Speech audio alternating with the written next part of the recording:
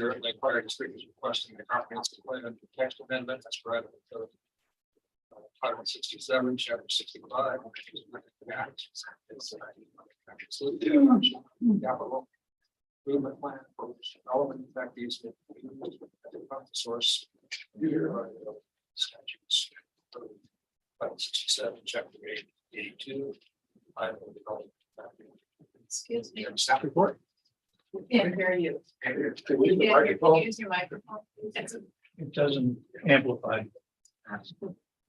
All right, I'll try to speak louder. This is a comprehensive plan text amendment. Basically involves development impact fees for the Spirit Lake Fire District. Okay, good evening, Commissioners. This is Swati from Bonner County Planning Department. We are here for the file development impact fee adoption for Spirit Lake Fire Protection District.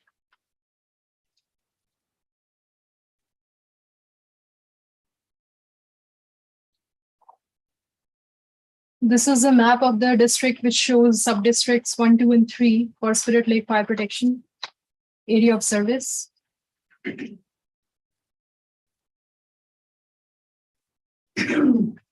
Some general estimates from the capital improvements plan for fire district study.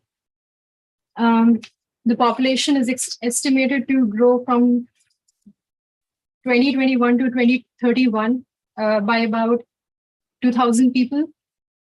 Residential units are estimated to grow by 1,735 units. And non-residential units are estimated to grow by 181 square feet of area. The current level of service for the district is 90 percentile tractile response time of 5 to 8 minutes. And the applicant is proposing to maintain that level of service with the implementation of this development impact fee. The proposed fee collection will be $17.25 per residential unit and 86 cents for non-residential per square foot. These were the agencies that were notified of this request on June 22.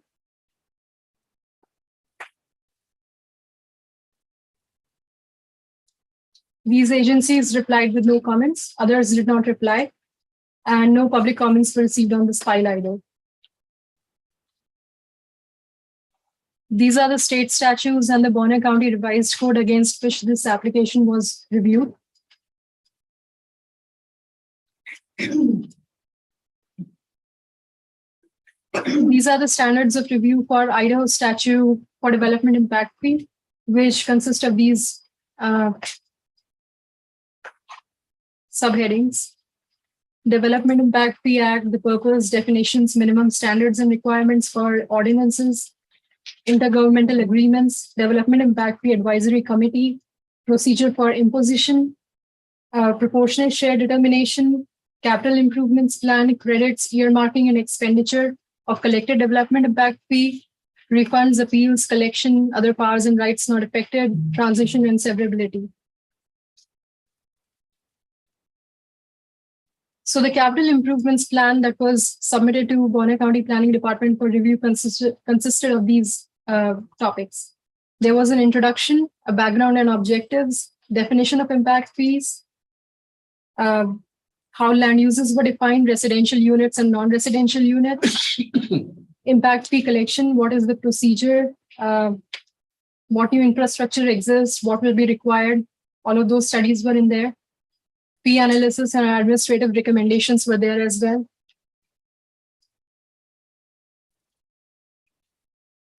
So staff reviewed this proposal against the state code.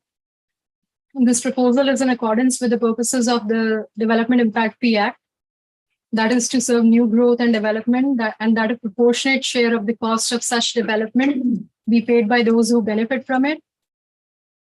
Fee calculation is based on the district's current level of service, and the applicant is requesting to maintain the current level of service with this development impact fee imposition. Applicant proposes that the development impact fee be collected by Bonner County during the issuance of building location permits. To impose that, an intergovernmental agreement would be required between the district and Bonner County for the application of development impact fee. This section calls for establishment of development impact fee advisory committee. According to the applicant, the fire district have their own advisory committee, which consists of at least 2 members who are active in the business of development, building, or real estate.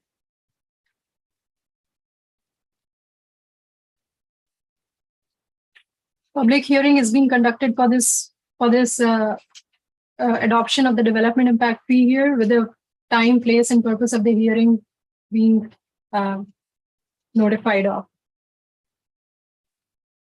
No material changes were made to the proposed amendment since the submission of the proposal. And the applicant has taken into consideration any appropriate credits, contribution of money, or offsets available to determine proportionate share of cost for capital improvements. The district plans to purchase approximately $5.9 million in capital improvements over the next 10 years, approximately $3.2 million of which is impact fee eligible.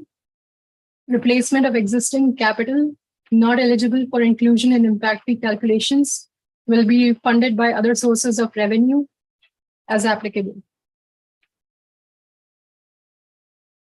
This proposal was prepared by Galena Consulting.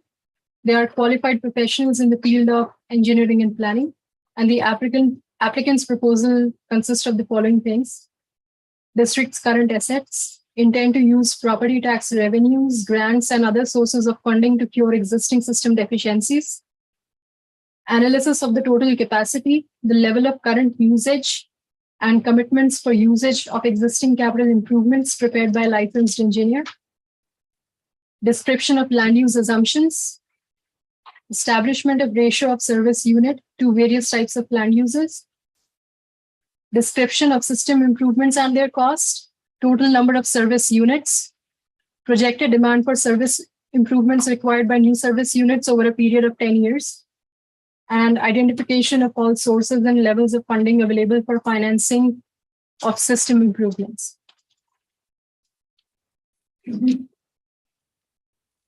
The district is making an implementation recommendation in their last section of their capital improvements plan. If a developer constructs or contributes all or part of a growth-related project that would otherwise be financed with impact fees, that developer must receive a credit against the fees owed for this category, or at the developer's choice, be reimbursed from impact fees collected in the future. The presumption would be that the builders, developers owe the entirety of the impact fee amount until they make the district aware of the construction or contribution. If credit or reimbursement is due, the governmental entity must enter into an agreement with the fee payer that specifies the amount of the credit or the amount, time, and form of reimbursement. The district is also making a few more implementation recommendations pursuant to the section of this code: impact fee accounting and spending policy.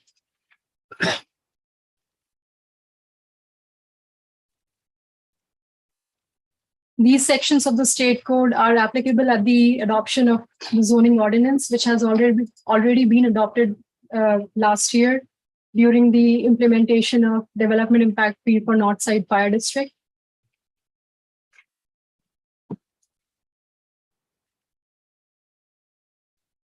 This request was also analyzed against the goals and policies of the public services component of the comprehensive plan.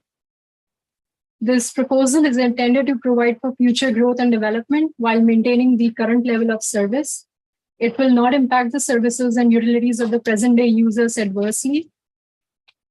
The proposal encourages developers to provide infrastructure, utilities, or financial support for the services needed for the development by making an implementation recommendation that developers receive credit or be reimbursed if they construct or contribute to all or part of a growth-related project that would otherwise be financed by impact fees.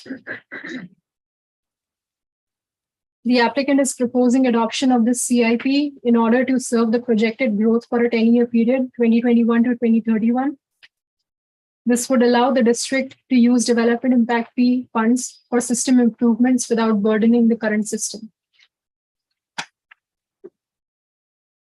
The fire district provides fire protection services to unincorporated areas of Bonner County, along with Kootenai County and City of Spirit Lake.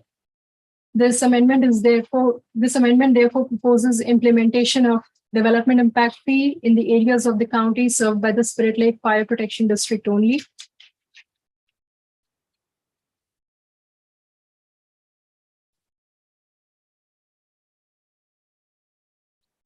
This proposal explores the option of adoption of development impact fee for Spirit Lake Fire Protection District within its area of service to mitigate any impacts of future development on the current level of service.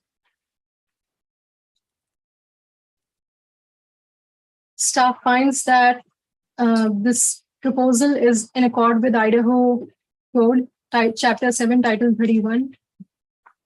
Idaho Code Chapters 65 and 82 of Title 67. And it is in accord with public services goals and policies of the comprehensive plan. Staff recommends approval of this amendment, and I can take any questions at this time. Are there any questions for staff?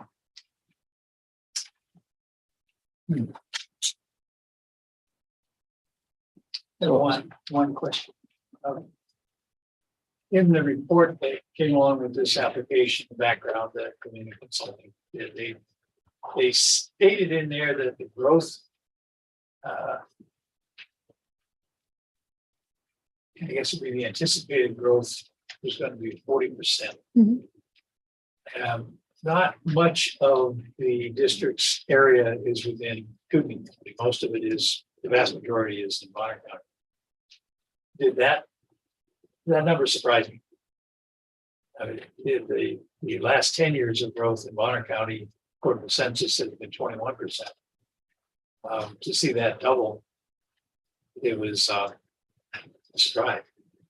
Any way to verify Galena's estimate? We don't have a way of verifying their estimates, but I'm sure their advisory board verified that CIP before they sent it to us.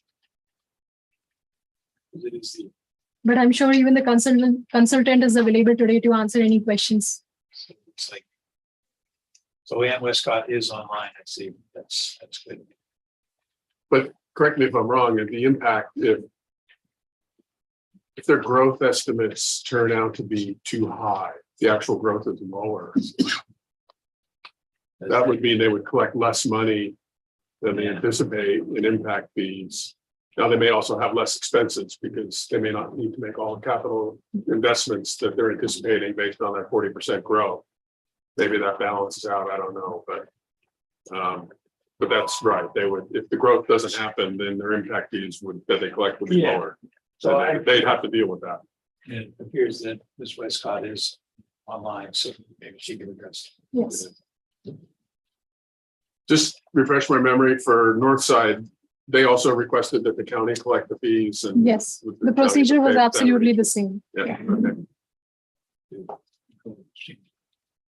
So really all this is asking for is that we amend the comprehensive plan to adopt the capital improvement plan that Spirit Lake has already proposed.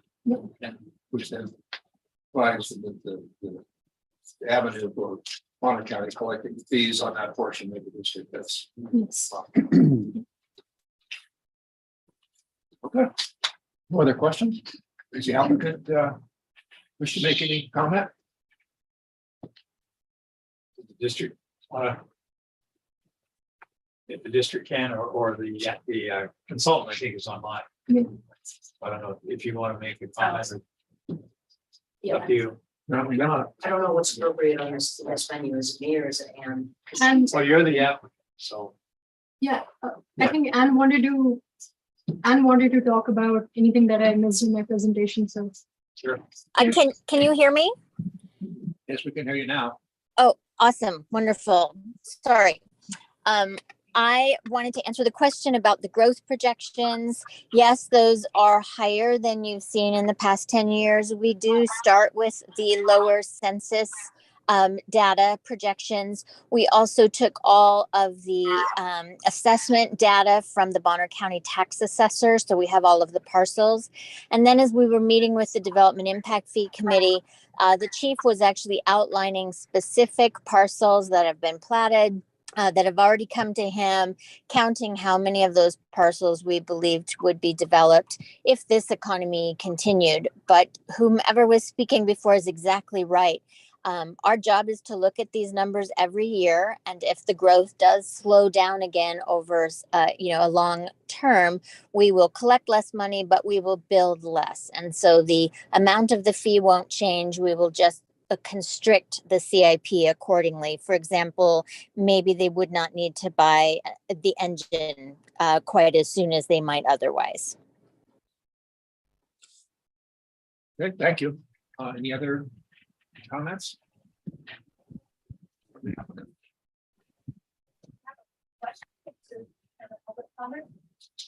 Yeah, we'll get to that. Anybody here wishing to speak to that's neutral? Anybody wish to speak against it? Any comments in general? I've got a question for Ann, where that's appropriate. Oh, yeah, just go ahead. Josh. And Josh Pilch, how are you? She on?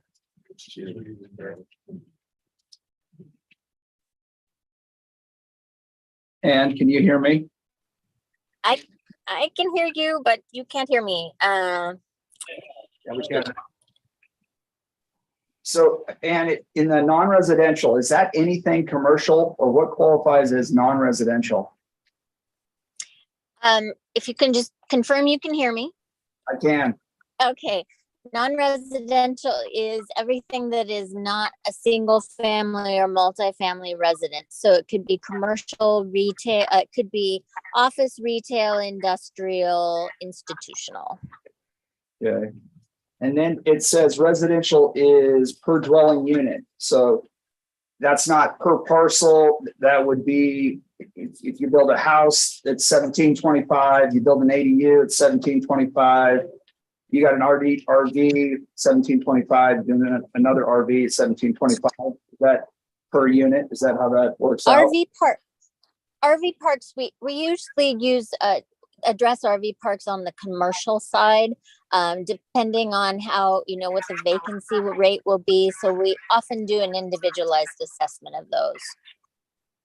Okay, so Same with hotels, although I don't imagine you'll have a hotel there immediately. We would treat hotels, we usually treat them by square footage rather than room. yeah. And this is Commissioner Frankenbach. Please correct me if I'm wrong. If a private party builds a shop, for example, that gets billed at the square footage rate. If you're building a shop on a parcel you're already on, we wouldn't be charging an impact fee. If it's a shop that's going to be used commercially, either, storing something agricultural or as a store, then it would be treated commercially. But if I already live on a parcel and I build a garage or a shop, I'm not going to pay an impact fee. Okay, so any outbuilding residential parcel would not be charged. Correct. Our assumption is there aren't going to be more people, they just have more toys.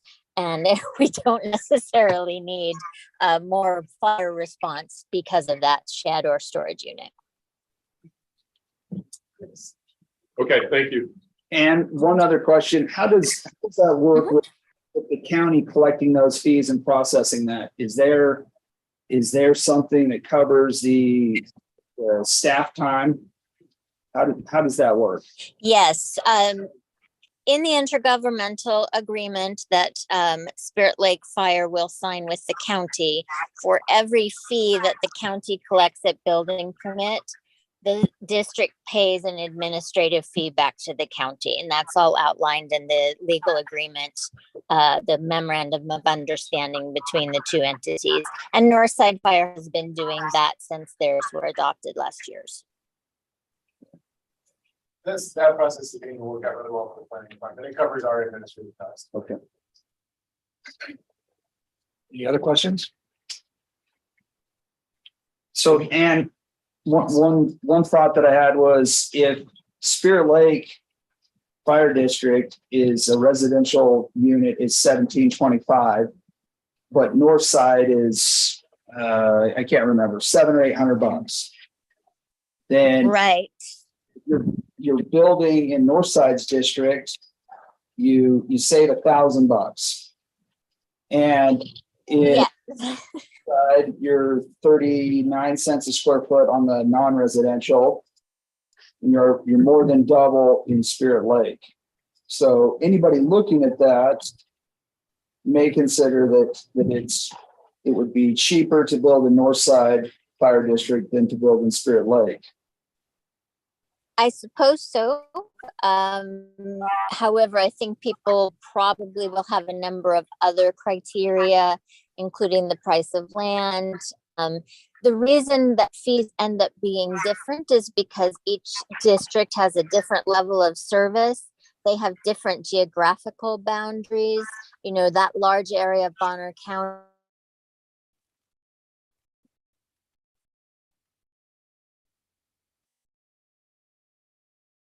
I think we lost you, man.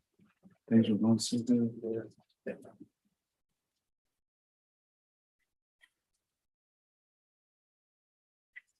Did we lose her? We did. I think where she was going, when she was basically saying that all the different fire districts have different capital needs over the next 10 years, and therefore the fees are different based on population growth. Yeah. Could you give your name, please? Sir, Yes, could you give your name, please? Debbie Carpenter. Okay. That is the chief. I can understand that each district would be obviously have different needs, but I guess where I was going with that is we're looking at comprehensive plan and some of those things that this may drive where commercial wants to go or where residential wants to go. I was trying to understand that better. Any other questions? Do we have, I saw somebody have a hand raised. Lynn Frank, raised. Frank. Lynn on the line. Yeah. Here. On the line. Yeah, here, okay, these fees that you're talking about here, this is my first time ever attending one of these, but it looks like these fees are all going into services for the community. Are these the only impact fees that you're considering to utilize for developing this through this plan this year? No, this is a specific application for the Spirit Lake Fire District. They have gone through the process required by Idaho statute to be able to assess an impact fee. So this is a specific proposal. It could be other ones, other districts that want to do the same thing, other municipalities that may want to do the same thing. So no, this is just a very specific application. Are there other impact fees for going to the roads, going to the schools, going to maintaining our roadways and impacting all the additional traffic that we get from all these 40% people moving in? Is there something else maybe later on in your presentation today? Not for today, no. No, it's not. It's just, this is the only thing that's the fire protection district. The school district has to have Yes. impact fees. Nobody else has asked for an impact fee. So this is what we're doing. We're just dealing with this one. This is not a broad countywide program. This is just for the Spirit Lake Fire District, part of which is in Cooper County and part of which is in Bonner County, part of which is in the city of Spirit Lake. Do you have any parts of this plan that you consider the impact onto our schools and to the roads? Well, there's no development proposal that's accompanying this. This is just, these are projections. These are projections might happen in the future. And the fire district is just making sure that they have the ability that allows for building permits, that they have the ability to charge an impact fee. Okay, thank you.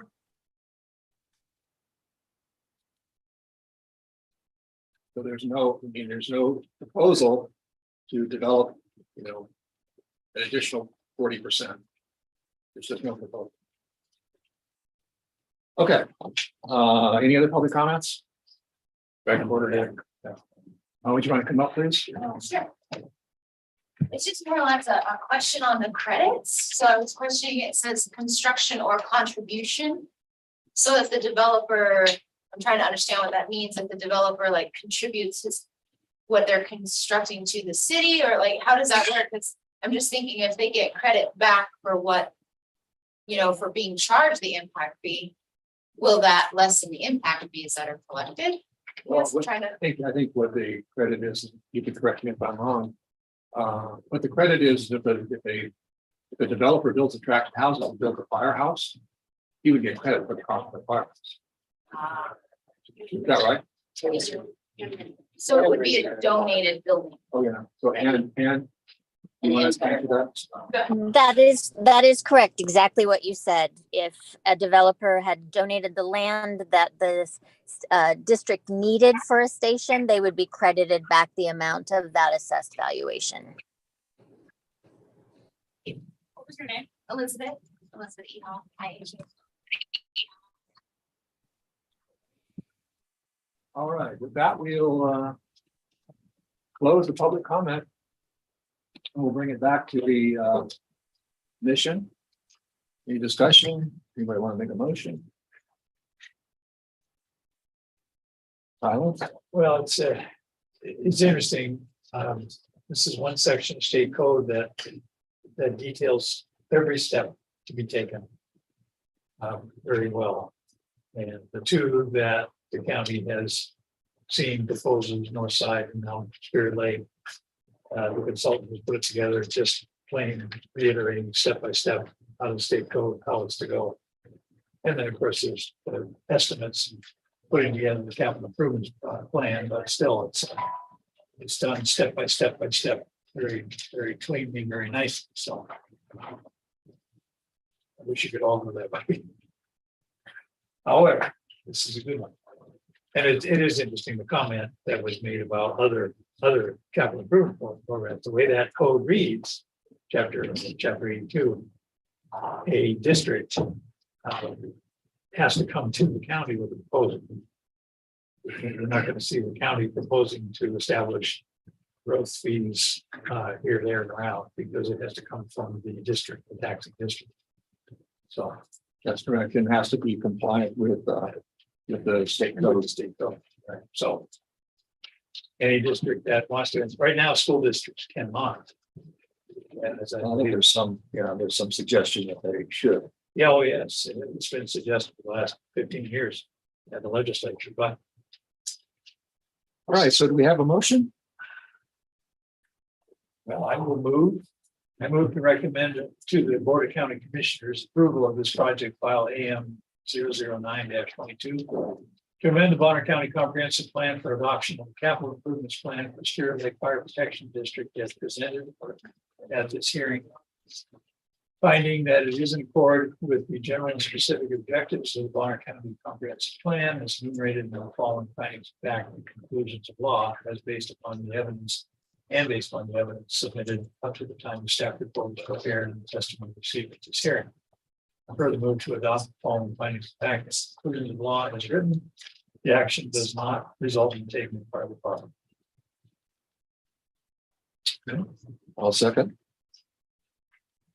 All those in favor? Aye. Opposed? So motion is approved.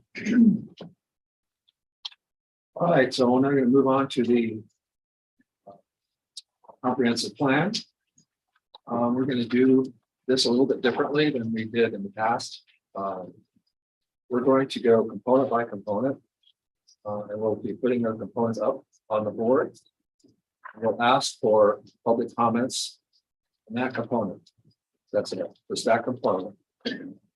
Once we receive the public comments and that portion of it's closed, we'll close that portion of the public comments. We'll come back and we'll discuss it among ourselves and we'll see if we're going to make any changes to that component.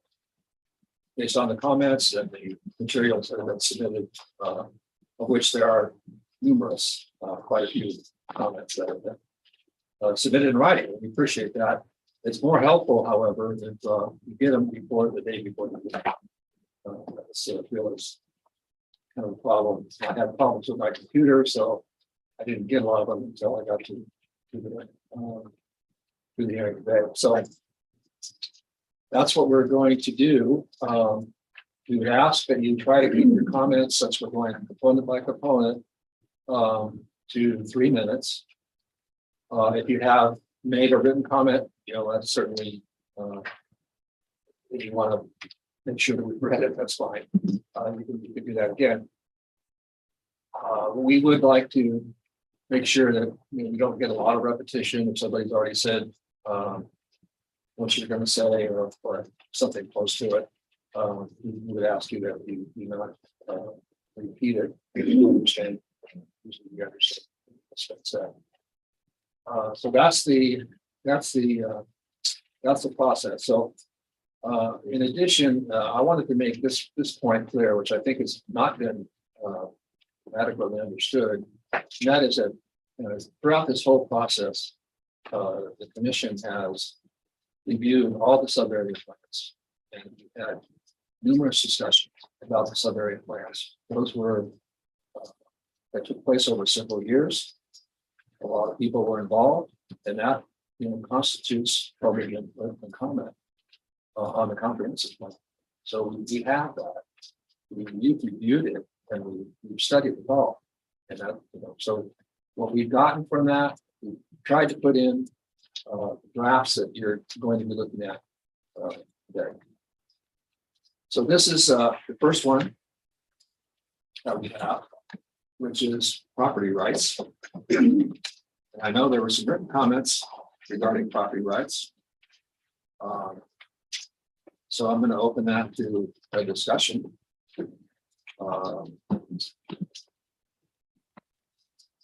Let's scroll through that, through the property rights section, so that I can read the whole thing. I have a request.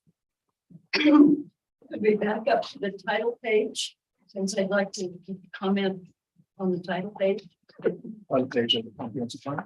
Yeah, that's the first thing that was available online. Okay. We want to try to focus on components, but we can start with the One phrase. You say your name. I'm Marilyn Robertson. I've lived in Bonner County 27 years.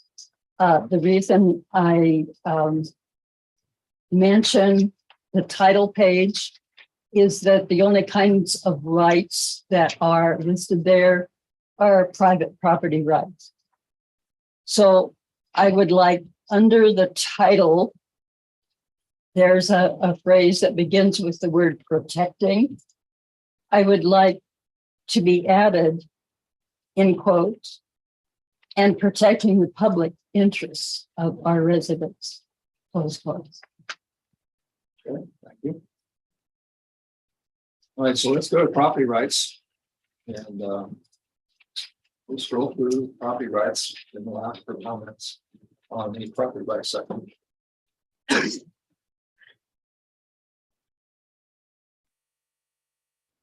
Let's scroll through it so we don't need it.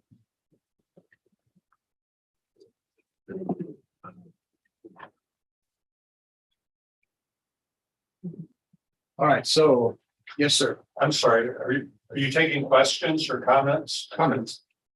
Comments on this component. Right, may I make comment then?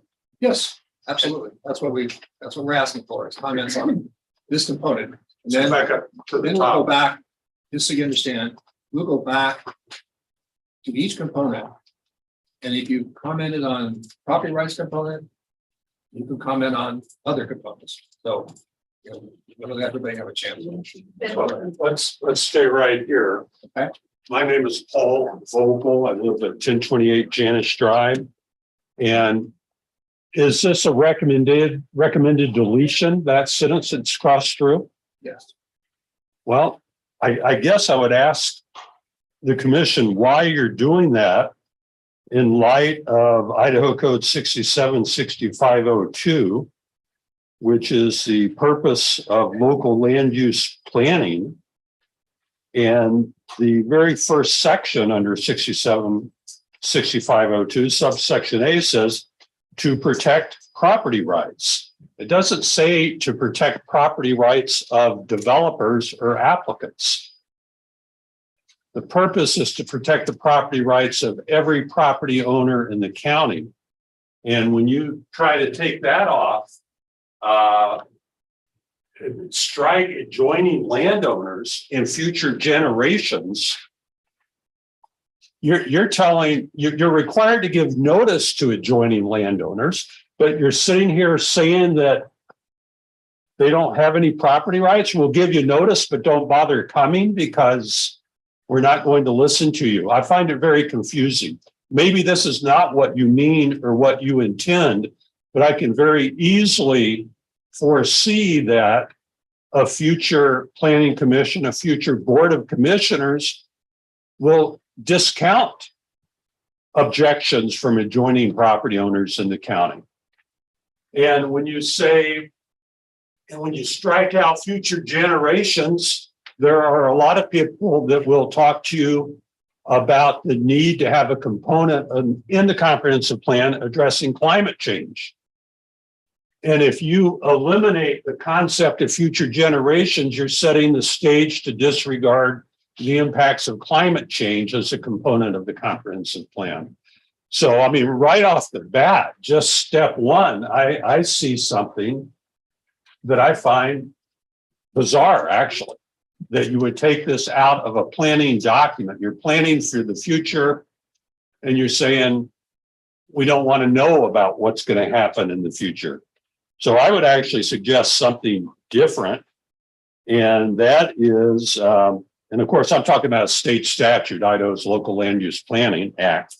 I would say that since we don't have the ability to amend the statute, that we add to our comprehensive plan a section on climate change. Other people will talk to you about what they would like to see that section look like. But in addition to the required elements of the plan that are in, let's see. We know where the. Yeah, I'm not sure which code section it is. That's like the 17 sections of the plan, population, schools, that type of thing. If you would add there something on climate change, I'd be appreciative. Thank you. All right, let me just answer a question that you raised. The goal of property rights is the broad goal that's listed on the top.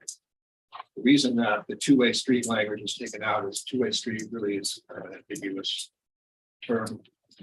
But in the policies, which is where it belongs, the property rights of the applicant, adjoining landowners, and future generations shall be considered as well as short-term consequences of decisions. But you just need to read down further into the policy section. Okay, well, thank you. But I would like to emphasize that as a comment and to consider building the comprehensive plan that treats all property owners equally, because it does seem to me that we hear a lot about the applicant's property rights, and the applicants bought their land and they are entitled to develop it. So I think we need to pay equal attention to the rights of adjoining landowners as well. And that's what the policy was there for. Any other comments on property rights? Yes, sir.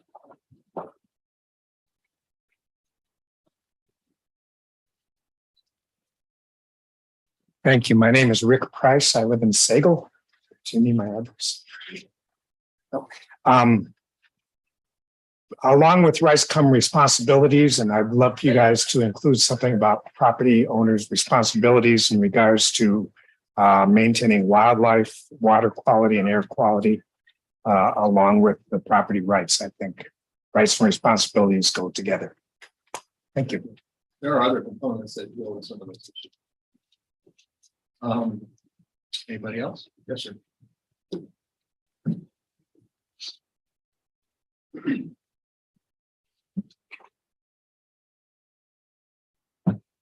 Dave Bowman, Sally Valley. So I concur with Mr. Vogel. I disagree completely with taking that section out. It is a two-way street, property rights. But going above that, and I'll submit stuff in writing too. It's been quite a slog to get through it, so it'll come when I get it. Many of these goals start out, say, Bonner County shall. Well, you could just cross all that out and just say a goal is to protect property rights. And that syntax, or however you want to label it, really applies throughout this document. So I probably won't get up here and repeat it every time. I'll put it in my written contents, or comments. But to protect property rights of all, according to state law. That's a very simple sentence. I'm a big fan of E.B. White, and that style of writing should very much apply here. You know, every word written should have a return on the investment. You use as few words as possible to express the idea. And so that's one. I would put that section back in. I do not understand why it came out. Objectives. Private property shall not be taken. That's already in LUPA.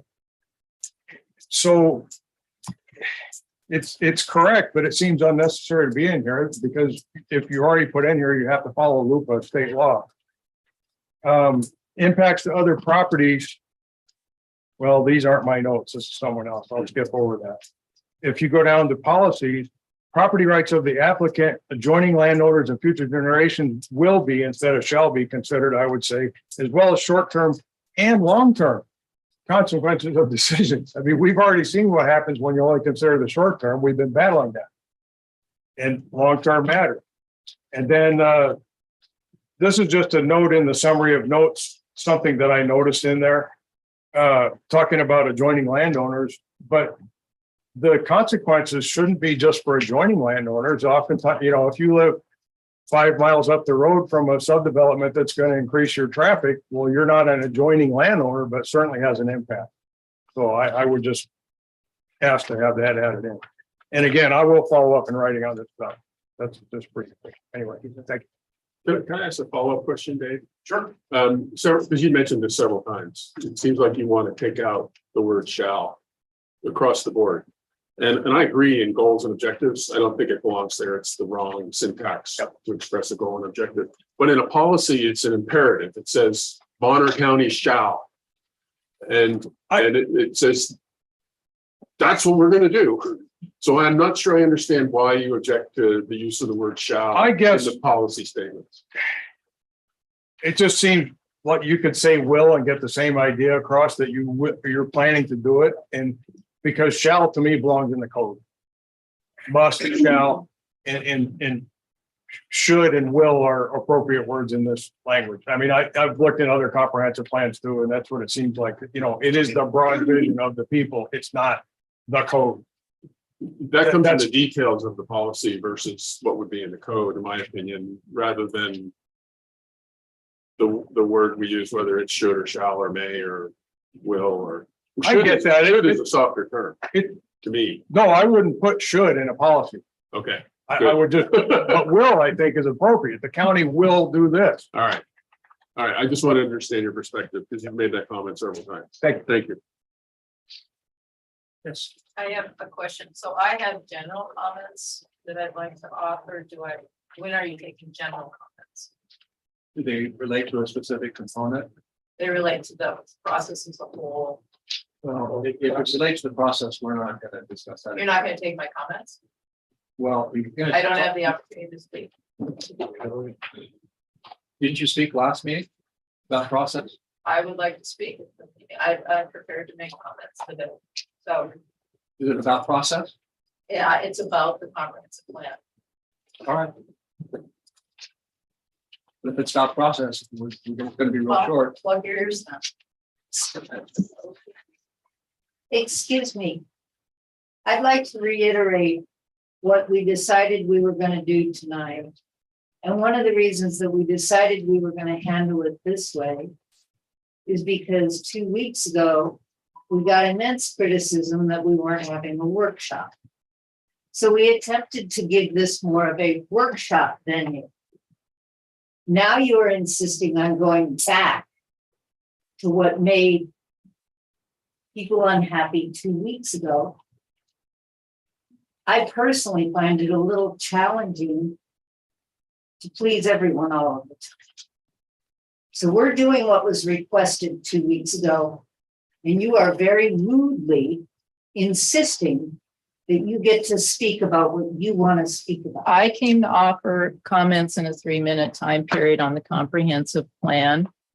In my mind, this is not a workshop. Which you made last time. I can still offer the same comments. We have. But you don't know what I'm about to say. Okay, so obviously there is a level of disrespect for what was set up for our agenda tonight. And I find as a citizen of Bonner County, calling something a workshop, me taking time to come here thinking it's a workshop. And it's not, that's a disrespect of my time as a citizen. All right, why don't you go give us your comments while they're on there, 3 minutes. Okay. I'm here to offer comments on the revisions to the Bonner County Comprehensive Plan and the process that you are currently leading. Our community is grappling with a multitude of complex issues related to population growth, climate change, affordable housing, transportation, education, natural resources, among others. You are leading a governmental process that will have significant long-term and permanent impacts on the current and future residents of Bonner County and the county's natural and cultural resources. The comprehensive planning process offers a tremendous opportunity to create a collaborative, proactive, and positive vision and plan for our collective future. I'm a newcomer to this effort, but I have professional experience with planning and public involvement, and my recommendations related to that follow. Hire a well-qualified professional planning consultant to assist with development of the plan and to plan and facilitate public involvement. Seek grant opportunities to help fund the comprehensive planning process, perhaps similar to what was done in Drake's. Create a meaningful and transparent public involvement plan and process that educates and actively engages residents, public agencies, and tribes through a variety of methods and forums. Identify and incorporate current data and mapping resources for all planning elements. Be open to learning about best practices and new ideas, and slow the process down. Additionally, I request that climate change impacts and response be seriously considered and incorporated into every element of the comprehensive plan. Climate change is the most serious issue we face on the planet, and the consequences in Bonner County will be even more dire if we don't take time to plan for how we can collectively contribute to the solution and for how we will collectively adapt. Our climate is rapidly changing, and the effects are already being felt in Bonner County. We are experiencing population growth in part from new residents who are migrating away from drought and wildfire-prone areas, with the belief that North Idaho is somehow immune from climate change impacts. A few examples of local climate change impacts include hotter and drier summers, extreme storm events, increased windstorm, wildfire, flooding, lightning, and precipitation hail risk to private and public property. Shorter snow seasons, winter rainstorms, and reduced snowpack, degraded water quality and reduced and altered stream flows, loss of soil and degraded soil quality, physiologic stressors of plants, fish, and wildlife that impact habitat quality and contribute to disease, public health hazards resulting from wildfire smoke and extreme heat events, and year-round economic impacts to tourism related to all of the above. Climate change will continue to impact our local lifestyle and our economies in ways that we can foresee and in ways that we can't. The comprehensive planning process offers an opportunity to responsibly and proactively plan for the known and unknown climate change risks while we still have time. You're not going to speak. And that's exactly the same comments you made last. All right, and you're acting exactly the same. Thank you. I was taking notes and I didn't get your name. Very well done. Thank you. All right, any other comments on this component? And we are going to restrict the component. Yes, sir.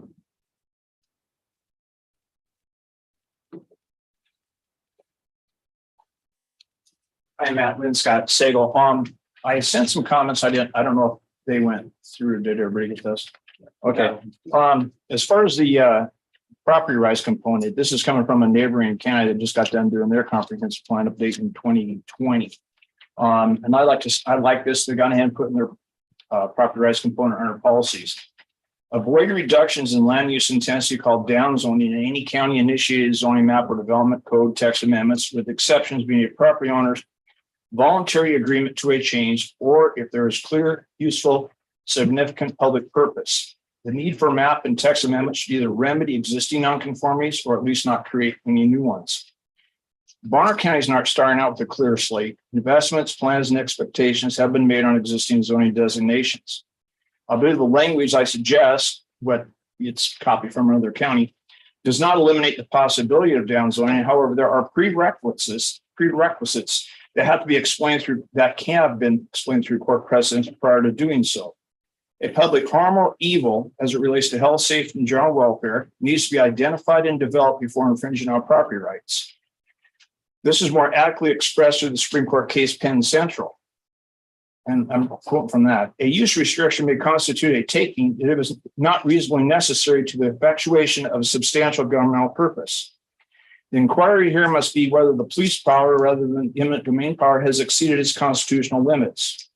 To determine whether a regulation violates due process, the court should engage in a classic three-pronged due process test and ask: 1, whether a regulation is aimed at achieving a legitimate public purpose; 2, whether it uses means that are reasonably necessary to achieve that purpose; and 3, whether it is unduly oppressive on the owner.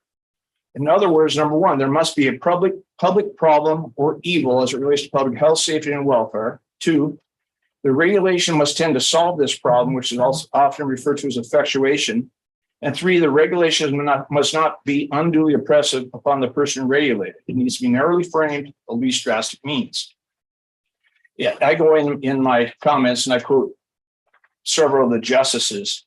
The one that I liked is Justice Scalia said, there is a cause and effect relationship between property use restriction by a regulation and the evil that the regulation seeks to remedy.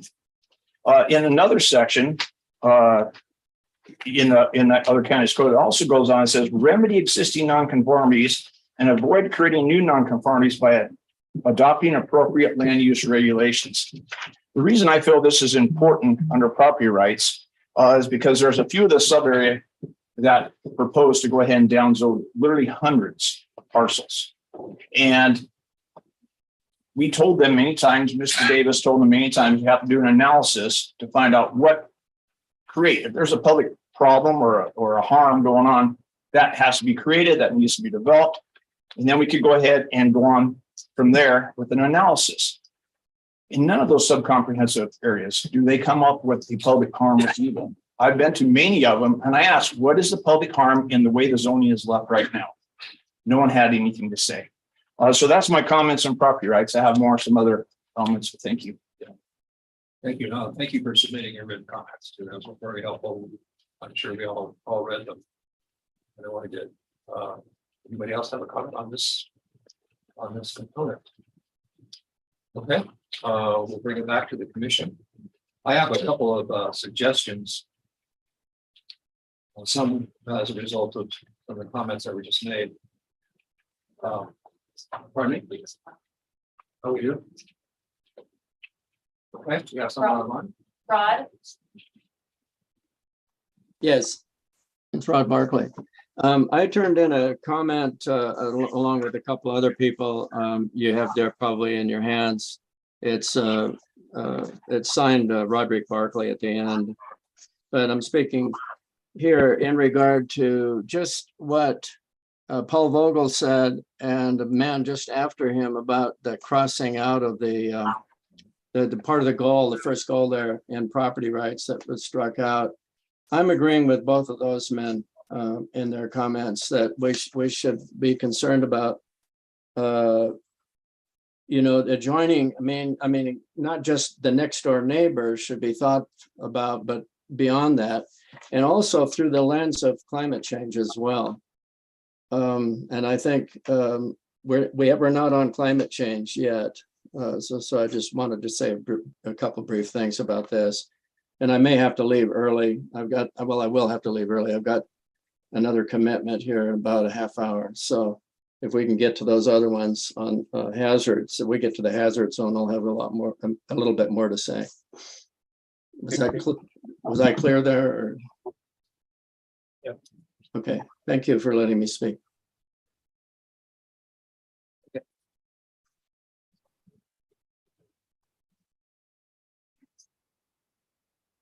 All right, a couple of my suggestions based on some of the comments we've received in writing and today. I don't see any problem really with adding a long-term as well as short-term consequences of decisions. I don't really have a problem with that. The rest of the commission does. I like that idea. I would also, in that same bullet, that same policy, I think if instead of adjoining landowners, we maybe said something like neighboring or nearby or some other word like that. Because I don't think we're strictly speaking only concerned with those directly adjoining land. The adjoining and nearby landowners. You could say, you could leave adjoining in or just replace. I mean, to me, nearby includes adjoining, but I think that's pretty clear. But if you wanted to leave adjoining in, I'm okay with that. I'm sorry? How about affected? Well, what would you suggest, Dave?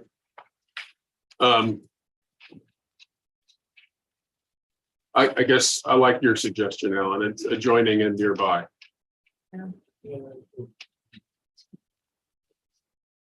Okay. The other another point that I thought was well taken was part of what Matt said there.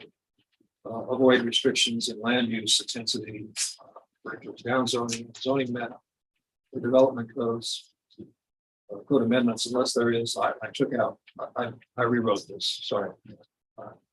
Unless there is a clear, useful, significant public purpose, which is not unduly oppressive to the landowner.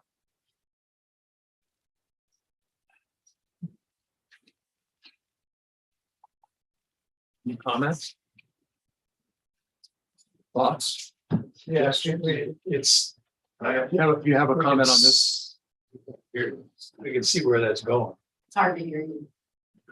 All right, speak up. Yes, sir. What? I just have one quick comment. Andre Lake is the resource that is used regionally throughout, actually even nationwide. I'm having a hard time hearing you, so. Andre Lake is a resource that is appreciated, is used nationwide. People come from all over the country and world. So if we're talking about, issues that were, Andre Lake is probably going to come up as an issue here in the state. People that are only nearby and affected. I think it's better to say something like affected because that's a resource that is used by.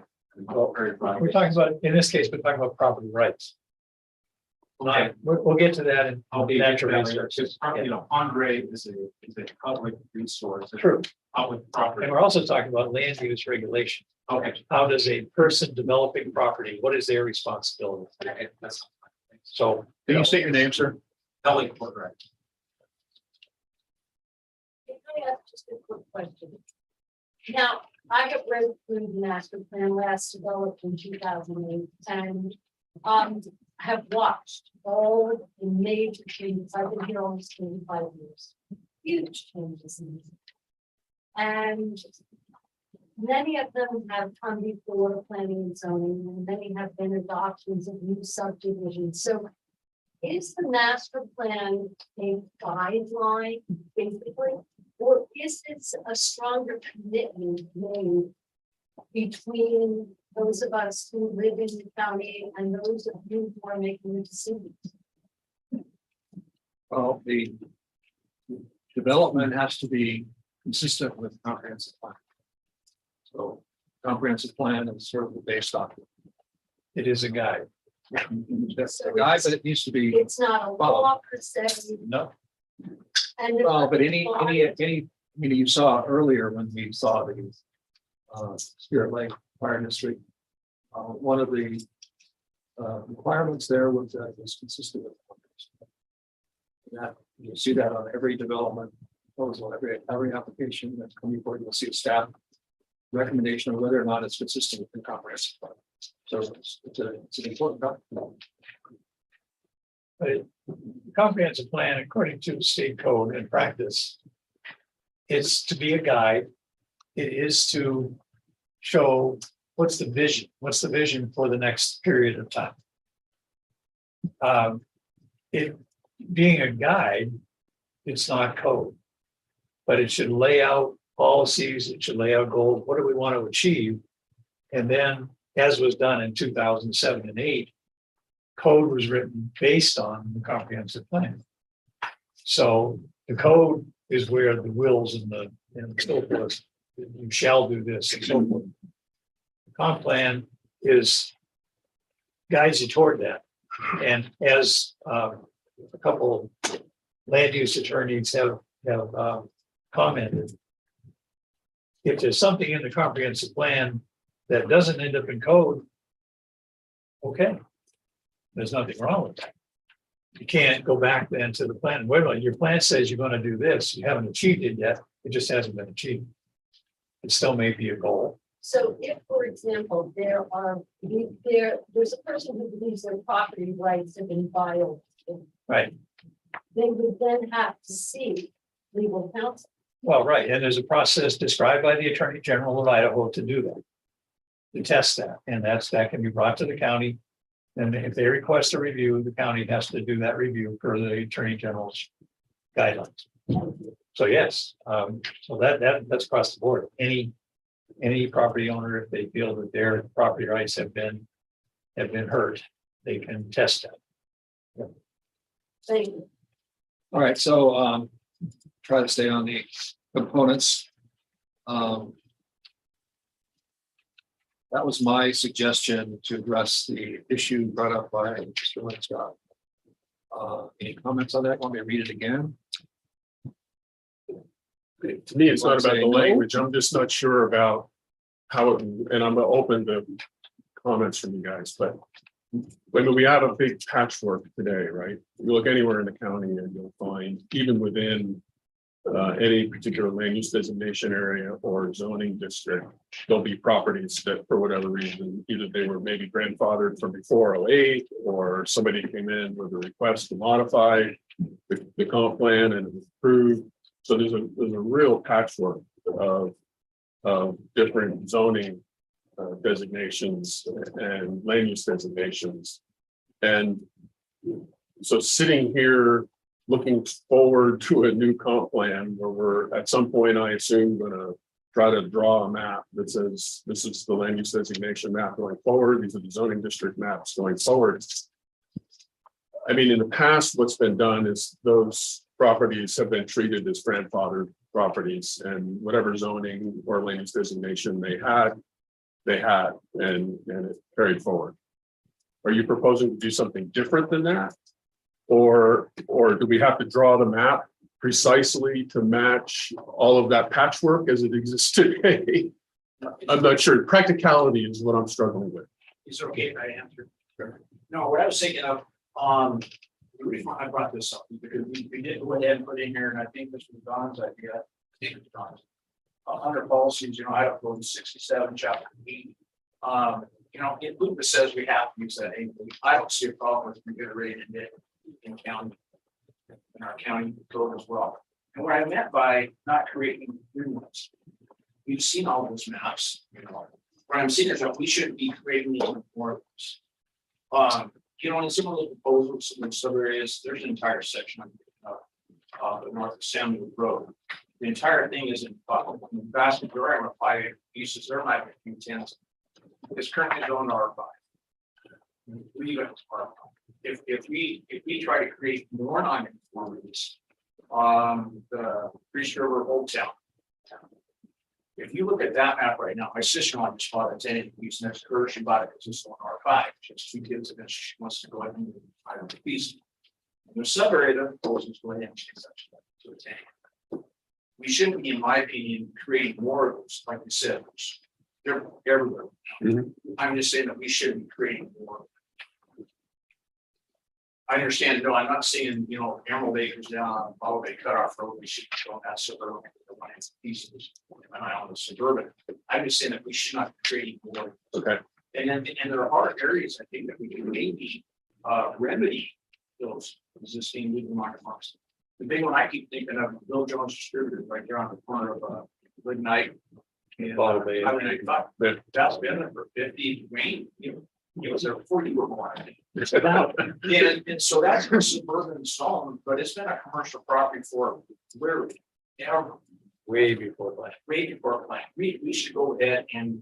Make it commercial. Right, we can easily go to the assessor's office, see what it's been assessed at. So, It's at cat apartment. so Matt, I'm sorry, I gotta interrupt. I think that whole discussion belongs in the land use component. Well, I think it is, I'm reiterating it is the property rights, and I also want to add some of it into land use, and you guys can decide if it's appropriate.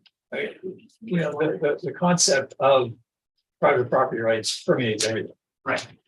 Land use, I mean, even into the recreation, everything, it just does. One of those things that just is there and everything, but the substance of it, I think we should be dealing with it in the land use component.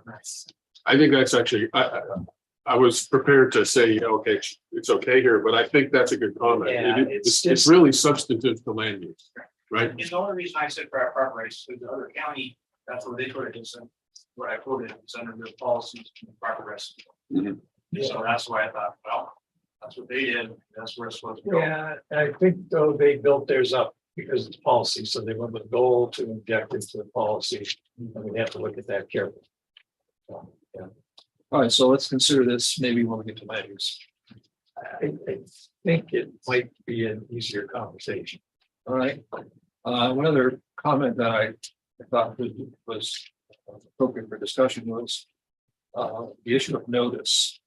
Adequate notice of this, in this case, adequate notice of any land division or development proposal action should there should be adequate notice of any land division or development proposal action prior to approval. Yeah, that's another broad subject that came in a lot of the comments was getting that adequate notice out, which that's an interesting one because it deals, you know, again, it comes across a lot of the components. It's part of the application process, and maybe Jake, if you can kind of jump in on this one too, because the whole topic of noticing adjacent properties or putting out a public notice of an action. We got a lot of work to do on that. There's been a lot of comments over the last few years about, you know, why aren't these things, why aren't the MLBs even to the neighbors? So, but that comes in, which does it live in a single component of the conflict? So I was gonna make a kind of a, I was waiting till the end, but I was gonna make kind of an off the wall suggestion here. That we have a called something like community engagement. And I would put it there. And I know in state law, it's quite clear that one of our duties is to help inform the public about this whole process that we're engaged in. And I can envision doing something like saying, we're gonna have once or twice a year, kind of have an informational meeting with the public in general, not related to any specific files or complaint updates, just talk about what we do and how we do it. And I don't know, maybe that's a crazy idea. Well, I don't think so. Because as we've discussed this over the last 3 months, even looking at some of these goals and policies, but in general, the whole goal and policy and the whole implementation component of our plan. There's a whole lot of things that don't directly deal with land use regulation. They're just good common sense direction for the county to follow. Yeah. And that's where those belong, I think. So Dave, you would suggest a public engagement component that basically have this notice language. To me, I was, when I read the same comments about noticing concerns, and that's where I was thinking it could go. And I know the P&Z Commission had some concerns about that. We made some recommendations to change some of those noticing requirements. They were never adopted, but which is, in my opinion, unfortunate, but I still think we should push for another place that you may find a home. If you look carefully at the section in the 6508, the component called implementation, strictly speaking, that says, how are you going to implement these various components in their goals? Mhm. So if a goal is stated that there should be better or adequate notice, then in that implementation section, that's where to address it, to say, here's what you do for land use divisions. You know, this is the recommendation, and then that Right. can find its way into code. Right. So I think that may be, in addition, I like what you're saying about this other component, which we can add a component that's justified. To better explain things and to put those, what do you want to call them, miscellaneous goals that they're not going to end up in code, but there's something that the county should follow. And there's many of them stated throughout the existing contract. All right, so let's consider that perhaps in another. Any other discussion on property rights? Do we want to talk about just specific, I would categorize things that just improvement in the language, or do we want to do that at some other time? Well, let's do it now. Okay. Rather than the goal we have, maybe scroll back up to the top so that people can see what's there now while I read my suggestion. Who's got the mouse? Somebody.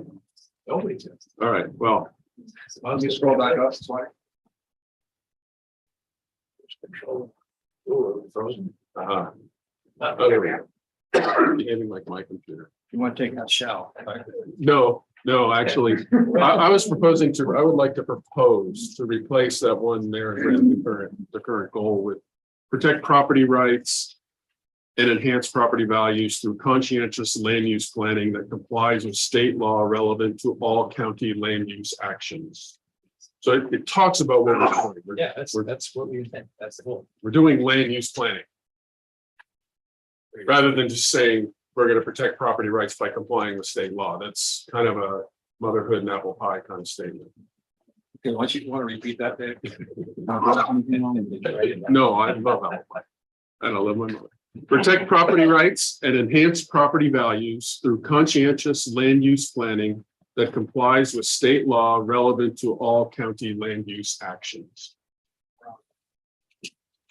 Get that. I haven't started typing. Well, that's, you've got it. I paid a shortcut. It was a suggestion from the Laclede Water District.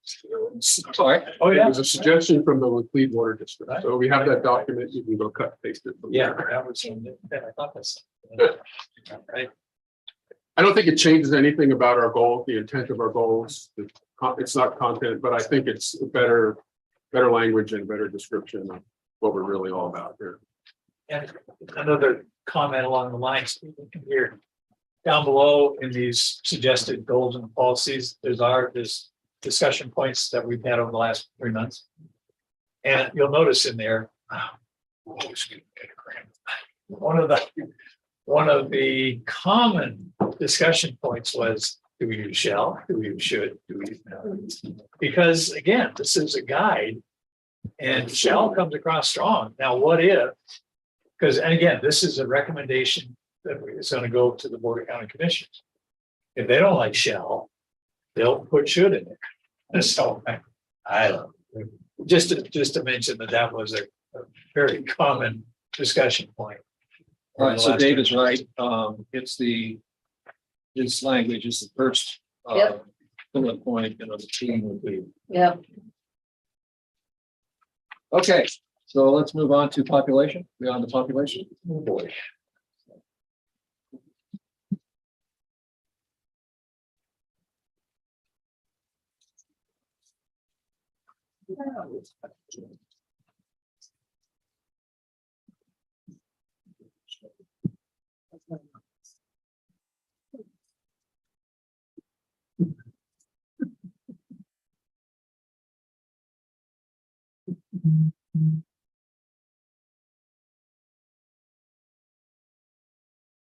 They want you to scroll through that.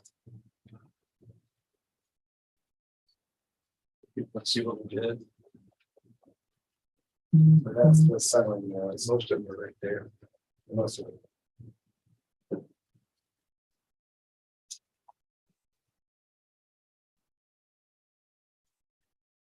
Okay, anybody have a public comment about this particular component?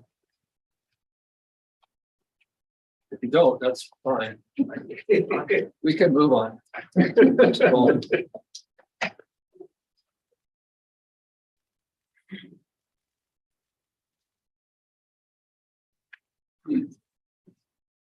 Dave Bowman, Sally Valley. I just want to correct something. When I said I agreed with Mr. Vogel, it was about removal of that one section. I don't think we need to be focusing on climate change. So I just want to make sure when I said I agreed with him, it was one thing. Thanks for the clarification. You betcha.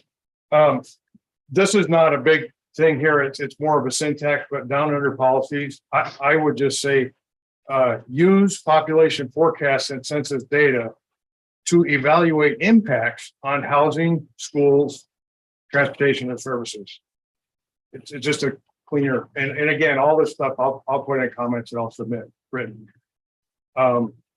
It doesn't really change the meaning. No, it does. I think it just makes it more clear.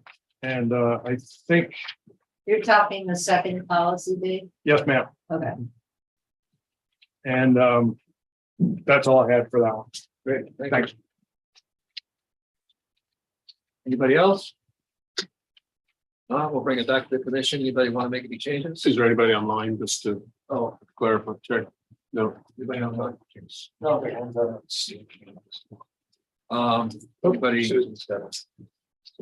Okay.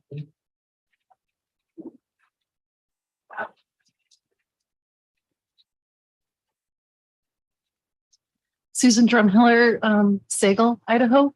And I appreciate and like Dave's idea about the creating a public involvement component. I mean, I think what that does is it kind of elevates the importance of public involvement. I think in my comments that I sent to you and spoke last time, I talked about the need to make sure that there's proper notice of neighboring landowners for all land divisions. And I think that's a due process issue, and it gets to that property rights of, all landowners in the county. And so I don't think it's inappropriate to have that in a place like private property rights component or the land use component, just because I think it makes that it provides a sort of a due process emphasis to make sure that everybody's rights are being considered. Thanks. I think comment was that we would put the notice provisions regarding various proposals in a public engagement section. Okay. That was a thought I had prior to coming in here tonight. I mean, I think arguments could be made that it's maybe could even be in land use section, since those are the kind of decisions that are in question, or basically those land use decisions. The thought I had about this other component, it was much broader than just public notice on land use decisions. But all right, well, maybe that's something, like we said a few minutes ago, we'll consider separately once we get through this, if we want to add another component. I do think we should find a home somewhere to talk about notice. I agree.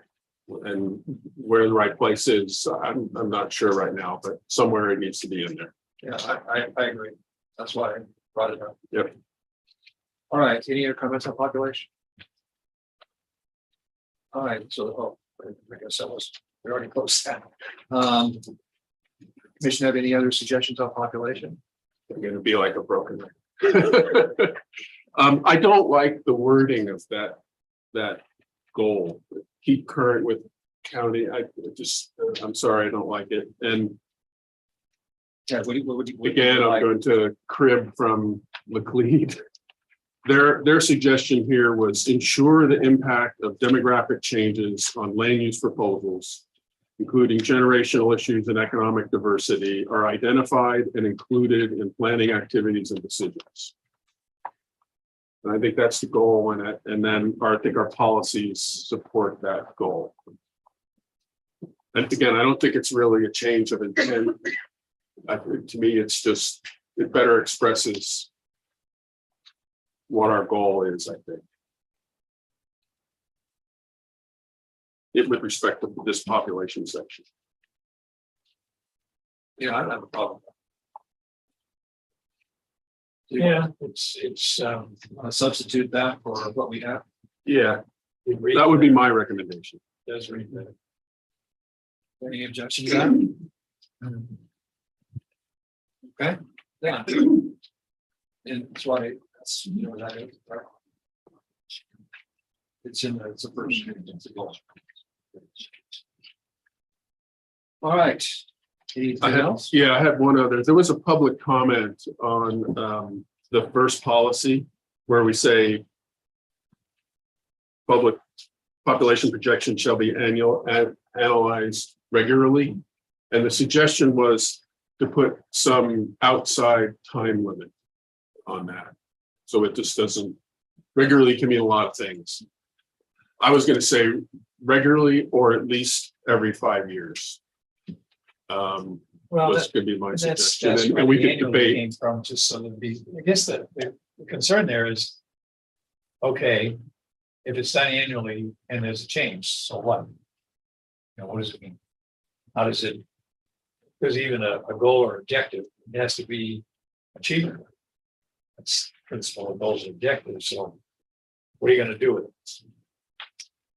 Well, I mean, the policy is to analyze it, determine if change in the comprehensive plan. I think the problem with annually was it was too short. Too often. So And I don't know that you can get meaningful updated data on an annual basis. well, you can through the community survey. The big one, you know, we're just now seeing the 2020 census data come out. Right. It's finally released. But every year they come out with community survey data, which is pretty good. Actually, it's interesting because when you look at the 2019 and 2020 community survey, it missed what actually happened. Yeah, on the small side. So at least here, anyway. So annually, regularly, periodically. Say not right, less than- I would do regularly and put in Dave's language, or at least every 5 years. You can do it more often than that. You can do it every year if you wanted to. It doesn't preclude that. It just puts an outer bound on it. So Again, don't this let is- it go too long. And this is one of those that is something that the county's gonna do. This isn't, you know, it works backwards to the comp plan, but it's not gonna end up in a land use regulation. Well, okay, Mr. Developer, you have to make sure that the population. No, right. So this is a directive to the county, it's policy that the county is supposed to adhere to. So again, that goes in that other component to get there. Okay, anything else? Let's move on to school facilities and transportation. I have a question on, thank you, population growth, Elizabeth, you have Bonner County resident, so you're speaking about the regularly, but then there's also Bonner County shall keep current the county census data. So keeping current, I would say, would mean yearly, like, wait, I think you said maybe 5 years, this last huge population growth that we saw from COVID, would have gotten this, and it's so key, I mean, that's part of why it's here. But I so the consensus, county census data, is there some way that there's just a tracker that keeps going for you guys so that you don't have to reach out to a third party or? Part of my answer to that would be the policy is an implementation of the objective. So the objective says keep current, which is a little bit vague. But the policy then says regularly or no less often than every 5 years, based on the language we just decided. And I don't know, my answer to that is if I was sitting here and we were going through something like we've gone through in the last several years, that might be a reason to say, hey guys, maybe we shouldn't wait 5 years. It's very obvious to everybody what's going on. Maybe we need to take a look at it. And nothing about the language we proposed for the policy would prevent us from doing it every year if we felt that was necessary. Yeah. But it doesn't bind us to do it every year. It's interesting too, because who looks and keeps up with data? Planning department, sure, they could do it, and they could have somebody assigned to keep track of the census data. we, the commission, whoever the people on the commission could bring it up periodically and say, we'd like to see at the next meeting a report on the population change in the last year. But it takes work to get that, It does. right? Nobody just comes and mails it to us. No, but it should be, well, Unfortunately. actually now with the whole census thing, it's becoming very easy. Easier. You look Yeah, at not when you you talk look about at it- cutting out the incorporated community. That's true, that's true, that's true. It takes work. But once you've got the pattern of that, you can repeat. Yes, that's true. Well, you So- do know what building permits are. You're right. There's Yes. there's other ways, there's You do know utility permits, there's all kinds of ways, indicators of what's going on. Mhm. And It's it's incumbent regularly, upon regularly us. doesn't restrict. Right. It just says, so I think it's incumbent on us to keep that in mind as a commission. What is going on and request it of the department. To, in 2 meetings from now, 2 months from now, give us a report on what's happening. As you've seen, as we saw in the past 2 years, planning director would come to us and say, we've issued this many permits. Here's the last year, here's a graph that shows over the last 5 years. Wow, that's indicating growth. And it somewhat indicates population. Now we can determine the population through the census data because they've now calculated the new persons per household, which has gone down considerably. All right, so I think the language we have is appropriate. Yeah, I think so. All right, so we're gonna move on to schools, facilities, and transportation. I had just a comment. We're not gonna hear about process. I'm not. All right, what's your? My comment is that the annual census data is relatively easy to get online. And that it is important to update at least, I think, annually, because the scale of the developments that are coming forward in Bonner County right now have impacts that are far reaching. And if you're not aware of, the developers should come with their own data and the commissioner should be aware of knowing what, if the population data is accurate or if they're using updated data. But if you're only looking at every 5 years, you might find. Regularly, or. Well, that's outside. Regularly means nothing. All right, school facilities and transportation.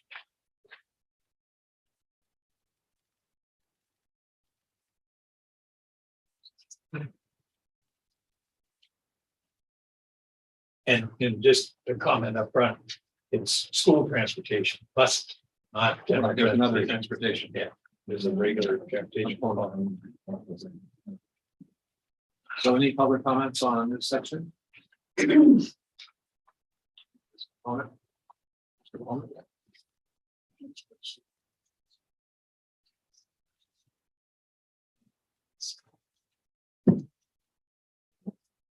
Dave Bowman. I have a question. I'm wondering why remove the second, third, and fourth bullets under policies. They seem pretty appropriate to me. And then we didn't really think that that was really a county function. Could you elaborate on that a little bit? Well, Bonner County shall consider and promote higher education. No, not that one. I'm sorry. Second and third. Under But not- goals or policies? Under policy. Not, yeah, I agree with the higher education thing. I meant the two above that. Well, I think we thought that one was intended to. I think those are the most two objectives. Yeah, if you look down. Okay. Right. Okay, And I think to Alan's point, it's a bit redundant with the first policy. right? yep, no, I got you. I missed that. So, Plus, we're always trying to make distinction between what is a goal, what is an objective, and what is policy. right, and to that point, to go up to objectives, the first one seems to me like it's written more like a policy, and I would suggest rewriting it to say, ensure that proposed developments and county land use decisions do not adversely impact, and then leave all the rest the same, and then that actually is worded like an objective. I'm sorry, which one are you? The first objective, Just saying, sure that. ensure that proposed developments and county land use decisions do not adversely affect. Yes. Yeah, that puts it more in line with being an objective. I like that suggestion. Even appliance will find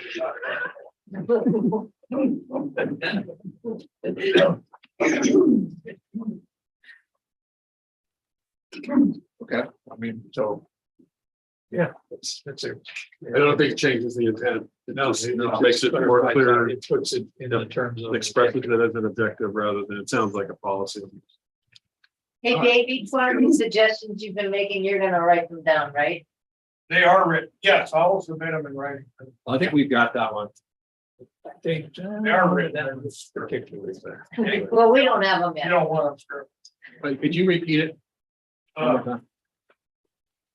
Ensure that proposed developments and county land use decisions do not ever impact. It's just replacing shall with do.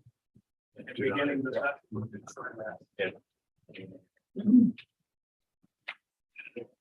Okay, so you basically put ensure that so rather than starting out with proposed.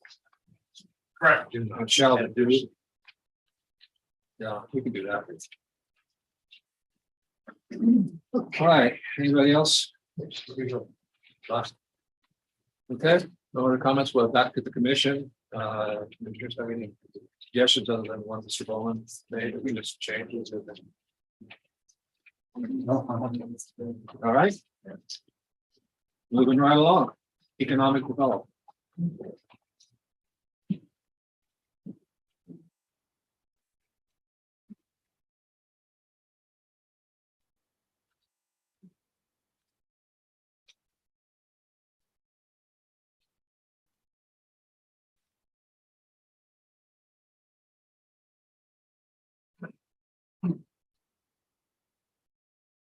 There is the economic development component. Well, that's all our question and comments. Yeah. Lots of discussion. There we are. No goal, but now there's new goal. We have goals. I have a suggestion for a goal because I think we do have one. But, well, okay. All right, let's see if there's any public comment. Yep. First. Yep. Yeah, with economic development, and I think housing was the other section, but you're the only two sections. You want to come up? Not really, I just think it's that this is goals / objectives, and so housing and all the other ones are separated. So I thought maybe there could be some continuity. Yeah, it needs to be clarified. It needs to be separated. Anybody else? Okay, so Dave, did you have a? Yeah, I was going to suggest for a goal, support and encourage appropriate economic development and diversity of Bonner County. We had a goal. Were One you time. at the lead meeting? I did. I thought they made a lot of good comments. I thought we should hire them. Especially the guy that wrote all. So. Support. Support and encourage appropriate economic development of Bonner County. That would actually be fine. I know the diversity is a little weird there. Economic diversity. People talk about economic diversity. You know, that's. I'm actually not sure how much the county can control that, frankly. I think that they. Economics are going to do what economics are going to do. Yeah. But I That's think it's what- more about leaving opportunity for a variety of. It's a support and encourage. Yeah. Or in other places, they've used enable. Yeah. Enable appropriate economic Yeah. development. Doesn't, I mean, when we discussed it. Because again, we're talking about how the land use code gonna do this. So making sure that there's appropriate places and sizes of economic areas. Right. Not squeezed down to nothing so that nobody can come here, they come here and look and there's nothing available. Right. We need to have industrial parks, we need to have commercial areas, and so forth, that's the gist of it. So if that says enable it or support and encourage. So support and encourage appropriate economic development and diversity, if we want to have diversity in there. Again, I'm not actually convinced the county can control the diversity of the county's economy. I'd say like conditional use permits, right? So yeah, conditional uses of the piece of property. Would diversify economics in different zones. It could be, and that was also talked about because the county's economy in the past was very single-headed.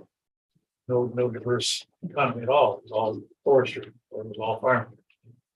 So not to, and some of those, a use can go almost commercial use or an industrial use can go in those zones. There's a use table and it defines various uses within there, but it's pretty broad still. So I don't know that it's gonna help or hurt for economic diversity. So I think, I don't think there's a problem with that. I think Dave's, I think it's a good suggestion. Other comments on the floor? Couple. Yes, a comment. I recommend that you clarify the word appropriate and come up with something more specific than that. Or just leave it at. What do you have in mind? I don't know, it just means different things to different people. Yeah, appropriate is appropriate. Just take it Well, Strike it. Just take it out. Yeah, Strike it. but so so in developing the code to put this in place, that's what the use table corrected. So when this says diversity of the incorporated communities, I know it's. so it says, so support and encourage economic development and diversity of the incorporated communities. What's that mean? Well, yeah. I don't know. I don't even think it could be. I don't know what that means. I mean, what are we asking diversity for? Diversity of the incorporated communities? No. I would like to see sustainable economic. Well, even that's got nothing to do with land use. If a guy comes in and he's got a bad outfit, sorry, it's gonna go under. If he comes in with something that's really gonna fit in the community, Are you suggesting the county should review people's business plans? yeah, I mean, that's. what it I comes mean, down to. I'm just saying, No. that what's up there is, Yeah, I think. this very economic development. I think they're just support and encourage economic development. I mean, that's the goal. Sure, that's the goal. So I think that I think we should take out incorporated communities. I don't know what that. I don't know what I can. Oh, another comment from the floor.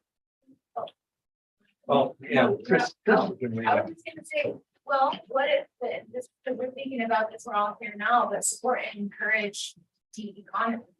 So that what exactly that is, it's not left up to you guys, or I don't know, it's just a thought. I think Well, that- think about it. 'Cause when you say development, that's also, well, what kind of development are we talking about? The component is called economic development, not economy.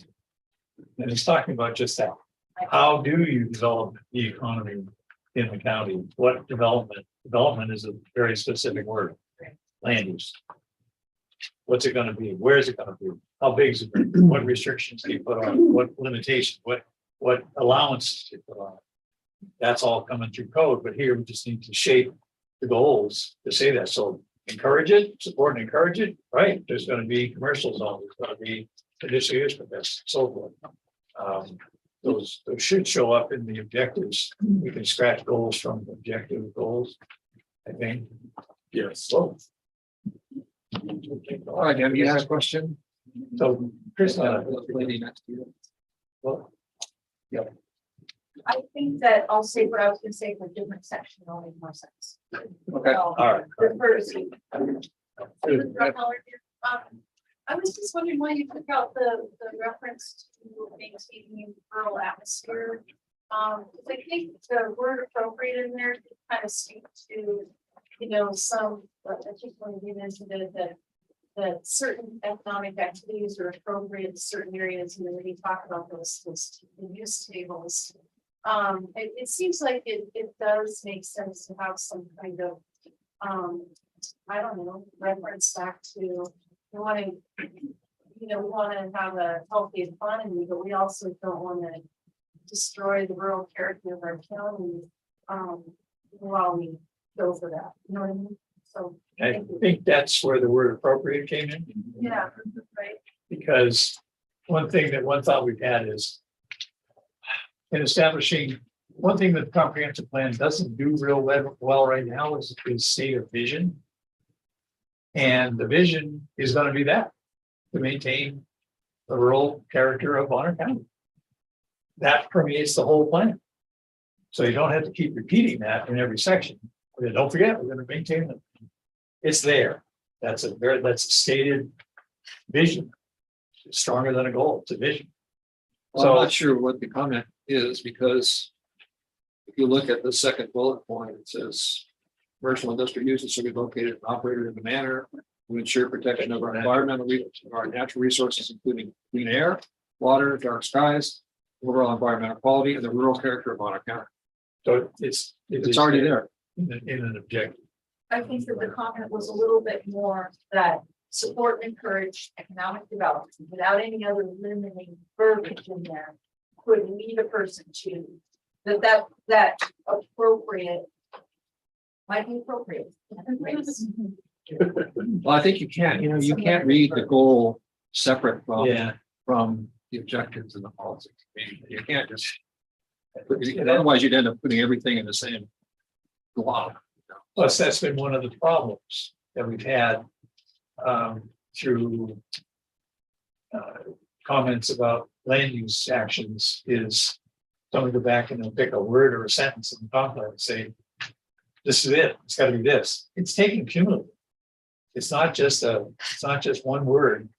Otherwise, why we got all the rest of them? So the principle is to have a goal followed by an objective. Okay, here's a goal, very broad goal. How are you going to achieve it? You're going to do this. Well, is there a policy that's needed to back that up that's going to end up in the code or an action, a land use action that the county's going to take? So it's just that it's a collective body of thought and direction. Okay, so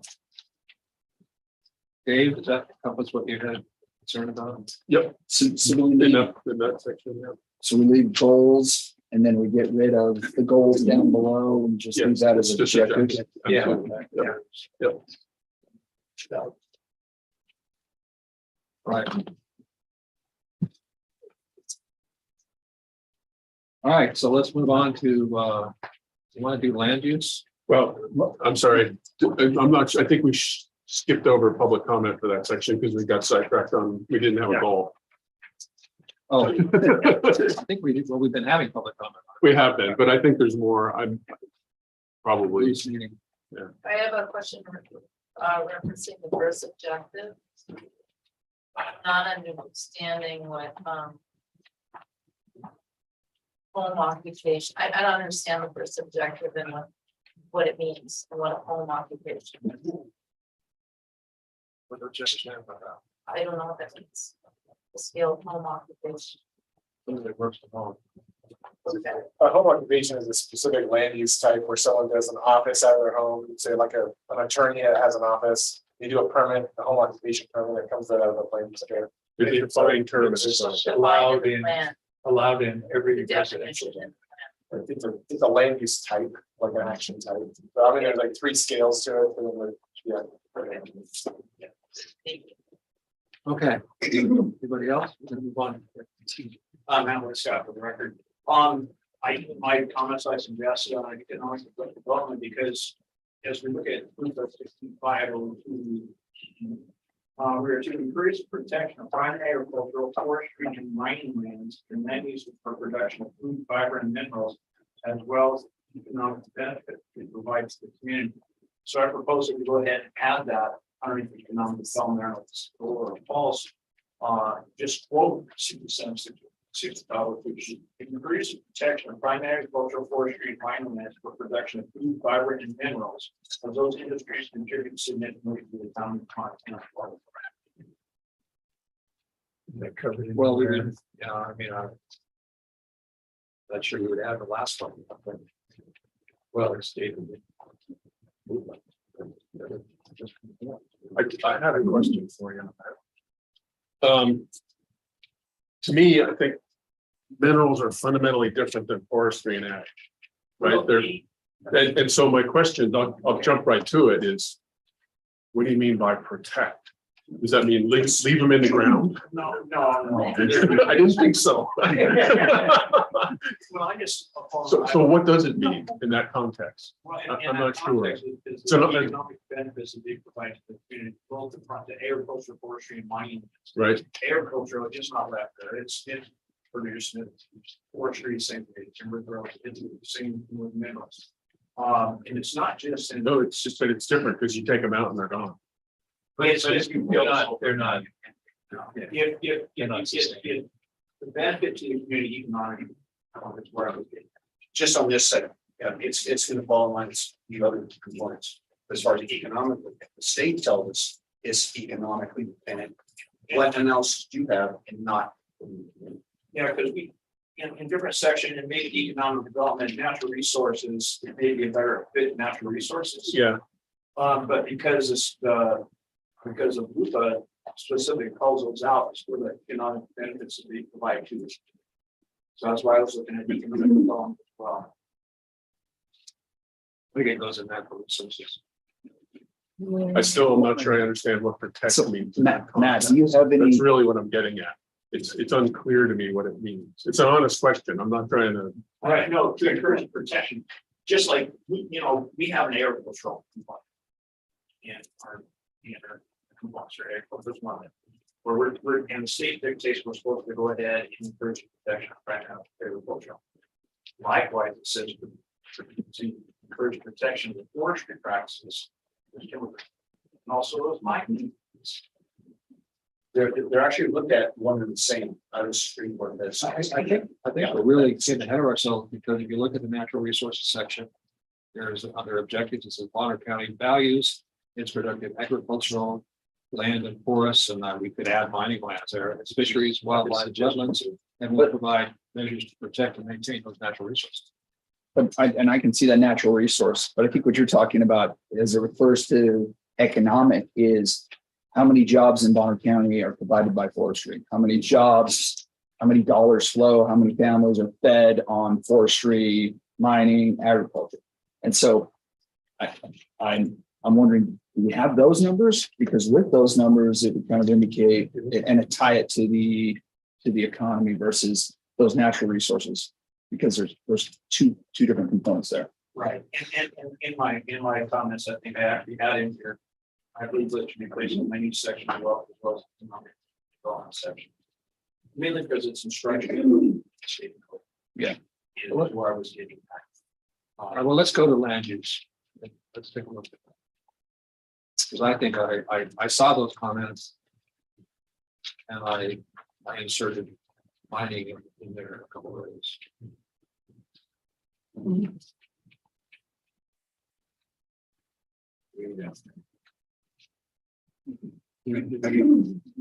Is that last that we considered? Okay, we're gonna go to land use. We'll go to natural resources. Check that out too. And it's in natural resources. Well, yeah, that's the lens. Well, because that's where it fits in the comp plan order. But we took it up last. All right, so we got it up there, so you want to deal with it now? It's pretty small. Yeah. So if you comment that we just saw, I think go down to the objective. It says agricultural, timber and mining land. And mining.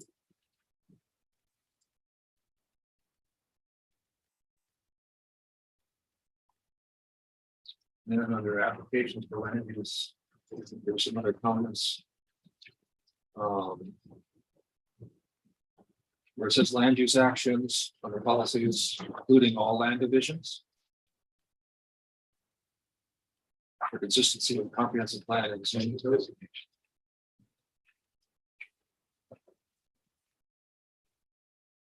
That's what I got from some of the comments. We should discuss whether or not that's appropriate. Did you say that? Okay, the application for land use actions, including all land divisions, shall be reviewed against the land use map and land use regulations to ensure consistency with the comprehensive plan and zoning. Yeah. Don't we want to say that they need to be reviewed against the entirety of the comprehensive plan, not just the land use map and the land use designation? Well, I mean, and that practically speaking, I think is in general what we do.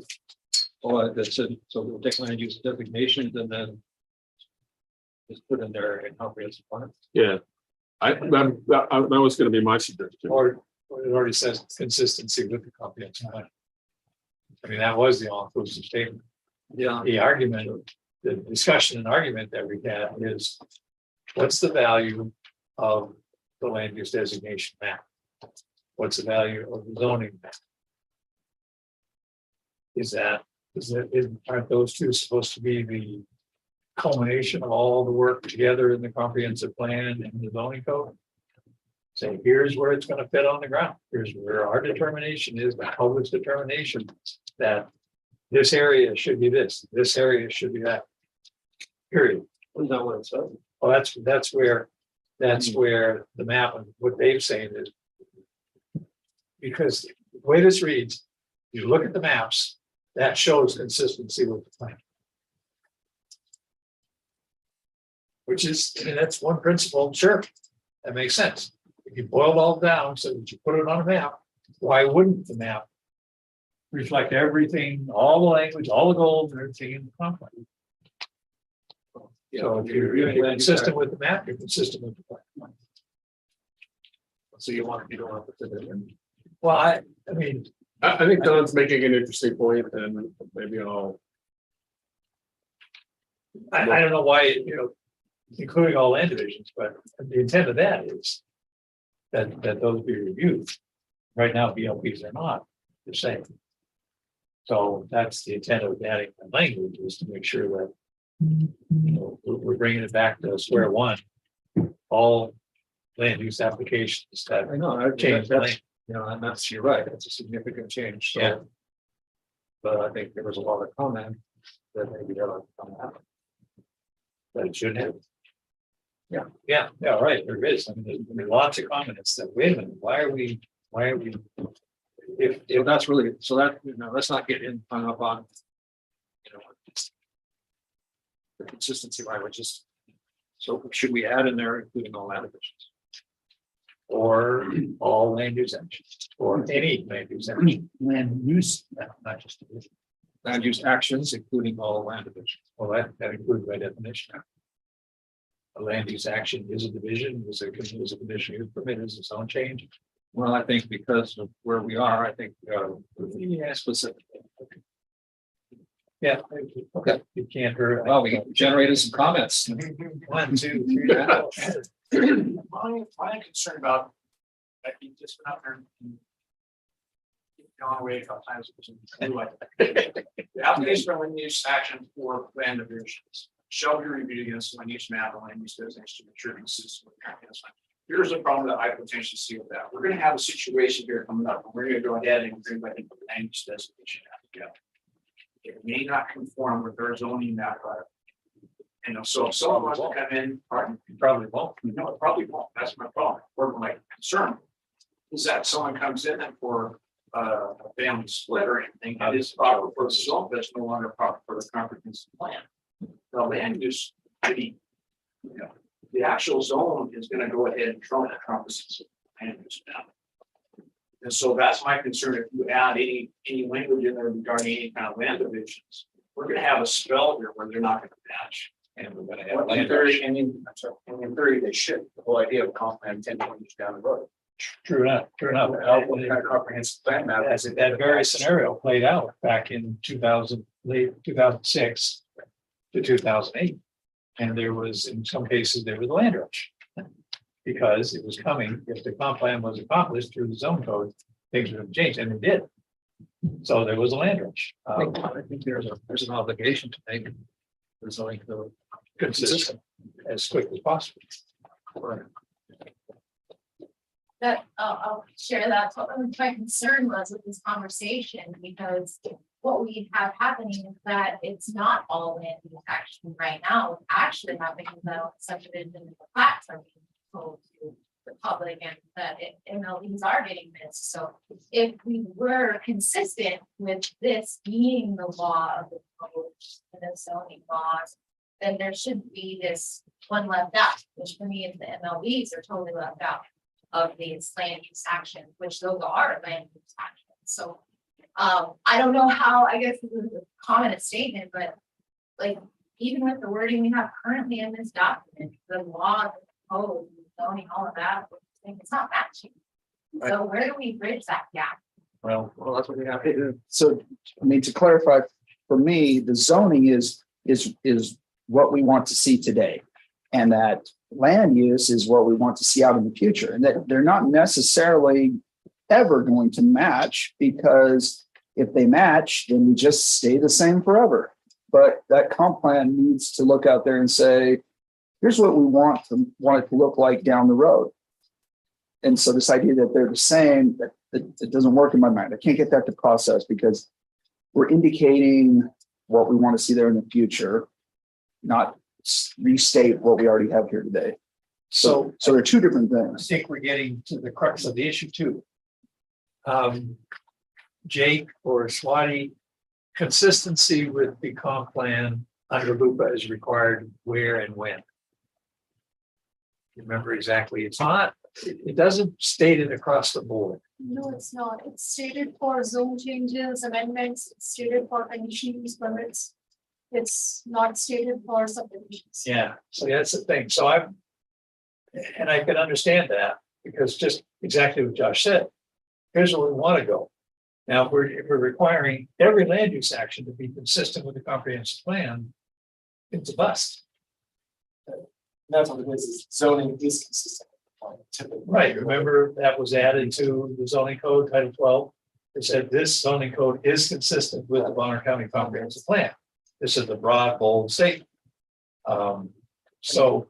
And the density within those zones are determined within the code. So if you, but if you want to affect a change in that, would you go to the comprehensive plan first? Well, that's been the practice. You have to, if you want a zone change and it is not consistent with the existing plan, you change the plan, which I've always found to be a little bit quirky. So I mean, so if our concern is that we want to be sure that land use actions include land divisions, I think we should state it. Well, could we? So again, the state code doesn't require a subdivision to be consistent with the comprehensive plan, for whatever reason, it doesn't state that. Because the zoning is consistent with the plan. And the zoning says. Zoning is consistent with the plan. So, yeah. Land divisions are based on the zoning of the property. So if the zoning is not consistent, then that needs to be changed, not the land division process. I mean, a subdivision is a land use action. It's not a plan. Because the zoning says here, this is what we want to see today. Comp plan can say something different, and that subdivision could turn into that future down the road. Or the comp plan says, in the future, this ought to be such and such. So there ought to be policies or objectives to say, how are we going to prove that future should be, when is it going to, some tests should be in the comp plan for everybody to follow to get to that point. So then it could be in Wisconsin code and so forth as a change. But it's reading up on comp plans, there's a lot of jurisdictions that have that. They're just kind of wispy plans for the future, and they've got directive when we have X amount of services, or when this is something like an ACI. Well, and that's area city impact. That's a good one to talk about that, because you're saying when services go in, this is what the zoning, this is what the density should be in that area. Let's kind of get away from the theoretical and let's look at this and see what we're to do with this.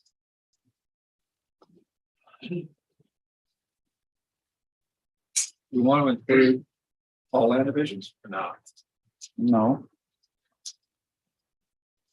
If it's consistent with the zone.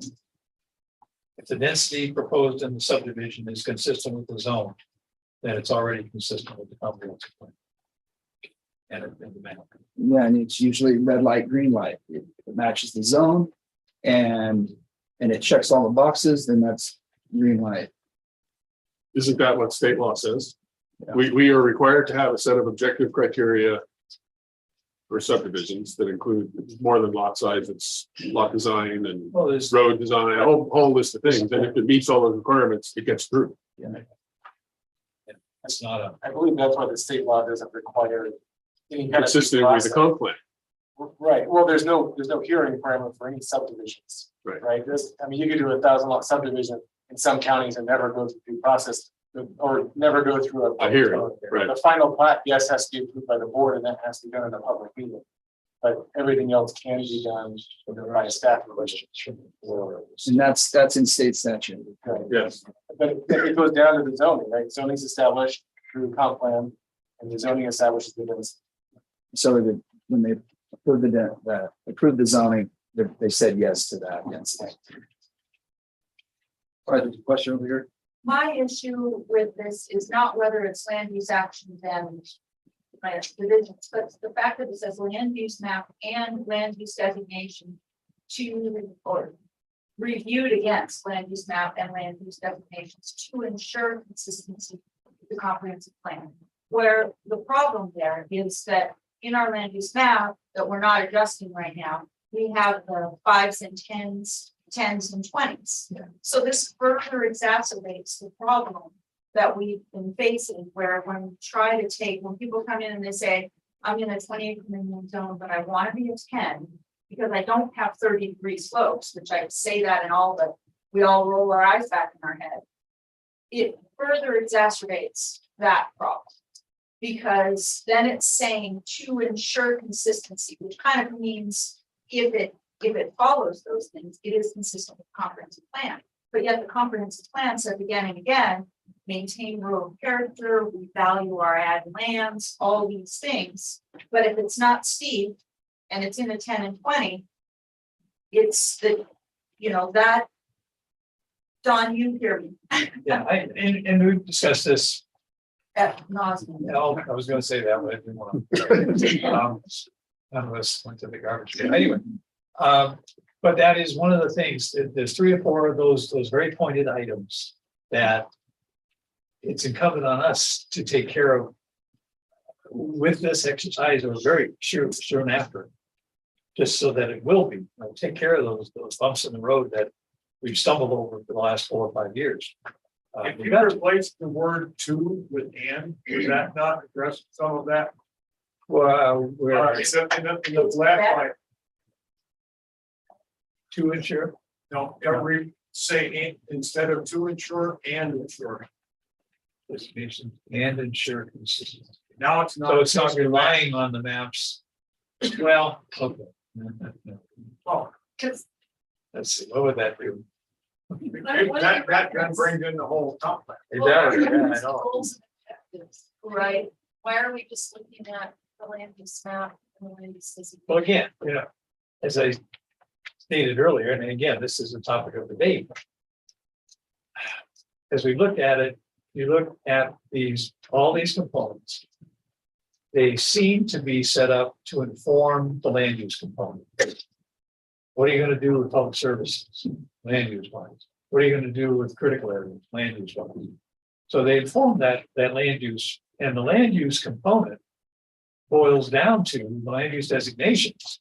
Taking all this into consideration, here's certain land use designations that for land use, and you put that on the map. So couldn't we, if it was all done nicely, right, and all pointed down to the same thing, that map should pretty much say what should be. And the designations along with it. Now, as we just said, the designations as written have problems. Definitely have problems. And the map may have problems too. This is pointed out by both this commission, or previous planning and zoning commission, and the Board of County Commission. There appear to be mistakes in the map. Well, there was a process. If we constrain all of our analysis, goals and objectives by the current land use map, what have we accomplished? We haven't accomplished anything. I'm sorry, can you say that again a little louder? If we're constrained by the existing land use map, and we can't, we got to make sure that our goals and policies are consistent with the current land use map. What have we done? We haven't accomplished anything. So if we don't like something that's there, we want to change it. Obviously, we're going to change it here. Then we'll go back and we'll address the land use map. Well, I like that you want to change it, and I wouldn't be against this if I didn't see that big obvious hole that we've been falling in already. But since we're doing this process first, I'm really concerned that if we do this first, then we're leaving a big gap before we have the other things Well, I fixed. don't think that's gonna happen because I think the comprehensive plan is going to be adopted as a whole. We're dealing with, we're going in stages. So these goals, objectives and policies will not be adopted first and I don't know. put right on I our don't know. table as a I don't know working what the document. county commissioners are gonna do, but I would think that they would want the entire We're, enchilada. see, we're gonna have to make a formal recommendation to go to the county commissioners. Right. So we can talk about the goals, but then we have to address process as well. We're gonna say now, here's a piece of the work, and I'm speaking out of turn because we haven't talked about this and decided anything, but here's a piece of the work. Here's what we've looked at, public comment.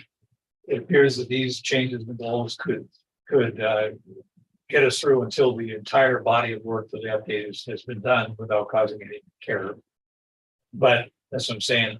I hope that in September, we get to really hit hard the loopholes that we're seeing in the first the comprehensive plan and then maybe the zoning.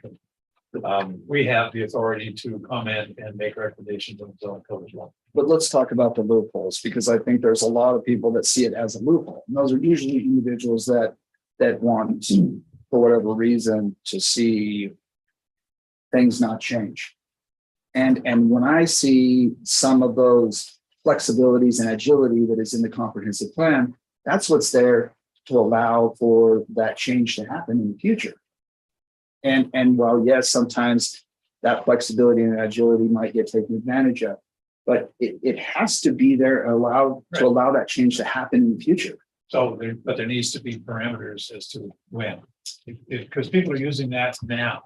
They're saying, well, no, it says right here that this should be. That's because it was, written 10 years ago. So Okay. we are in the future, my friend. Yeah, no, we're in the future of that plan that's written. Right. We're 17 years. Yeah. That plan is written. So, But- and if that flexibility wasn't put in then, we wouldn't be able to do the things that are happening now.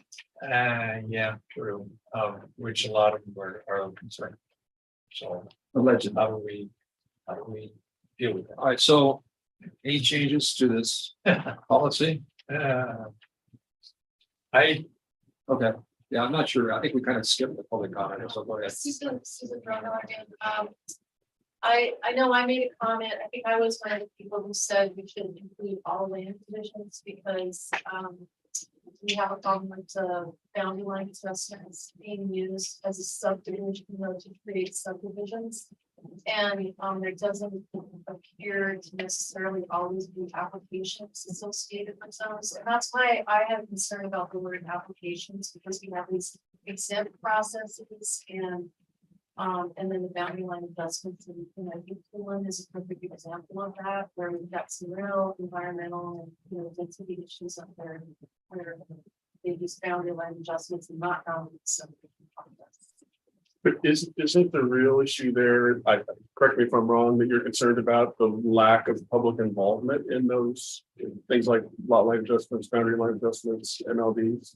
Well, Because they don't come for public review. You're not supposed to create new lots for boundary line adjustments, but that's exactly what's happening. You So keep there's saying no- boundary line adjustment. You can't create a subdivision. You can't divide a parcel with a boundary line No, but that's adjustment. You can move parcels around. Yeah, but they're creating more parcels. You're just not using the right words, because boundary line adjustment takes an existing parcel and moves it, reshapes, I know resizes. that's the intent, but it's being used to create new parcels. But if that's the case, that's not an appropriate use of that process. That's right. So That's why there's been big useful. But it articles doesn't, about I it. don't know. I'm not sure, It's been a big controversy. I'm not sure how to address that here. Well, Yeah. that's where I was just saying all land divisions shall be reviewed. I mean, there's boundary line adjustments aren't really being looked at. Yes, boundary line adjustments were added to the code last August and they are now a land use action where previously they were not. There's an application that people have to fill out when applying for a boundary line adjustment. Yeah, sure it is. But yes, there was a loophole, yes, it was included, and yes, it was closed. If applications for, take contiguous MLBs, right? So when someone applies, they're vested in the code at the time. So yes, we still have some of those, it's few now that had applied for contiguous MLBs prior to that August 12th, I think, or 16th change. So August 4th, thank you, change. Since then, we've denied many contiguous MLBs. I want to say like 18% of the MLBs this year we've denied. Are you getting applications? Absolutely. And we're processing those similar, I mean, look at the code, it looks similar to a lot line adjustment. So it's through we can pull up the code, but that's not really relevant to this, but the situation you're talking about won't happen again with the code that's currently written. Okay, so that is, it's land use actions now encompass all that. Correct. So we don't need to add any language. Yeah, I think land use actions is all inclusive to the things that we're concerned about, then. Yeah, then that's okay. Why do you have it? So it wasn't just the boundary line adjustments that were being used to create new parcels. It was a combination of different processes that were used together to create new parcels. That loophole was closed last year to use multiple processes with each other to create any new parcels without a proper land division process. Okay. Yeah. So thank you, what are we defining as land use action? Well, that's to define the code. Right, no, I don't know if it is. I don't think it's got a definition, but No, there is no definition. no, there I was is. gonna bring that up as well. I don't know if you consider like a BLP a land use action. Or you consider it like a land use application, right? So lot line adjustment and boundary line adjustment. CUP. Well, yeah, it warrants a definition. So how would we make that land use action? Processes.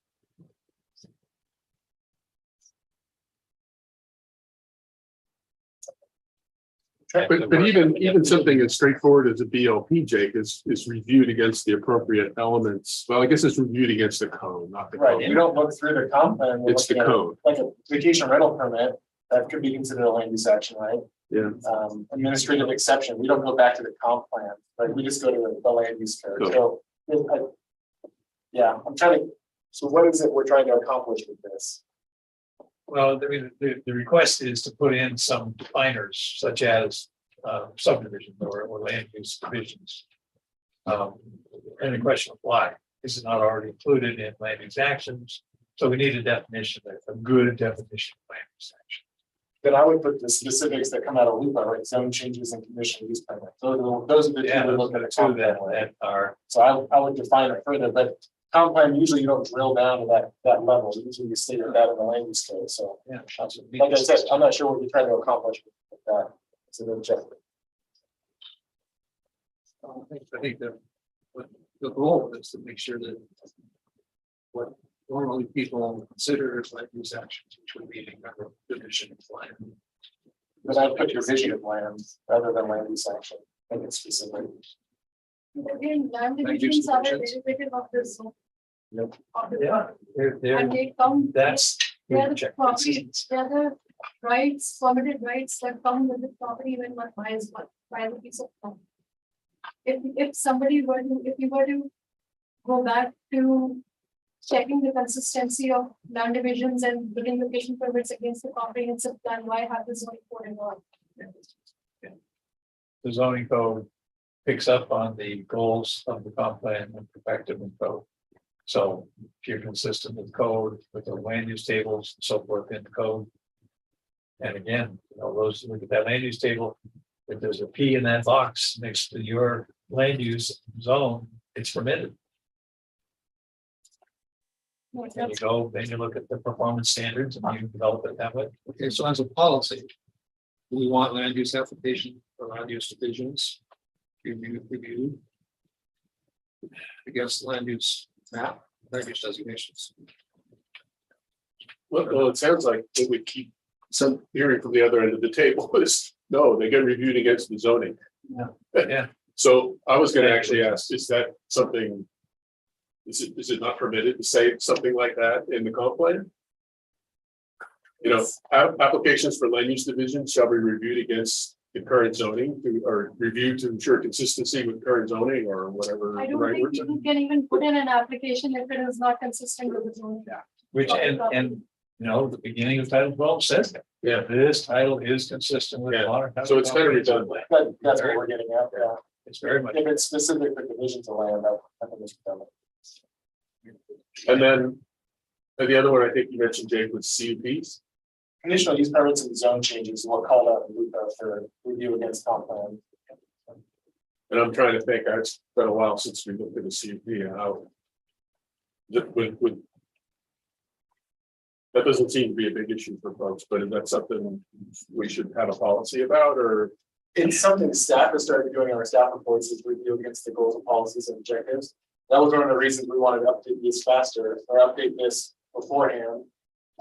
Was to make that a little bit more clear as to what those are. And it's very interesting as a comment on that, because as an applicant makes out that application, the last part of it is, here's all the components of the comprehensive plan. Yeah. And the vast majority, even under CUP, is NA. And we've been pushing back on people. I mean, when we hear comments like recreation, I take my dog for a walk, right? That's not an appropriate response in a conditional use permit. So we've been asking applicants, we've actually got that.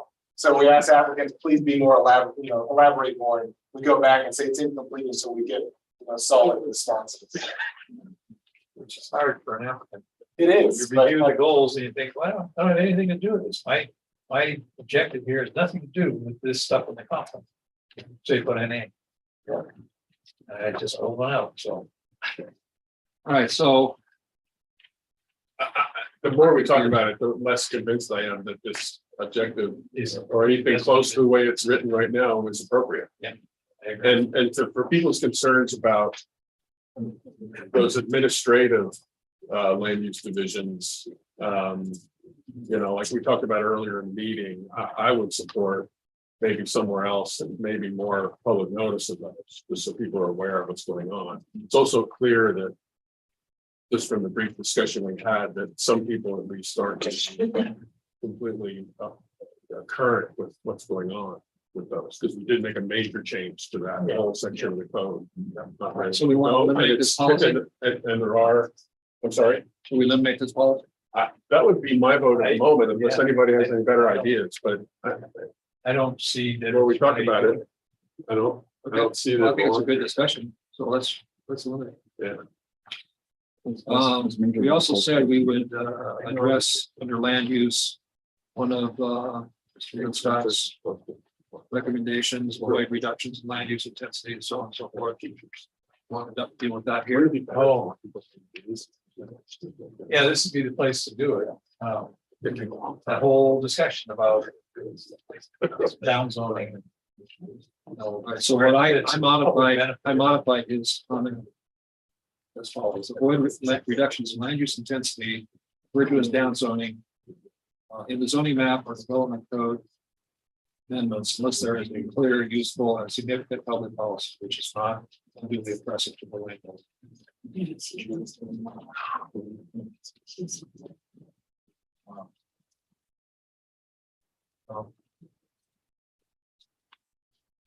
not that complicated. So we just get rid of it? So we just strike it? That one, yeah. We're striking this. Okay. I'm asking whether the commission wants to address what one of Mr. Linscott's recommendations, which was the reduction of land use intensity.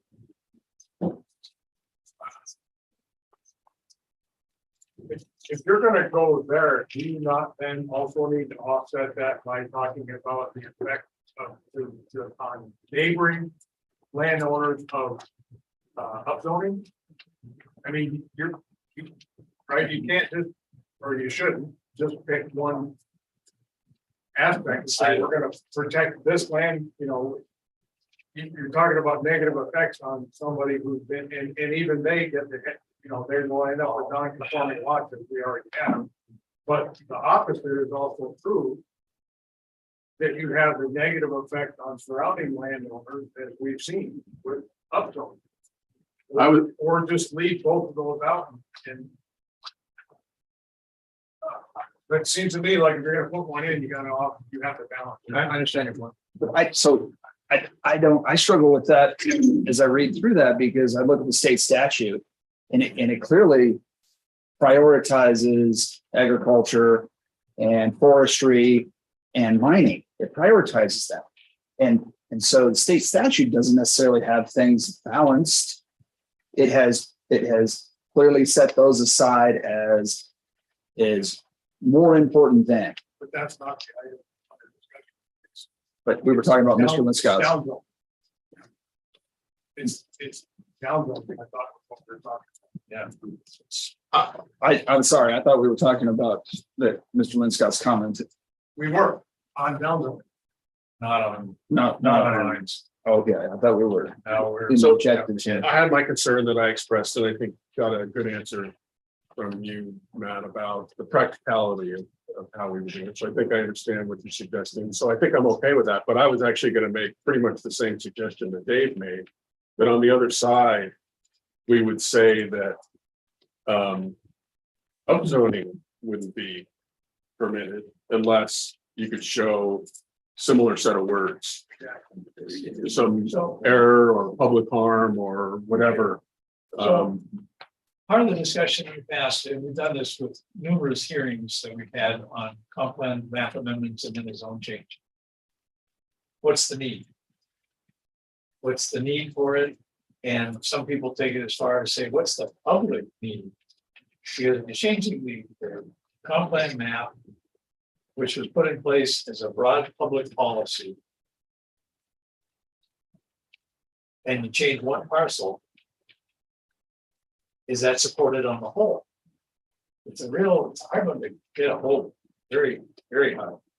You want to go there, but then how? And therefore you're talking about the proponents analyzing the entire area that has that land use designation to see what effect that change would have on the entire area and its character. Wow. But why not? That's the process that went through to establish the map based on the land use designations as a whole. Why should one parcel come in and change that chunk? See, I mean, that's the principle behind it, but boy, based on that, you never get a change. Well, we have seen cases where, maps were drawn incorrectly, and I think we were talking about allowances for split zone properties, and, I think there are situations like that that make sense, yes. But it supports the principle that we have zoning districts, and we're not in the business of zoning properties individually. And I would argue that if you want to zone properties individually, then the county better get busy and zone every property individually. And they can't do that. We have zoning districts and they're drawn generally. And yes, we had some characteristics that we used to decide which district went where and other districts went other places. But that doesn't necessarily mean that all of those criteria apply even equally to every single parcel in that district. Right. But still we have districts. So I have a concern about the practice of essentially zoning. If somebody has the money to come in and pay the fees, we'll zone their property for them. That's kind of the way things have been going. And I think that's not the way zoning should work. No, I agree. So what goal and objective in the land use component do we put into this? Well, I would support the suggestion that Matt had on downzoning. Understanding there's some issues with practicality that we'll have to work through, but the way we talked about it, I would support that. But I would like to see the other side of it also. Yeah, it needs to be more. That we have zoning districts, and these are the zoning districts. And I would argue you're often concerned, I'm not picking on you, but you're often concerned about investment back expectations. And I get that. I get that completely. Absolutely. I don't think anybody should have an expectation if they buy a piece of property in a R10 zone that they should be able to subdivide it and make a subdivision out of it, right? That shouldn't be an expectation. So I'd be okay with putting in both sides of it. I think that's how would you word that? If you buy a 10 in an R5. Sure, There should be an expectation. Absolutely. I mean, you have that expectation, and in that case, I actually think it should be as routine and administrative a process as possible. And all these are back. Well. So we had that comment so many times in hearings. A neighbor of the proposal comes in and says, I researched this. I found out that it was, and now you're talking about changing all the basics to accommodate this property, and this owner. That's not right. So says the neighbor. And I don't think we disagree with his concern at all. It's just, wow, so how do we build that into?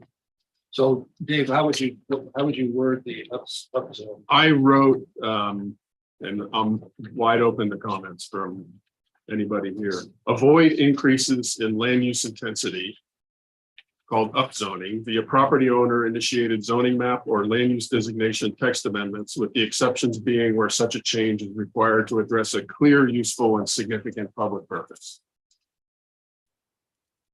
Okay, so. So it's just kind of the mirror of what. Get that from the team. No, I got it from him and I just wrote it the other way. I copied from it.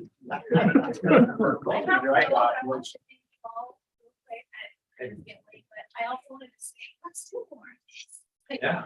if we can extend the time, that would be great. But I'm invested. I love this place. I love our community. I love the residents. I love it all. If you So- go south of Sandwich, might as well stay in there and get. Please add more time to the public input for this. Thank you. Thanks for your comments. Yeah, thank you. What I was gonna say is I came up with this language directly from, well, not directly from, but when we have I'm okay with these in our policies, 67, 8,000, but that's referring to the Idaho Regulatory Takings Act guidelines. Now that specifically deals with downzoning and regulatory actions that diminish property and infringe on people's property rights. And it said, and you can use this case as a quote in there in central, and that's why I quoted earlier. You have to have all these prerequisites before you can downzone somebody.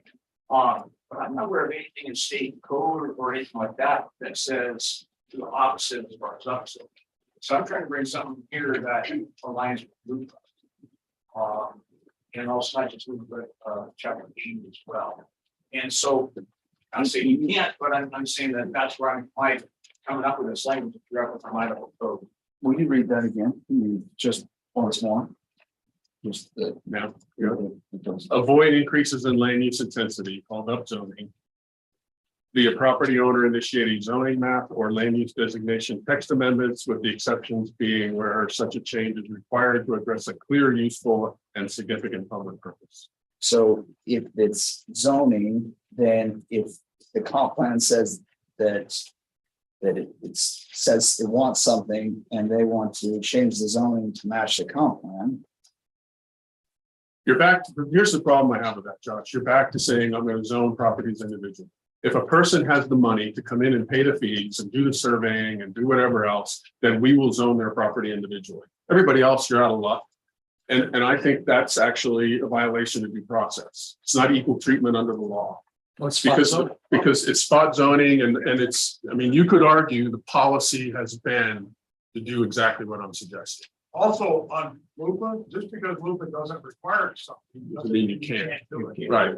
And I would also argue, and this is going to get very philosophical perhaps, but when the county imposed land use regulations, they abridged my property rights.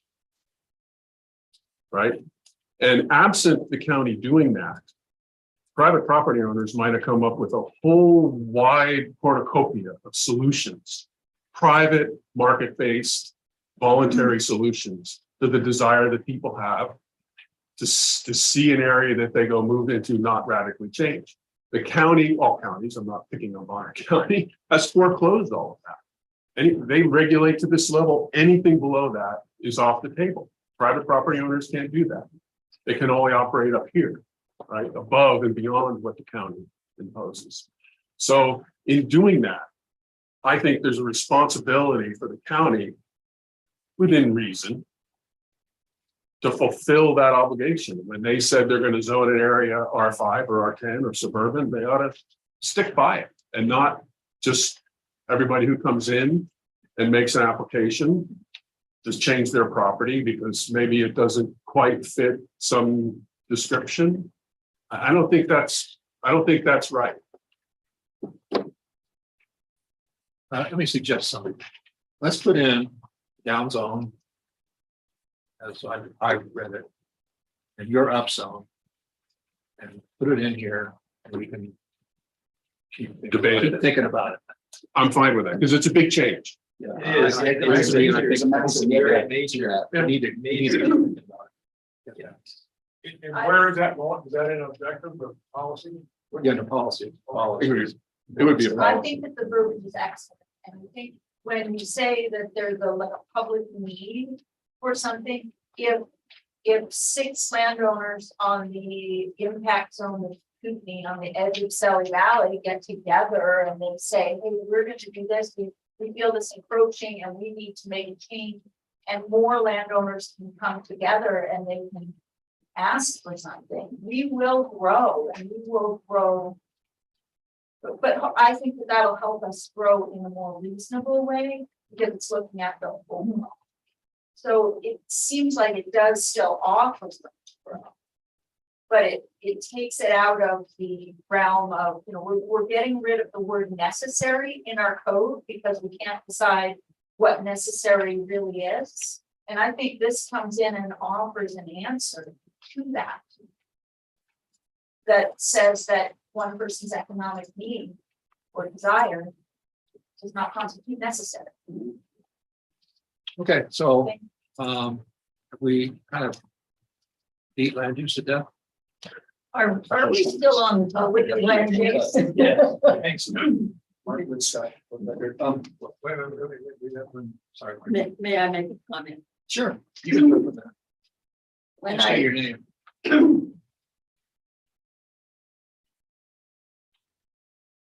early on, I introduced myself, but didn't say my whole introduction. And I'm Marilyn Robertson. I've lived in Bonner County 27 years. And I wanted to mention this because that's why I'm here. When I lived in Boise, I served on the Ada County Planning Commission for 6 years. And at that time, one of our goals was, or one of our assignments was to write a new comprehensive plan. So I appreciate and know what a challenging task you have had. And this discussion is really eye-opening. And I think everyone in the crowd has learned something from your questions and comments and phrases back and forth. My comments on land use is that originally I was pleased with most of the wording of the goals and objectives that are on page 16 about land use. However, a lot of our residents, I don't know what's with my throat tonight. Many of our residents want to maintain the rural character of Bonner County as a top priority and do not want to encourage growth.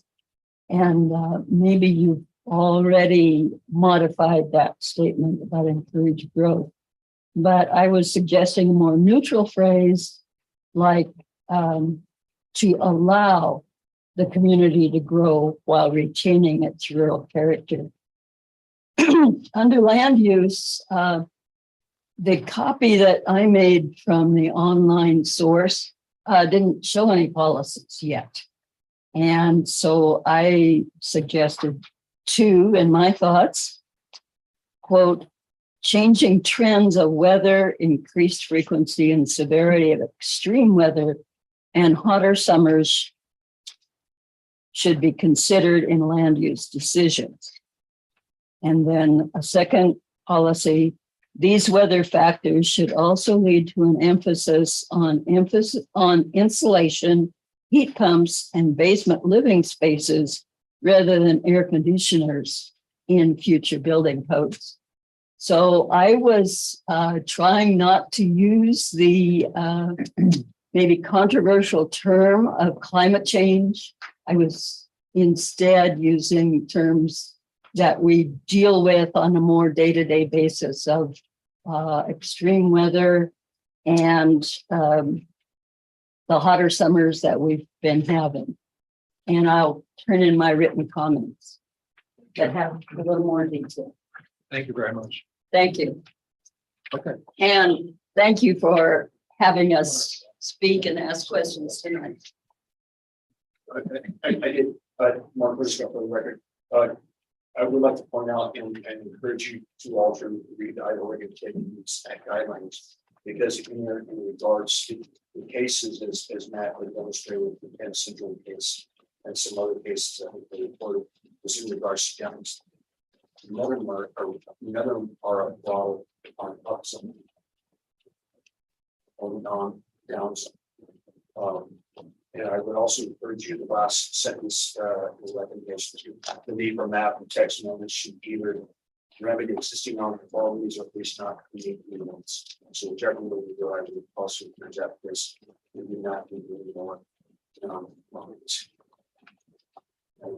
Okay, all right, so let's think about that.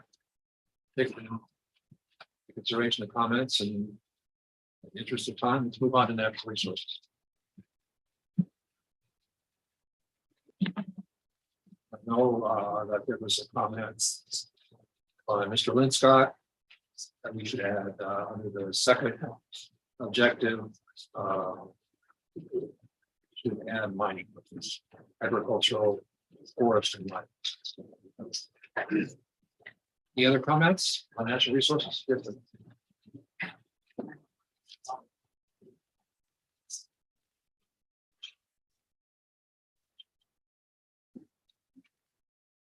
Dave Bowen for the records. I was just gonna suggest maybe replacing the word animals with wildlife under goals. In the second bullet point there, or it's the first one that's being kept. Seems to fit the objective a little better to me. The 1, 2, 3, fourth bullet under objective. If we add it in there, Bonner County intends to consider and then add in preservation and protection of wetlands and aquifer. I mean, to just consider wetlands, you could say, well, yeah, there's wetland. So preservation and protection of would enhance that a lot. Could you, what was your wording again, Dave? To after between consider and wetlands, add in preservation and protection of. Okay. And then I'm wondering why delete the first bullet point under policies? Because I would have left it in and then changed shall to will to determine that they do not degrade water quality. Sorry, I goofed up my notes here, but anyway, I was wondering why that came out. And I think it could be left in with a little bit of language change.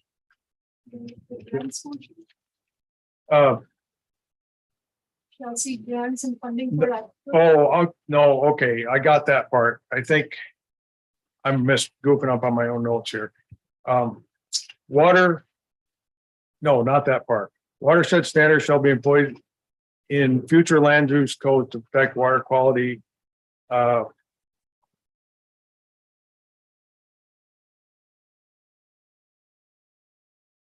I'm gonna pass on that because I can't make out my own notes. Which is why they haven't been submitted.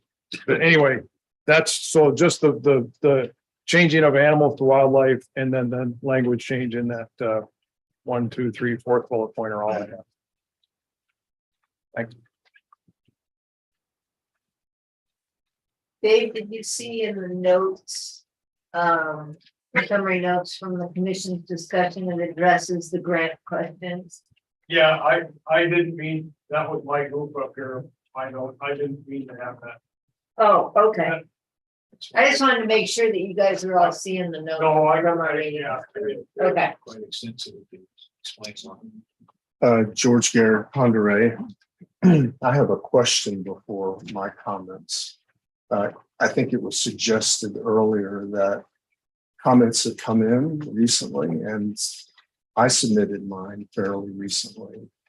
And I'm guessing that this public discussion, which has been excellent, isn't taking into account all of the comments that have come in. So I just think that our contribution is limited because we don't have the opportunity to see what everybody else's comments were. Is that true? Yeah. Okay. Under the file. The public comments are available, because they're not posted online. So that was going to be my other question. Are the public comments available online so that we can see them? Are they online? Yeah. So of the components, the one that I'm the most concerned about is the natural resource component. I think my colleague Paul Saraki and I came up with basically 2 pages of wholesale changes of the objectives and policies for your consideration. And we have them. So just quickly, in my opinion, this process has been chosen. The process that has been chosen is rushed and indefensible and has been put in place by county commissioners, 2 of whom are lame ducks who seem to have an agenda. Instead of leaving this process, which has already been delayed nearly 2 decades, up to newly elected county commissioners, these outgoing county commissioners incredibly provided no budget, no outside qualified consultant in charge. Dealing with natural resources. We have a comment on. I have consulted with the Natural Association of Counties and the Idaho Association of Counties and been assured that in this context, I'm able to make a 3-minute statement. So I'll continue. Well, you're able to make a 3-minute statement. Indeed, the Idaho Association of Counties and or the National Association of Counties should investigate this process and use it as a case study, how not to approach and update to the comprehensive plan goals, objectives, and policies, the crucial first step in this process. The Planning Commission should, at the August 30th, 2022 meeting, adjourn with no action taken on the implementation section. You should instead, recognizing the inadequacy of this process and the importance of the goals, objectives, and policies for influencing the next steps, recommend to the Bonner County Commissioners, 1. Your 3 minutes. First, It is. because you interrupted me. Further action on the comp plan by the current county planning commissioners should suspend until new Bonner County commissioners are seated. In the interim, the current planning commissioners can concentrate on gathering information from other counties on their comp plan update, including whether funds were allocated to hire a consultant and identifying best practices. The process be restarted after the new county commissioners have been seated. New planning commissioners have been selected who are more open to public engagement. The new process should have a timeline available from the beginning, and broad public engagement should be solicited and encouraged. The timeline should accommodate an examination of each component, followed by an open 14 to 21 day collaborative process to come up with robust goals, objectives, and policies for the individual components. And lastly, a 3rd category of meetings should be created besides hearings and workshops, which may or may not allow public comment. The 3rd category would explicitly allow for extended public engagement. Any other comments on natural resources? Yes, I think I submitted some in there with mine. I think you added mining. Yes, yeah, there were a couple of different spots because, as I look at your goals, protect, enhance, maintain, hanging up resources such as air, water, forest, minerals, lands, and long-term benefits. In the natural resource component of RUBA, it specifically calls out minerals. And then again, it's 502, 6508 E and F, it calls out mining as well. So I'd like to see, believe it's under Bonner County. I don't know which bullet point it is. Bonner County uses productive agricultural lands, forest lands. I'd like to see added mining lands, fisheries, wildlife lands, and will provide measures to protect and maintain these natural features. Then also under policies, add mining on there too, like the farmland, timberland, and mining lands show the identified and protected adverse effects of joint developments. Not only do we have it in Lucas 502, this is 508. Bonner County adopted a resolution number 1829 in 2018. Mining production in the county contributes to the livelihood and well-being of its residents, contributes significantly to its economy. The county must strive to protect its mining heritage. This heritage includes small and large commercial operations. The county must protect the vital natural resources that are necessary to the presence of operation. So those are the reason I believe that we need to add mining lands in those two places that we already have. I don't know if it's under policies or check. It's under both. Okay, you don't want to involve yet. Okay, any other comments? All right, so bring it back to commission. So the suggestion is animals to wildlife, which I think is probably good. And adding and mining lands on the second bullet point of objectives and again, the last policy statement on mining land. And another suggestion to add to protect like the wetland side. I'm not sure that's the county's job. Seems like that's the only court's job. But open for discussion. So on the wetland, I wonder, some kind of as mapped by Army Corps of Engineer? I mean, how do you kind of be specific about what wetlands where? Would that be something, because I think we've had a few other cases here tonight where it's become apparent we need to have some definitions. Would that be something that, to me, it'd be better handled in a definition rather than trying to make this really wordy? Just make sure we define, when we're talking about wetlands, we're talking about wetlands for the national map. Wetland map. Yeah. Does that make sense? Yeah. So can make a note to come back to definitions at some point. And this is one of them we ought to address. What was that? What was the map? Oh, the National Wetland Mapper. Well, that's a very coarse map as well. I mean, there used to be a requirement that if you had any discernible wetland, you had to have it mapped by a wetland biologist. So there's people that are trained in that to look for the three components of wetland and specifically map that property. Way beyond the national maps, way beyond, and Corps, the Corps has people that can do that. Status. Otherwise, you hire a private professional to do it to support your application or whatever. Which is one of the things that I totally different. That's matter. We have a definition of wetland in Bonner County.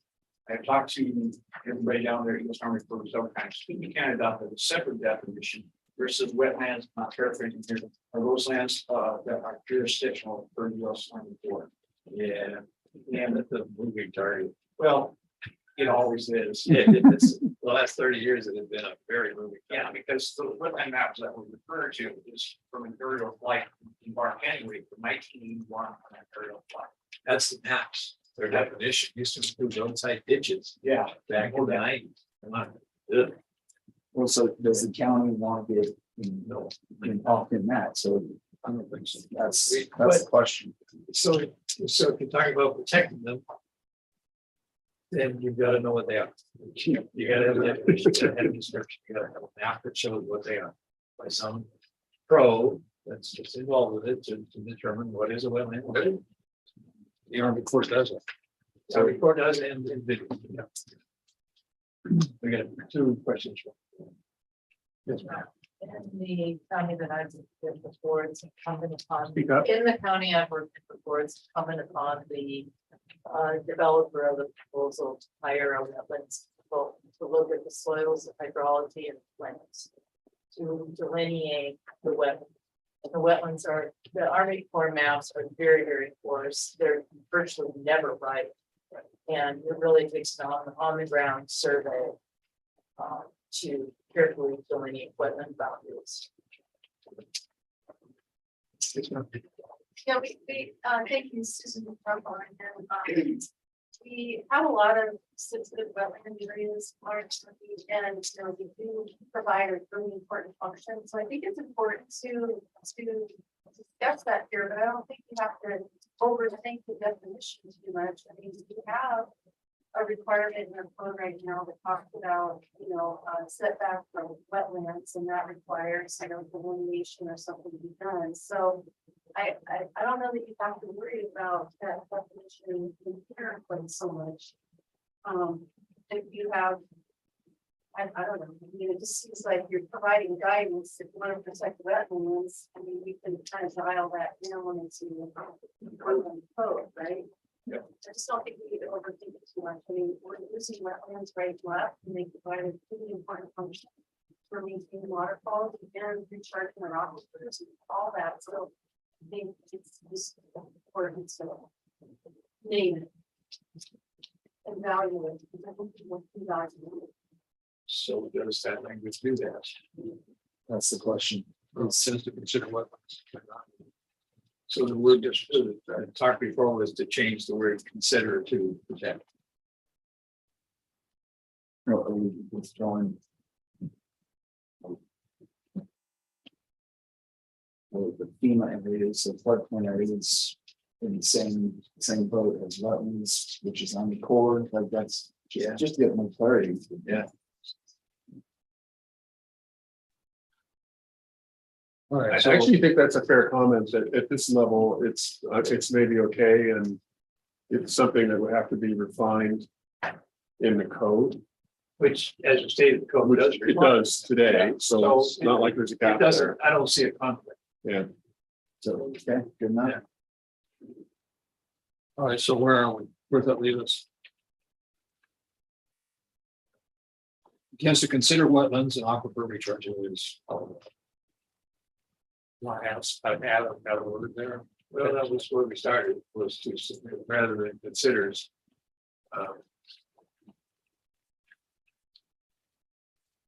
And actually, it's the effect of development on those features on the natural, so that's what this whole thing is about. What impact we want to make sure it doesn't happen against our natural resources by development. So how could that? In fact, do we even need that fourth objective? Because it seems to me maybe it's redundant with the second one. The second one, summarizing, forgetting about the long list, says Bonner County values its wildlife, its wetlands, and will provide measures to protect and maintain these natural features. And it lists other things besides wetlands, obviously. But Yeah, I think you're right. I think when I read that one earlier today, I said, it will provide measures. What? I mean, what measures to protect? well, in this context, land use regulations. Yeah, Right. okay. I mean, that's where it's gonna go. I'm just trying to get to the bottom line. Yeah, I think Dave's right. It's redundant in that sense. Yeah. So I would suggest we change animals to wildlife, add the mining language, those two sections. You might want to add those, the aquifer recharge. Yeah. Oh, you mean on the second bullet point? Yeah. Yeah. That's right, I'm all right with And aquifer recharge areas. Yeah, we can have that. And we'll provide measures to protect these. What kind of a specialist does it take to identify a aquifer recharge area? Yeah. It's doing it right now. Yeah, there's Prairie, a hydrologist. all over the state, and there's a whole program that DEQ has. Just did a webinar on it, but I listened to last week. So as it pertains to land use, that would just encourage folks to get some kind of a study or do some kind of a study from them forward. That's right. I get kind of dry. I made it work. Yeah, I can connect and understand the process. But I can think of a lot. But I suppose they can be a land use that would think that for so effective recharge area that is very. Well, no. When they begin us put the refueling station outside of the. Yeah. Get you obviously. Obviously. But. All right, are we satisfied with that? Let's move. Yes, I am. Okay, let's move on to hazardous areas. Split that up. And we were gonna add. We were gonna add recharge to that Second bullet in there, right there, yeah. Wet, wildlife, wet. We were gonna take out the fourth. So first, wildlife. So just remove the and, put a comma in, and then after for recharge. Areas. Yeah, there. Then go down the last. Go down. Fourth bullet.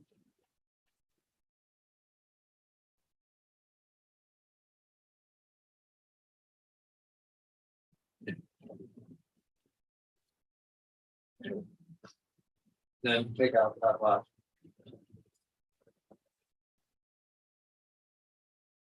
All right, hazardous areas. Any comments on hazardous areas? On the next, were you gonna add in mining land? I think we did. Yeah. Yeah, we did. Thank you. I'm getting lost here. You're the only one. I'm just curious about the date of the hearing, like why does the final recommendation to the county have to be the end of this month? I mean, we've been here for almost 3 hours and there's still several sections to go. I just don't really understand why.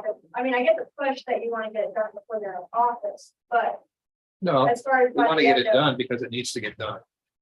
Doesn't matter if you're in office. But I just don't really get the end of this month by August. We may make the end of the month, we may not. That's a schedule. You have to have a schedule. You have to try to stick to it.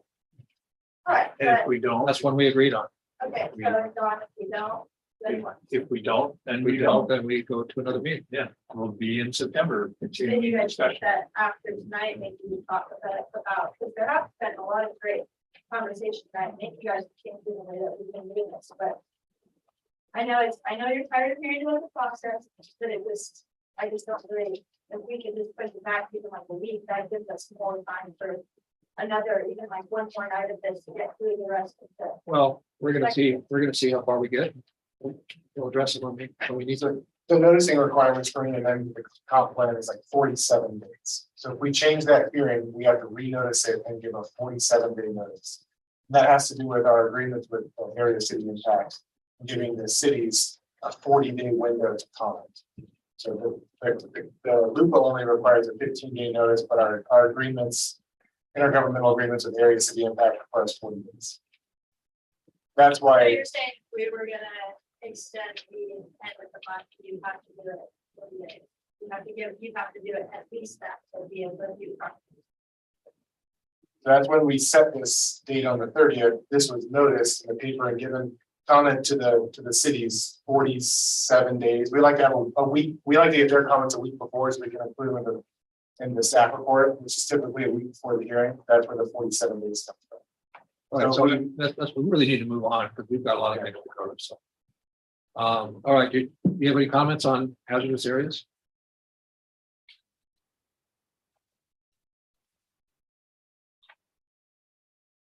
Yes, no. And the only comment I had on here, I believe was on your policies. Where you said residential portion does or almost in a flood range be prohibited. There, yeah, second. I should. Okay, and I'm just gonna throw this out there, I don't know what the policies. Yeah. Yeah, okay, there we go. And I'm a little concerned about that sense residential commercial development in the coverage be prohibited. You know, National Flood Insurance Program, U.S. Army Corps already have programs which mitigate for mitigation and mitigation. Currently, U.S. Army Corps has a 404 permit to dredge bill in such areas. And it's pretty pricey, but it is an option. And I believe that check and balance is already in place with the state and federal agencies. I feel that the county work prohibiting kind of activity. That a state and federal agency conditionally approved through mitigation would be in conflict. So I read your comment. Did a little bit of research. The National Flood Insurance Program is 20 billion in debt. And that's after transferring 17 billion to the general taxpayers.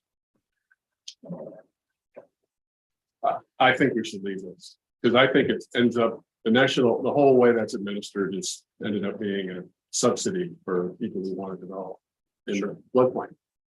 But you and I pay. Right. But actually, maybe our grandchildren will pay for something maybe someday. But You know, just like my son just recently got a 404. It's warming up the ordeal. And as long as it's less than 1/10 of an acre, you don't charge anything. In 1/10 of an acre, you charge a lawsuit for those. And so I guess my point is that we have a federal and state agent this year with the federal agency that allows this type of activity through mitigation. That if we prohibit something that the feds allow conditionally, that would be in conflict. I know that we're not allowed to leave, but we're not allowed to have any conflicts with state and federal agencies. Doesn't it say that we can have stronger restrictions? Less restriction? Yeah, but if the feds allow firings, the feds allow something like this, and you have to make it. They step in there. They're overseeing this with checks and balances. My fear or thought is that conflict. Federal agency. I think that's a good point. And I would agree with you if this were prohibited were in the code. And then we would ask that we like, do the process restricting, but I think the government's overall vision. It's hard to come up with a word that's strong enough. You don't see the. Well, maybe we should use. Discourage. Well, like the next one, see, fill within the floodplain should be discouraged, development within the floodplain should be discouraged. And the floodway and floodplain, great difference, very different. And we had a case, it's out on the Clark Fork, it was in the floodway. And the requirement was that the building be designed to allow the floodwaters to pass through the foundation. So that was the supposed mitigation. Yeah, the propensity for flooding nationwide is increasing with weather changes. And I think the trend is more for buybacks to get people out of floodplains than to encourage people to develop. I guess, like I said, maybe we should use one of the screens to. I think that'd be a fair compromise. Yeah. Sure. Well, everybody said that. No, well, no, that floodway should be discouraged. And then floodplain is already stated discouraged, but so again, just to I think you're safe, you're not gonna get any insurance to go in the floodway. Floodplain, that's different. when it's like not insurance, right? We can't, I don't know what you get. All right, so we'll change that. Anything else? Move with public services, facilities, and utilities. Matt had a good comment, I thought, where we talk about developments with multiple points of ingress and egress down at the, I think it's maybe the last policy, the last ones. And the comment was we need to define that development. Which I agree with. And define hazardous area. We pull up a map showing the hazardous area. In the context of wildfire, I think almost the whole county has to have to area, right? Then that's what this is about. This is to address wildfire, so people have a way out. And I agree that it should be limited to whatever, I don't know what the right size is, but something about some certain number of parcels or something like that. It should apply to. I'm not sure. I think it needs to be in a defined hazardous area, because I think any of the heavily timbered areas of the county are essentially going to have this area. Well, it is, but so if we're not going to cut the trees down, which I'm not suggesting we do, then we should be developing responsibly so that if there is a wildfire, people have a half a chance to get out alive. That's, you know. Yeah, I think that there should be, and I have sort of input in that I have used with you guys, but I think that there should be part of this hazardous, should be man-made hazards, like mines and hazardous waste facilities and any kind of polluting industries, because there's a ton of science out there that shows how, often stuff like that, it means like really, really bad health impacts, that I think that should be involved somewhere. And this is just talking about natural hazards. Yeah. Yeah. Yes. Yes. I think one reason the word prohibited is in here is because when you build a floodway, you can increase the hazard to other people. It's just like when everybody starts ripraping the banks of a river, it increases the velocity onto other banks, and then people use the property across the river downstream and upstream. And so, and also, I think the county actually can use its coverage as well, or some insurance as well. So I remember the county had to buy somebody's property because they allowed them to build one way. And they had to buy that property, buy them out, and now it's property in the Platte River. You guys remember that situation? It was several years ago. Yeah. So that kind of. It was on the Platte River, and that involved building where they should have built. So, I mean, I think there's a reason for it, and it was what the county was going to use insurance, or our rating was going to change, or, I mean, it was going to cost the county a lot of money because they were allowed to do it. There's entire neighborhoods now that have gone, you know, that like over on in downtown over on the west coast, there was tons and tons of homes last year that were completely underwater because there was full developments that were allowed to be in floodplains. So it's definitely very large issue, and I think that while individual people do have the responsibility to build, and that's their own problem if they build in a floodplain, I think that some people just obviously don't develop very smartly, and that the county should help with pushing them not to do that. Well, and the 100-year floods are now happening like every 5 or 10 years. I mean, I know some people don't think that climate change is happening, but weather is changing, and we're seeing more rain on snow events in the middle of the winter, and we're having bigger and worse floods. I mean, look at what happened in Montana this year. I mean, it's a horrible disaster. I just drove through Red Lodge. It's stunning how much damage that caused. So I think that there's a reason it's prohibited, and I just don't think you want to make some of these changes too lightly. Yep, thank you.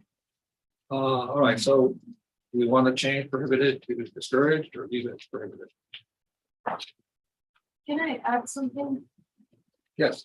So our floodplain development code is based on NFIP, which means it meets at least the minimum standards of the federal regulations, or it is above that.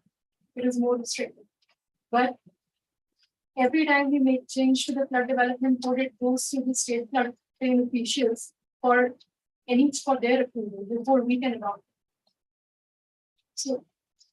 So just saying that if we were to make any changes to the floodplain code, Title 14 of Bonner County Development Code, it will go to the state floodplain officials for their approval. And unless it meets the minimum standards, it doesn't get approved.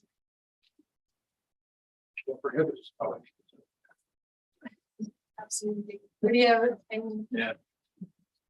So even if the comprehensive plan said discouraged, in practice, it turns into prohibited in the code. it could potentially, if the federal government were to say that, if FEMA were to So say, yeah, it's one of those, all right, here's guidance, yeah, and certainly prohibiting is discouraging.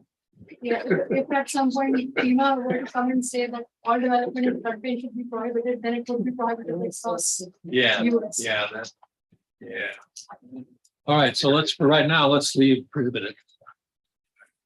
And we'll move to public services. Are we just gonna, we should take a note to define developments in the context of.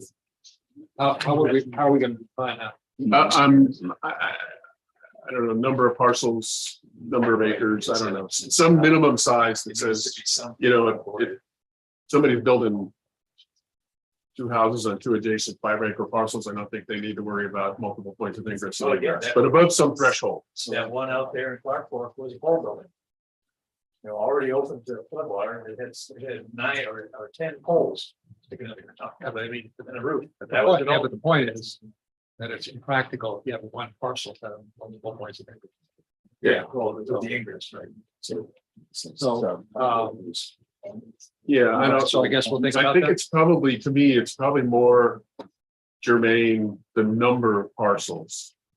Because it's the number of people, the amount of traffic and so forth, the density that's gonna drive, all of a sudden, 20 people are trying to get out because of the wildfire. So this, Yeah, and the Uniform Fire Code, now International Fire Code, has recommendations on the number of dwellings on a road before there's a hammerhead, before there's a second connection.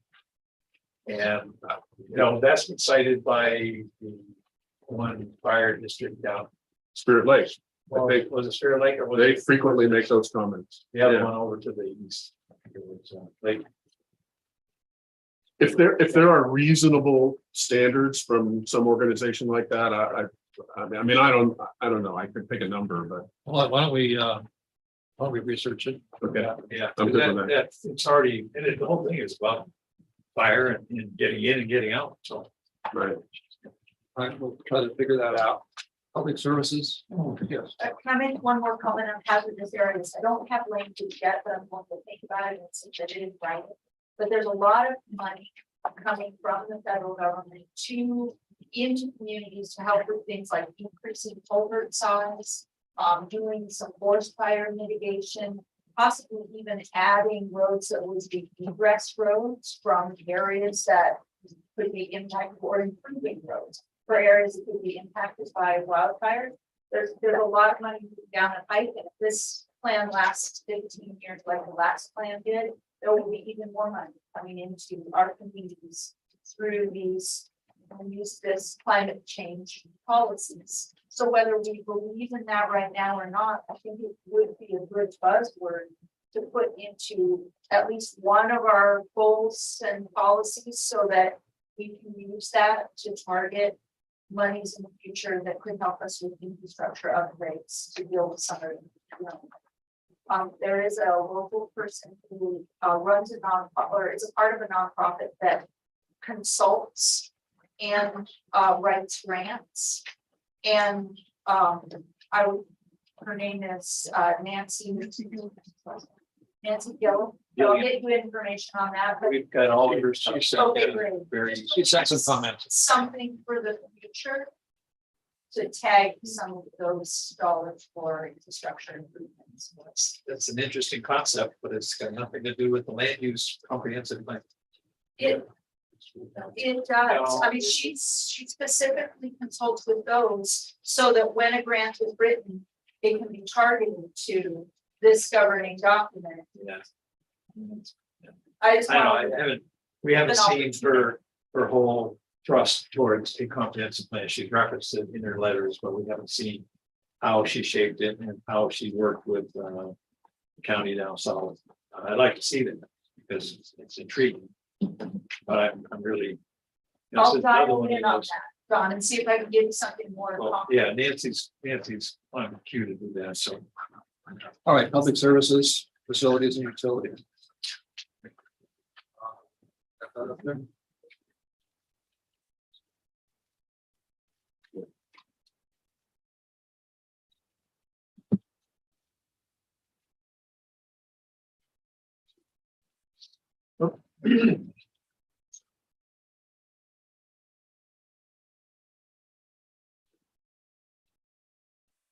Okay, so want to scroll through that, has a chance to read it. A whole lot of reds. Yeah, there is, so. Not to stretch out. So do we have any comments on the public services facility and utilities component? Seems to me like the last bullet under objective, would that not fit under policy? I'm sorry, say that again. The last bullet point, Bonner County, I would put, require adequate provisions, et cetera, would that fit better as a policy? Yeah, we can move into a policy. Just seemed like that, and then, the first policy, I would suggest,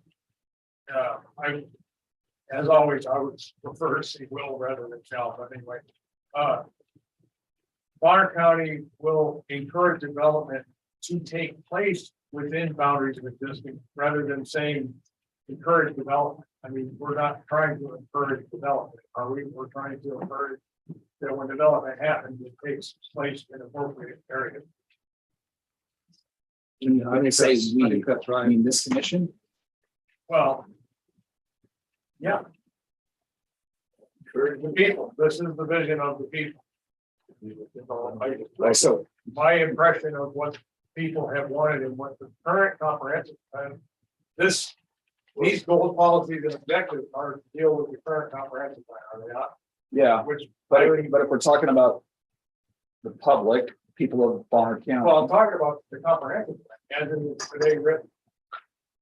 Which puts a huge emphasis on keeping the county for rural character. So all I'm saying is, rather than simply stating we want to encourage development, why not say we want to encourage development where it's appropriate? That's what that says, I believe.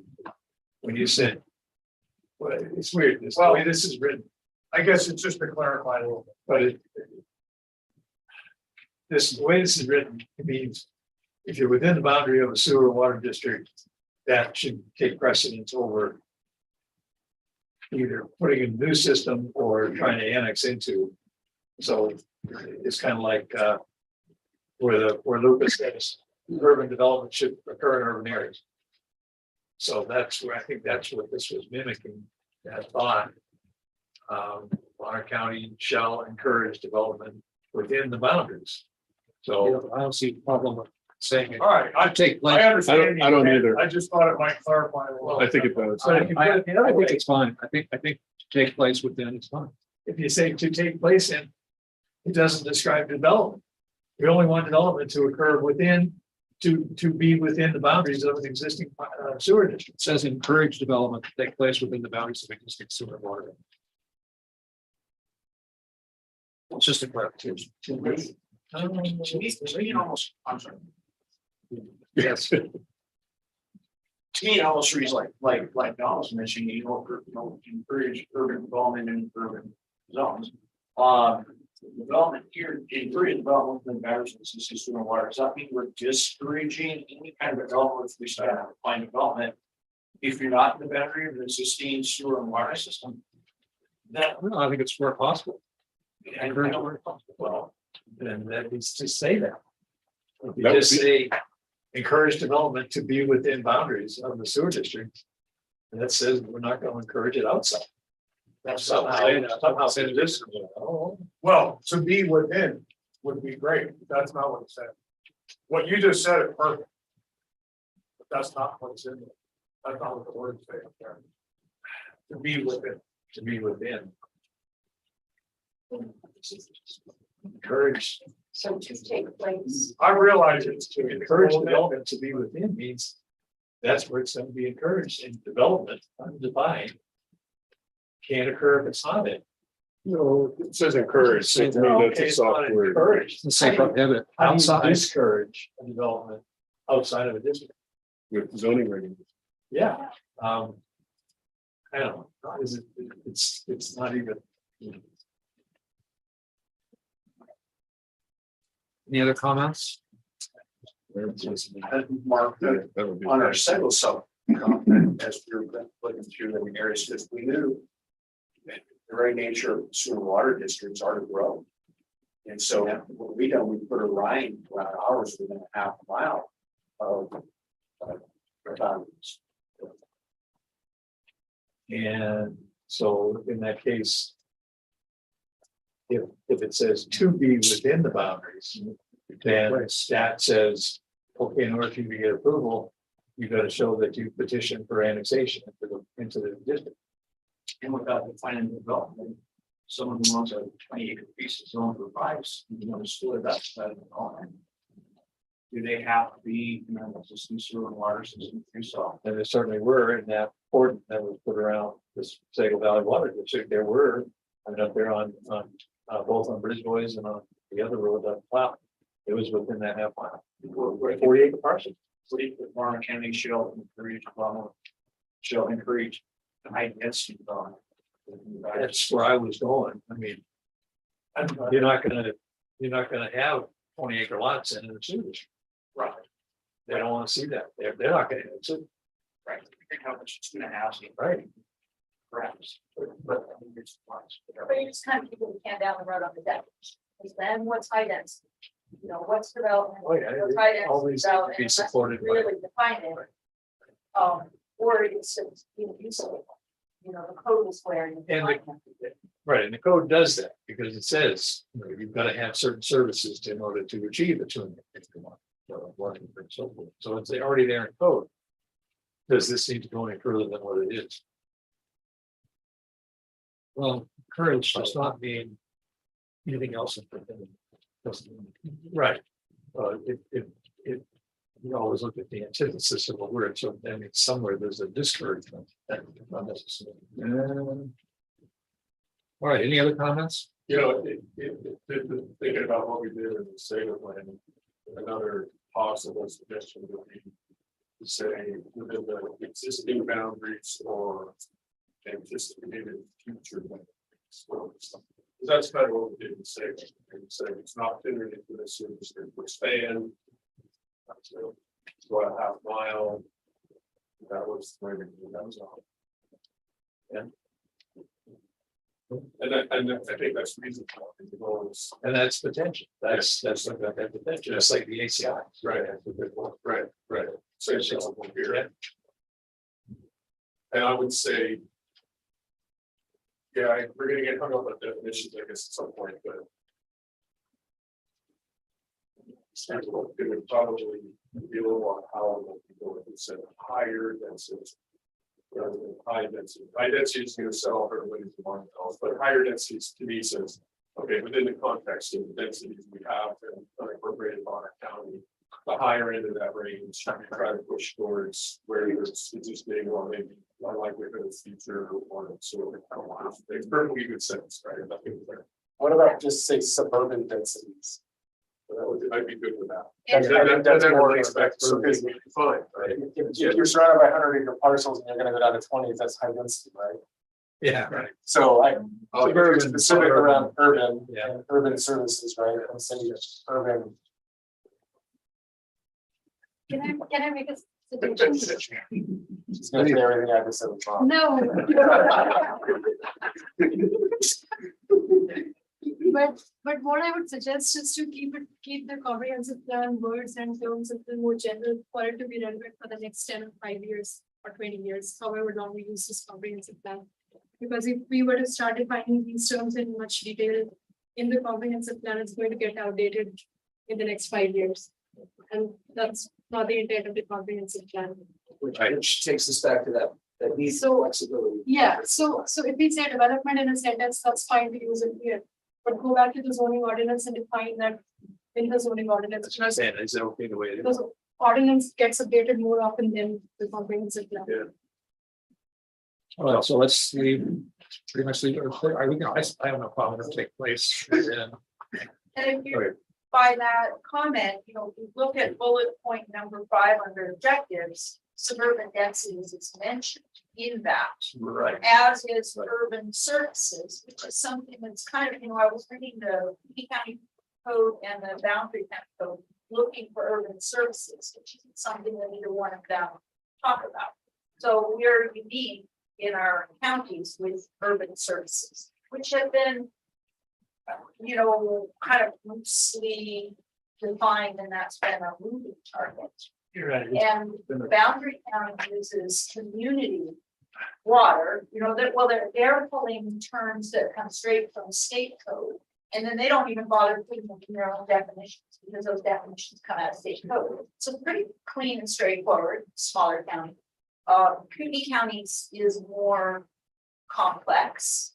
I wouldn't say that I have my head fully around that, but if we're gonna listen to what Swati just said, which I think is a really good point, this is a guiding document, and then the code gets pulled out of this, we might want to look at bullet point number 5, and maybe even take that out of there. I hate to use things that are restrictive because that's me, but I think that I have problems with both those words, urban services. First time, like, ditch that. Since it doesn't seem to have any kind of legal definition, if you go out and look at that, look for it, compared it to other things that we can replace it with. Yeah, we grappled with that. That definition in the code definition section as to what it means. That's why I was. Okay. The suggestion to remove. Bullet point 5. Do you happen to know how community services provided in the state code? It is community water. Community water Was serves. specifically the thing that I was looking at, but I will send you an email on that, okay? Because I did some research and I documented my research and on this, off the cuff, I don't want to speak correctly, but I'm curious on that. I know that Panhandle has certain classifications of the systems as well, the waste system, so that if you had 4 more septic tanks going into a drain field or a treatment, secondary treatment, so forth, it's class different. It's really, as Matt has brought up so many times, it's nice when we can be using terms and pulling things that are straight out of state code so that we're following things rather than coming up with our own words, creating our own. I agree, that's why I asked the question. Yeah. And Mark, when you said urban services, does it define county lines? Yeah, county lines. Right. We have. I'm sorry, I didn't mean that. I just meant that our definition is kind of Bonner County. Right. And that you don't find it in other places. Kootenai County defines water system. I will agree. It's a system of wells, pumps, piping, receptacle structures designed to store, treat, and shared water system. Is a system that serves a lot more functions. So our lines right when we are down. Yeah, that's not, that is I think that's an appropriate definition for a water system in kind of a 4th grade. How are we talking about a water system and what does it do sort of way? I don't think that's a useful definition when we're trying to talk about how that relates to density of parcels in developments and how much water supply is adequate for specific densities. That's what I was saying. Yeah. All right, so is there support here for eliminating bullet point 5? Which one? Yeah, I got Lost. urban services. Urban service, one word, urban services shall be provided for suburban densities. I need to have that right now. I'm sorry? Maybe. I didn't. Maybe. Captain Jake can let us know that that's pretty much in code already. Urban services shall be provided for suburban densities. Yeah, we already have, yes, it's just in elements. It's copacetic with codes. Yeah. So I would suggest we leave it, because I don't think anybody's suggesting we ought to change that part of the code anyway. Okay. Maybe for some future improvement, if we can bring our terminology in line with some generally accepted standard terminology. That might be The last, Jake, just to clarify, because it's my understanding that that says urban services for suburban densities. How does that, how does the shared well play into that? I can show you, it's under 12-63 services and utilities. You already have it. There you go. This is urban services. Oh, that's the definition. So in here, banded back and forth for a couple of years. so in this part of the code, urban services is defined as publicly or privately maintained water supply and distribution systems. And then in 623.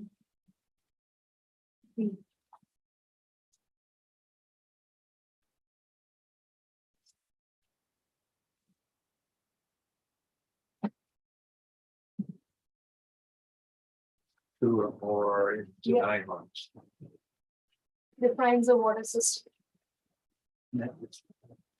So that would be the shared well. Yeah, that's consistent.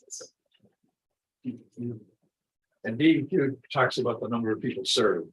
Right. The community system is 25 people, the same people, 25 people for more than 6 months or more out of the year. It's kind of a funky definition, but they apply it very liberally. Yeah. All right, so let's move on. So the very last policy statement under this component. Yeah, we can go back there and scroll down to that. We talked about it during our session, but I don't think it got changed from the way we were discussing. Because we can only get it, we'll show you. Scroll down to the bottom of the policies. Okay, that one. Bonner County shall provide adequate facilities. Bonner County doesn't provide adequate facilities.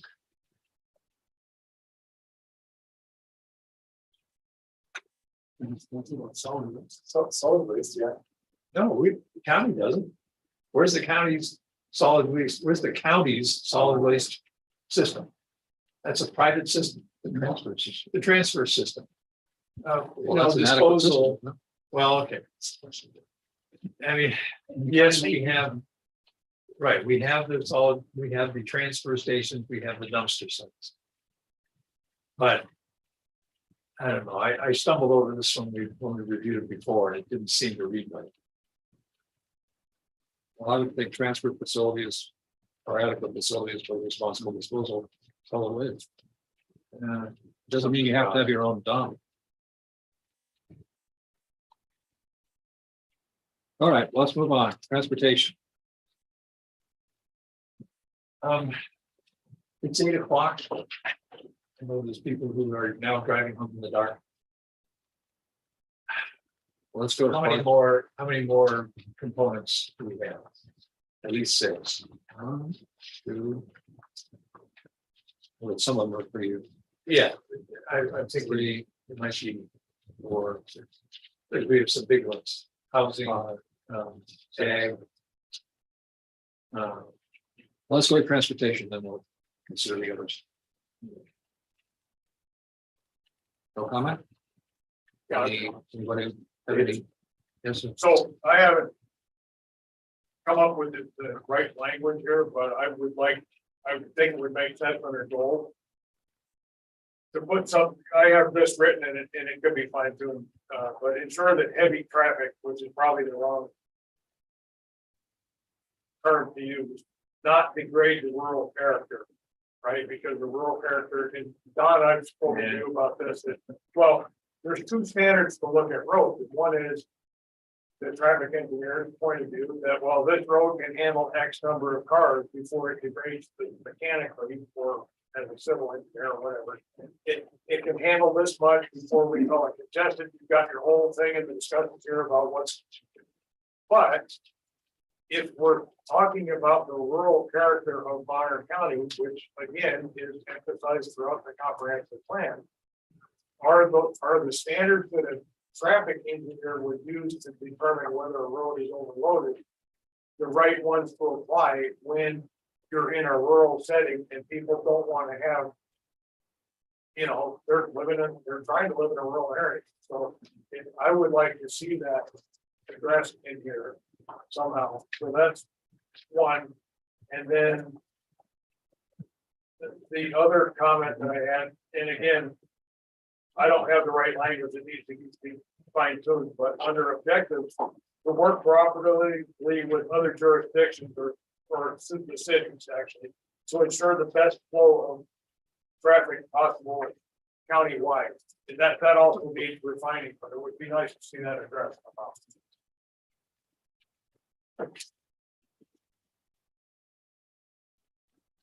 Yeah. Any other comments?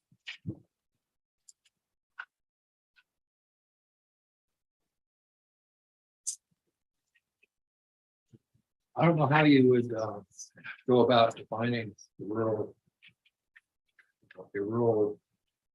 level of service. I don't know how you do that. I mean, I think most governments are kind of saddled with the traffic engineers. Well, and so I've looked into any source I can find, whether it's APA, whether it's the Institute of Traffic Engineers, Transportation Engineers, et cetera, et cetera.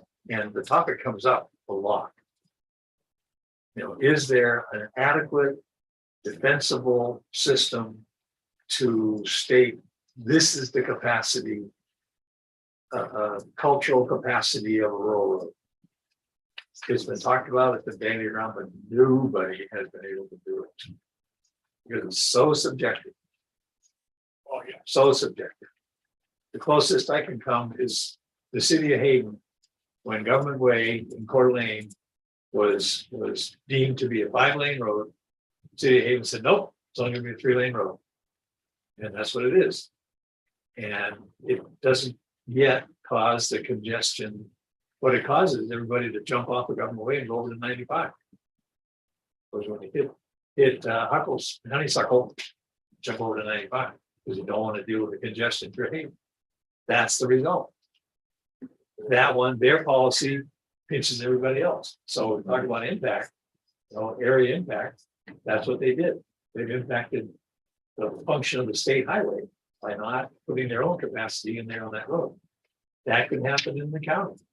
Well, if the county roads are only 2-lane roads, Highway 200 is going to become a freeway. Is that what we want? Oh, do we? So how do you, boy,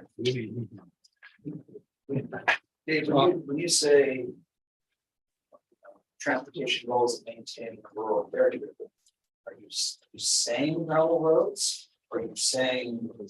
So I'm talking about the amount of traffic that a road can carry.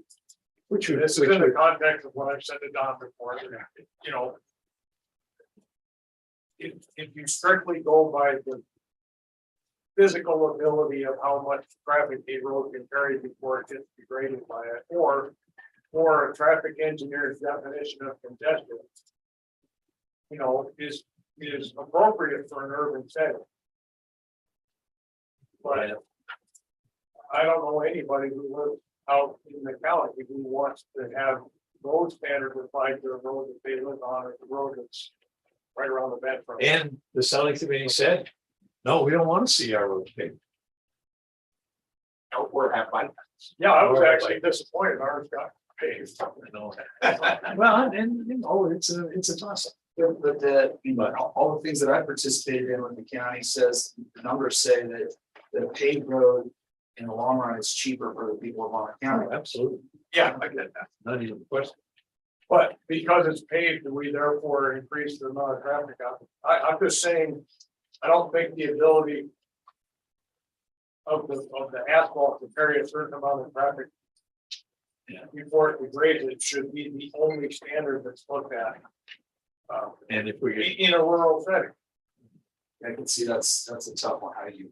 I don't know how, but it can still be a goal, even if we don't know how we're gonna achieve it. I don't know how you even define it. Here's the problem with putting that stuff in goals. Somebody then picks it out in response to a land use application and says, wait a minute.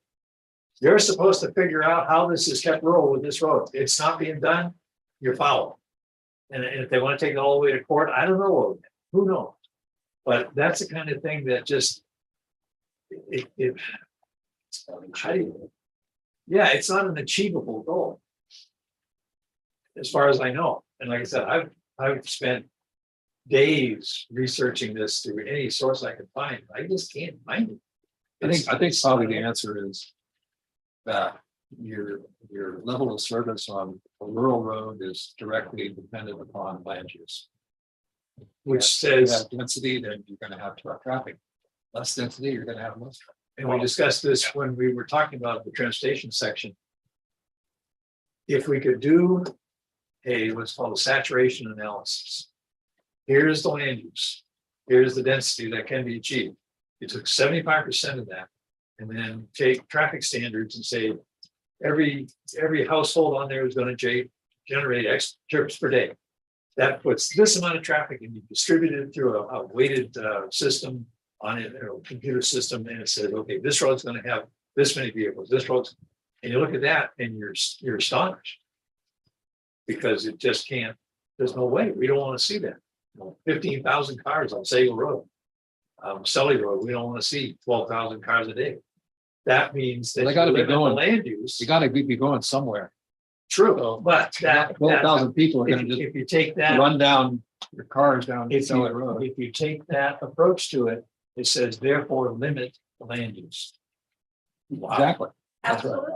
Yeah. And that's what it said. Matt Mulder's already writing letters when you're trying to rezone in certain areas. He's writing letters, or well, specifically to Sally Valley, and said, if all of the parcels that are currently zoned 10 acres were built out, we would be over capacity on the roads that we have with what we have.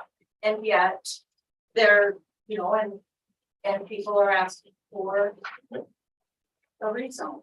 Yeah. So I think from our own professionals, we are getting feedback that this is the situation that we're looking at. But I don't think that's something we can put in this section. I think it's more in a. Isn't that kind of in the suggestion when it says Bonner County intends to provide a transportation system that is safe, uncongested? Yeah, uncongested is very, And well very. maintained. Well, I guess my thing is that at this point, if you're saying uncongested, you're going by the proven traffic engineer definition, right? Which is a lot heavier than. Well, even that's not quite right, Dave, because there's this guidance that the American Association of Highway Officials put out in 1956, and it's called Rural Road Standard. Okay. The Blue Book. That's construction. The Blue Book. No, it talks about, then you get into the highway capacity manual and all that stuff. But it talks about levels of service in a rural setting. Okay. And they're not the same as urban. They are definitely, it's just a lower threshold. In the urban area, you could take what's called level of service E. In the rural area, they suggested not putting up with anything less than D, but that means you add lanes, but it gets level of service D. So you end up with these big wide roads to carry all the traffic easily without congestion. So, you just killed the thing that you wanted to preserve. So why don't you think about it, you come up with some language. Yeah, I'd love to come up with something that defined it, and I had a long discussion with Matt about it, and I need his input. All right, let's move on. So recreation. Oh, I'm sorry, Alan, can I make one comment on the end of objectives? You changed included to consider. Would you consider encourage rather than just? I'm sorry, where are you? Consider on bullets, we're on transportation. No. On the final bullet point of the objectives, bikeways and pedestrian paths shall be, it was included. And you took that out and put in considered in development plans, and I would suggest encourage. No.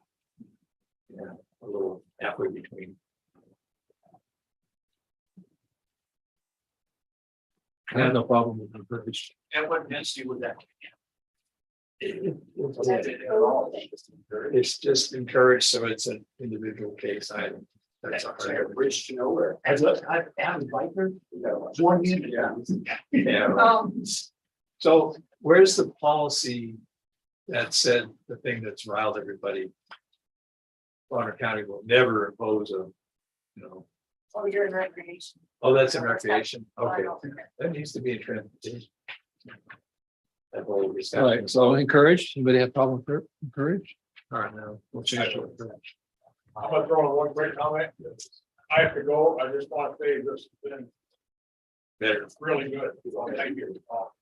Thank you. All right, recreation. Comments on recreation?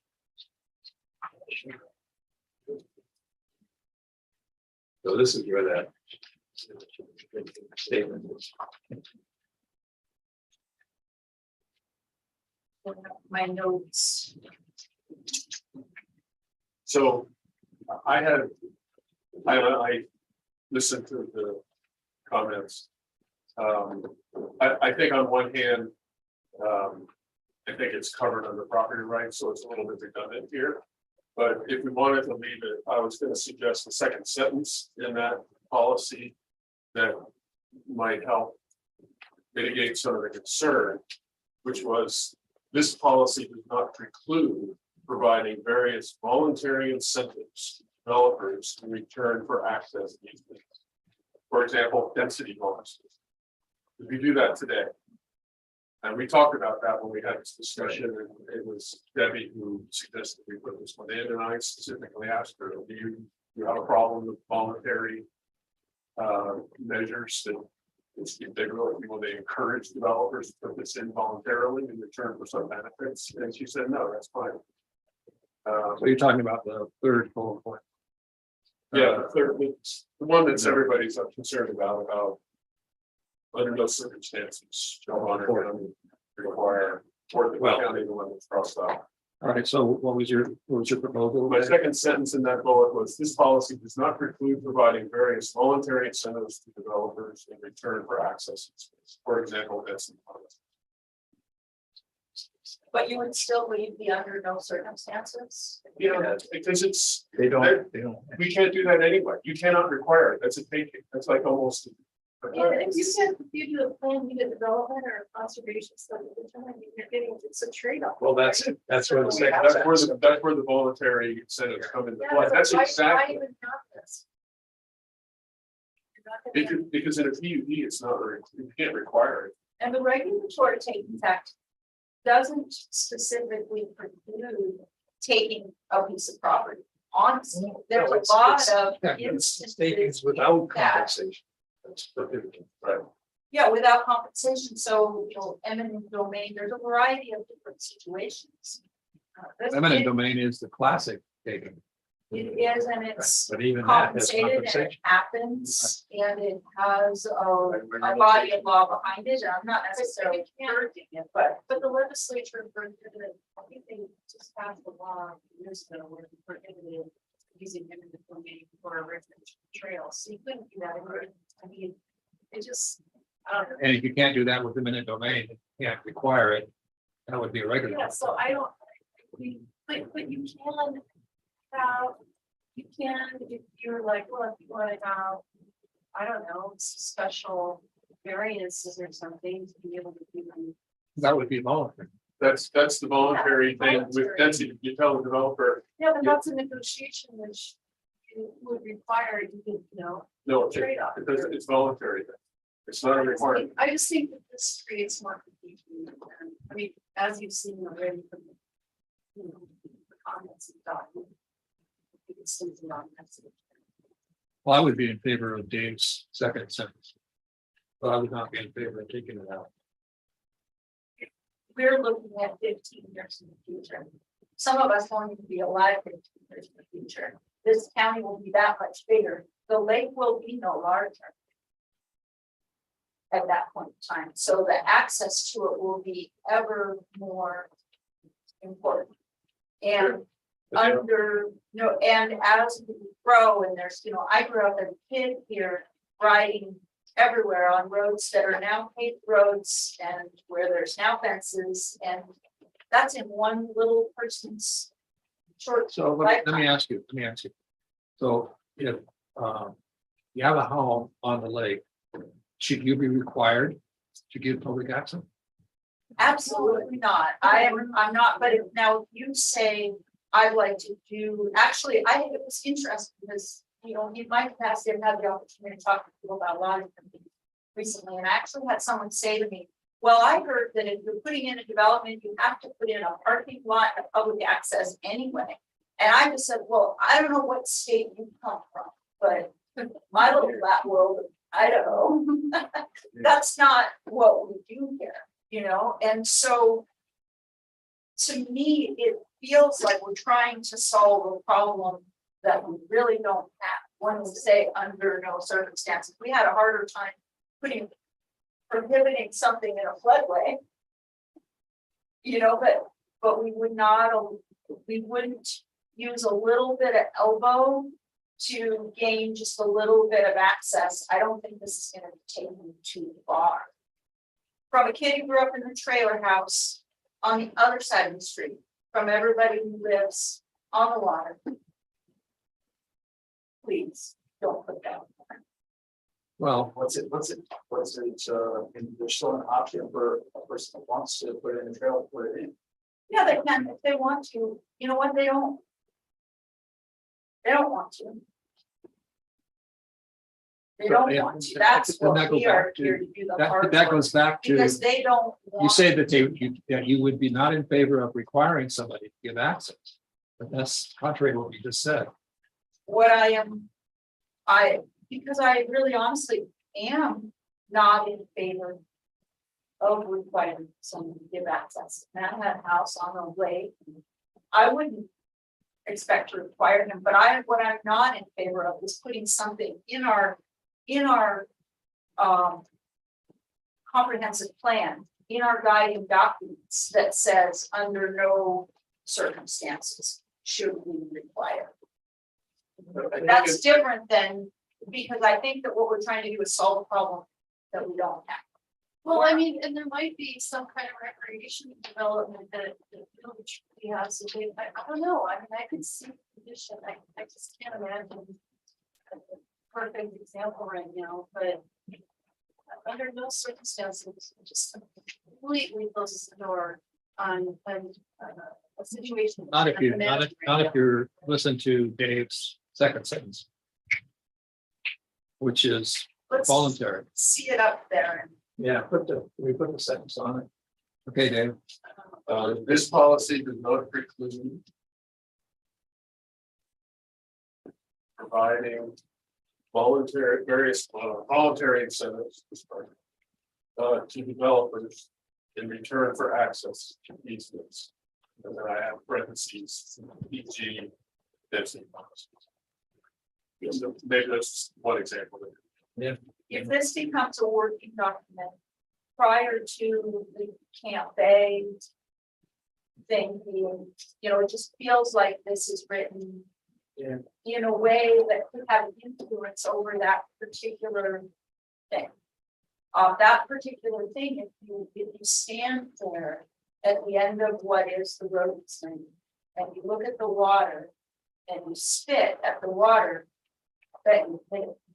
so there's very minimal amount of land there. Now, however that goes, I'm not stepping in to try to litigate that, but I'm saying that in this, I saw a few words added in that I could see having an immediate impact on gray areas that we're trying to work out right now.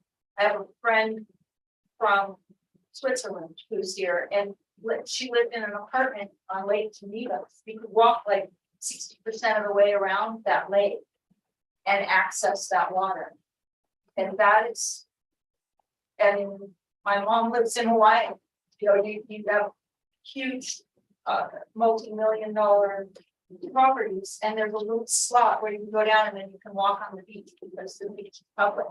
We are unique in making all of so much of our lakefront private. In the long run, if we go back to the economic development, and we are encouraging businesses that offer recreational opportunities to things, then how do we encourage more opportunities? If we put in language that's overly restrictive. Well, you're not going to encourage economic development on someone's private home. But there's a lot of development that happens here because of the attractive outdoor living. I'm sorry, I didn't hear it. There's a lot of economic development that happens here that's peripheral, that's related to the incredible outdoor amenities that we have, like the lake, which is now. That's to do with access. Yeah, I don't know. Yeah, You seem to be kind of hyper focused on water and water access, and appreciate you sharing that, because I've had it in my perspective. Mine is, I've got 10 acres and sell it out. I don't want somebody to put a trail to my property. And I look at this from context of personal property rights. And I like that language that says, we, Bonner County, are not going to, we're we're going to put some language in there that says, hey, we care about private property rights. I honestly But- think if but we took this out, it wouldn't change anything. Well, yeah, Because you the already section have on private property property rights rights. says you can't do this. So I think with the service, it just kind of confuses the issue. To me, it's kind of like what the Natural Resource Committee came and said, they repeated a bunch of things that were already stated. And kind of riled the water. I do think that. I don't think there's any great reason to have this in the I don't think it turns anything. Yes. I was just gonna say, in that Idaho regulatory that guidelines, Attorney General Ross has 2 cases. One's called Nolan, NLLA, and one's Dolan, ULA. There's several of those. And they deal with this exact issue, it's called exaction. And you cannot force someone to go ahead and give someone a public. two landmark land bases. Those are 2 big agencies, just cannot do it. So if the law is there to not do it, But then what's the point? Precedents Right. from the US Supreme Court. So I don't see, I personally don't see anything wrong with reiterating that. We certainly reiterated state statute and other things throughout. Well, I like what, someone commented last time about the need to protect private or public property as well, and we have a lot of, potential access points that maybe are not recognized right now, and we think that the county should take special effort.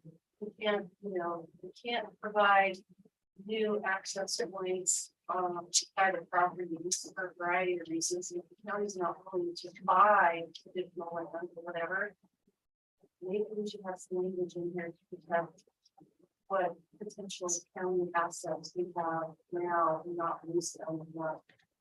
I think you protect county assets by electing. Commissioners. Just that. So legal recreation access is that amenity shall not be restricted or attacking future development. But that says legal recreational access to the amenities. Sometimes they're not recognized, so they don't see it as recreational. Like the end of the road. We have a lot of roads that are platted into the lake in Bonner County that are not necessarily developed at this point as recreational access. If we put this word, we just call it recreational access and amenities like we used to, but we add this verb, we add legal in there. We give a lot of, all of a sudden, there's going to be a lot of litigation about what's legal and what's not. Well, it was a road, it wasn't supposed to be a legal access or water, and then they flooded it, it's think that it's fuel on a fire that's already burning, and it's not necessarily necessary verbiage, but does fuel the narrative that some people say that there's not much protection of what the little people want, and there's more protection for money interests, which is. Well, the addition of legal is that public recreational access could have been over private land. I'm sorry. The way that was written before, public recreational access as an amenity shall not be obstructed. Public could be, so just the public has been, the general public has been using a certain area for access, even though they had no legal right to do it.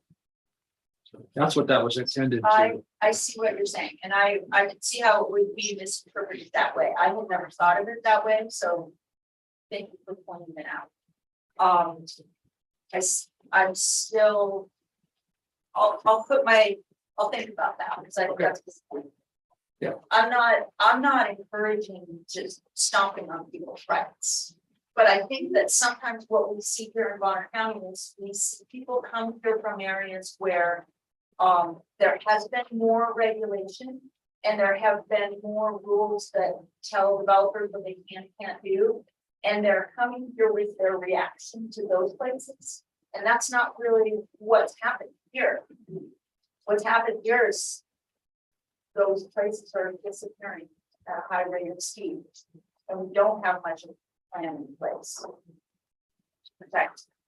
Could you please give me some examples of those places? I know there's contention in Camp Bay, but you're talking about referring to lots of roads. There are, when I refer to lots of roads, Debbie, I meant that there are many roads in Bonner County that were platted roads before the dam was put in. And so now those roads, and some that just kind of were, maybe they were just put in the way that they were put in, but where they dead end into some sort of a local water source. And my thought for a long time has been that's an opportunity that we have for the future to provide little public accesses in a variety of different places. Lakeshore Drive, as you go down, has a few little things. Bottle Bay Road has some. Third Street here. Yeah, Third Street here. Third Street here, like a It's little still neighborhood, local neighborhood.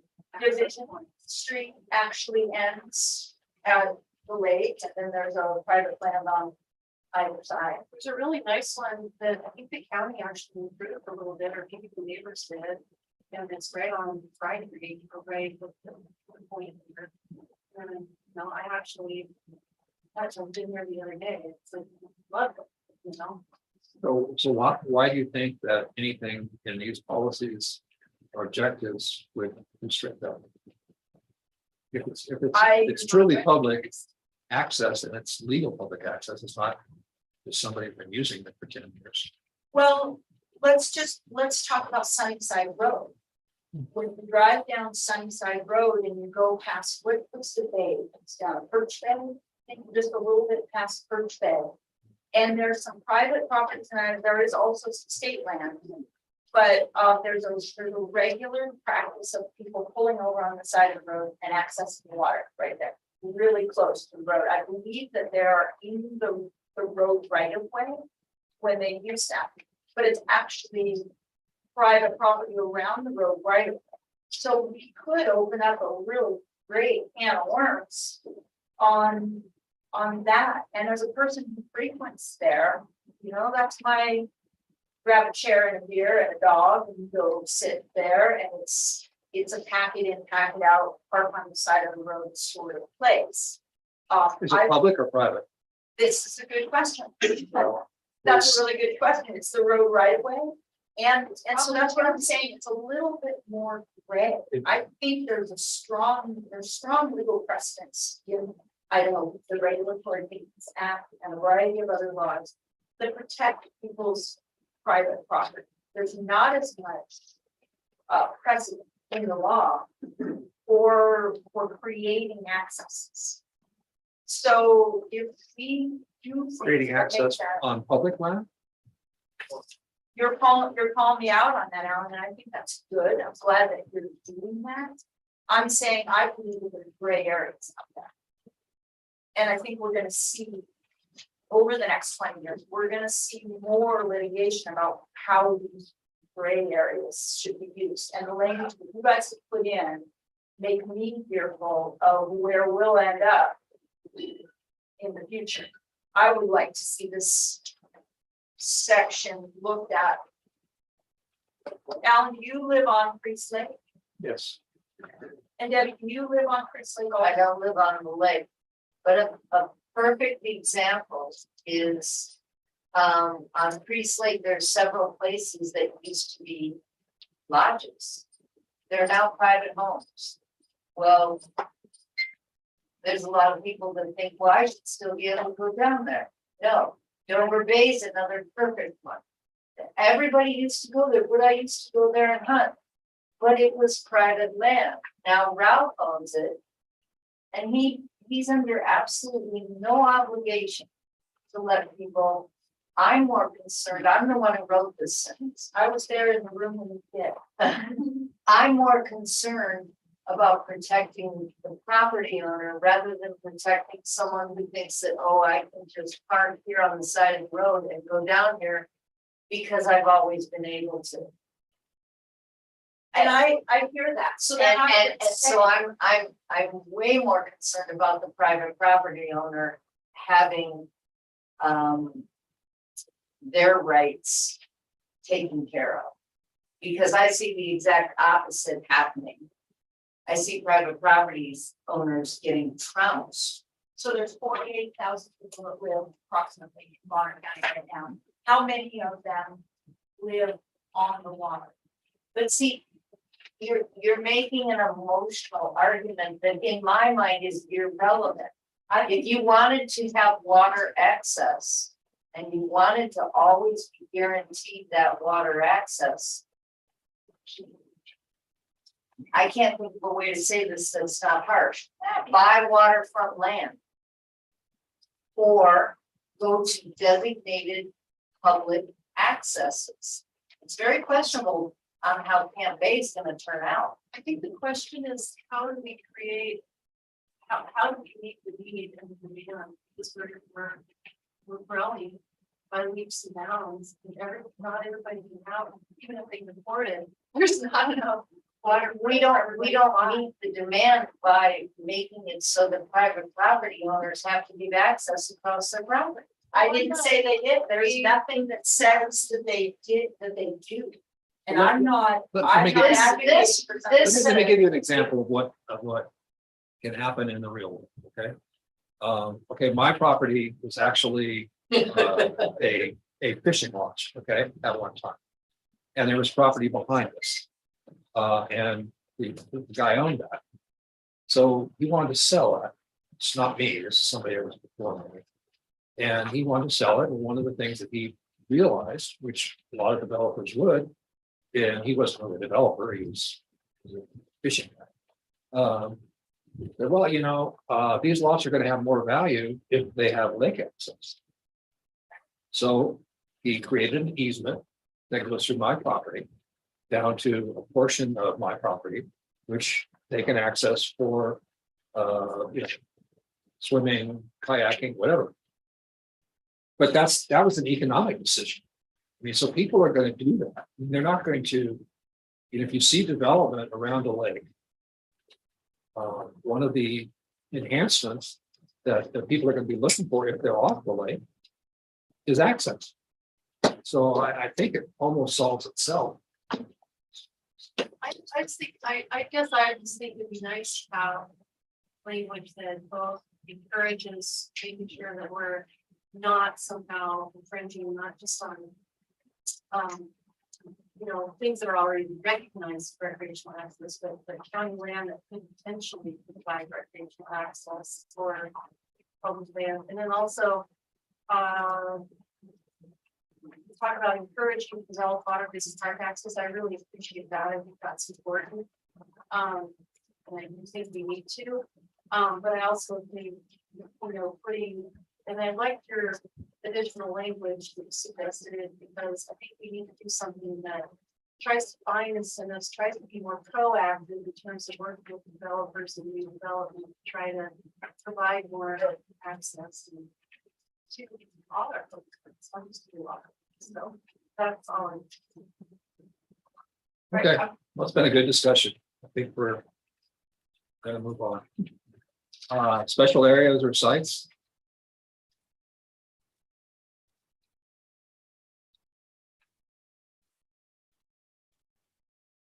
A lot of controversy about this. Everybody, okay, can we move on? Housing. Sure, nobody has comments on that. Tackle housing. I had some, are you on housing? I think I gave you my comments.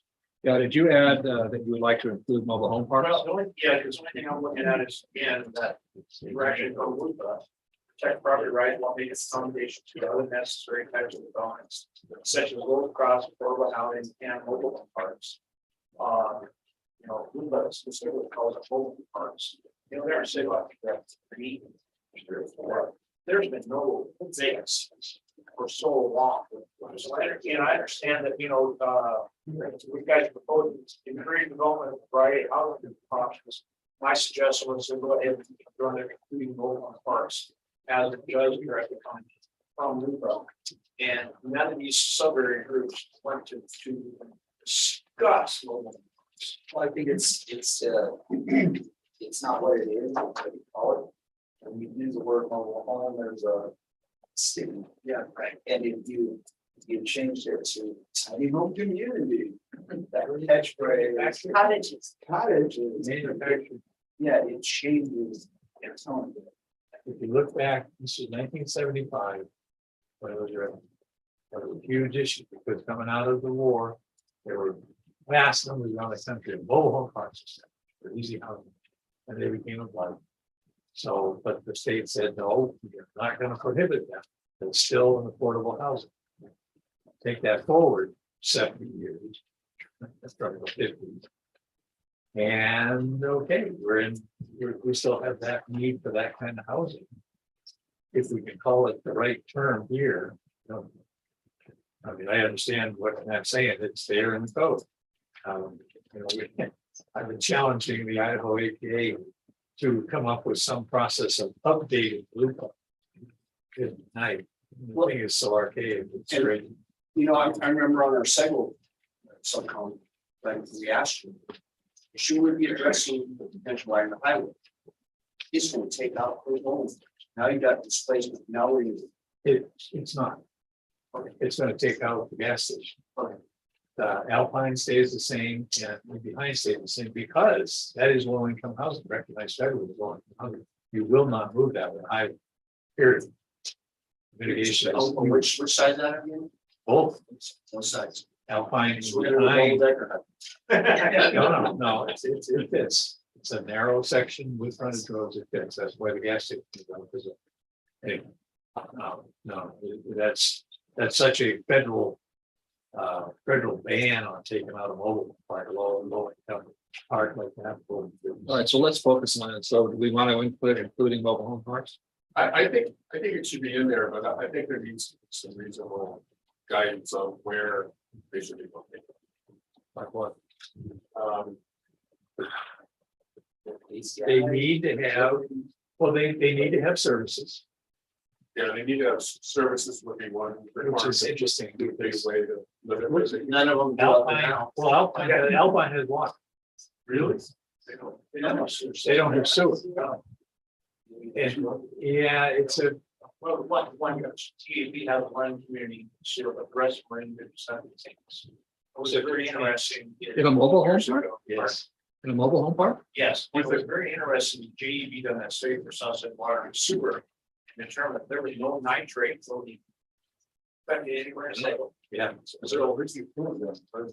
Well, It's getting percolated and ran on right off through that. That soil is perfect. Do they have individual? Yeah, the one right behind the old station house, individual septic tanks and drain fields. you've got like one line coming out of those. Yeah. So they find out. Then we're tight. And the soil takes? Yeah, they're right behind each one has an tank. But one of the things that I was concerned with. Being the subject, why should just the second community be worried about this higher density than about old ones? Like it's in the other areas. Just want to absorb that, you know what I mean? Well, that's still ultimately up to the whole discussion. Okay, well, how about if we say including mobile home parks in appropriate locations? With appropriate service. But Jake, isn't it? An RV park is allowed in any zone in the county? Except industrial. I don't think it's allowed in industrial. Not industrial. That's But right. it's mission. Maybe, give me a second, I'll find out right now. I don't have the code anyways. Well, no, an RV park is different though. Well, no, it isn't, unfortunately, the way it's defined, it can be permanent. Really? housing. Yeah. I thought there was a maximum. Maybe there But it's basically acreage. It's like. So you. Depending on the acreage, so when it's. Good single has. Suburban zoning, they can go in. Yeah. Water answer all the questions. Land and golf. Yes. Forestry worded. All right, so do we want to include it or not? I think we probably do. Yeah. But if we're putting that in, that begs the question is. Do we need RV park? Do we need a tiny home community? Well, I would include. Well, it's a Me, variety. I would include mobile homes together with tiny home parks, I would treat them the same, that's what I'm trying to say. And I think that goes for RV in there too, because a lot of these people, they go from here to here, back and forth. Oh, that's, They live in that one. You're living, it's not a if campground, you look at, then what's the difference whether you're Well- living in a boat on a trailer or a tiny home or a mobile yeah, home? because you look at Alpine, It's your home. Alpine on Sagal Road was always a mobile home park.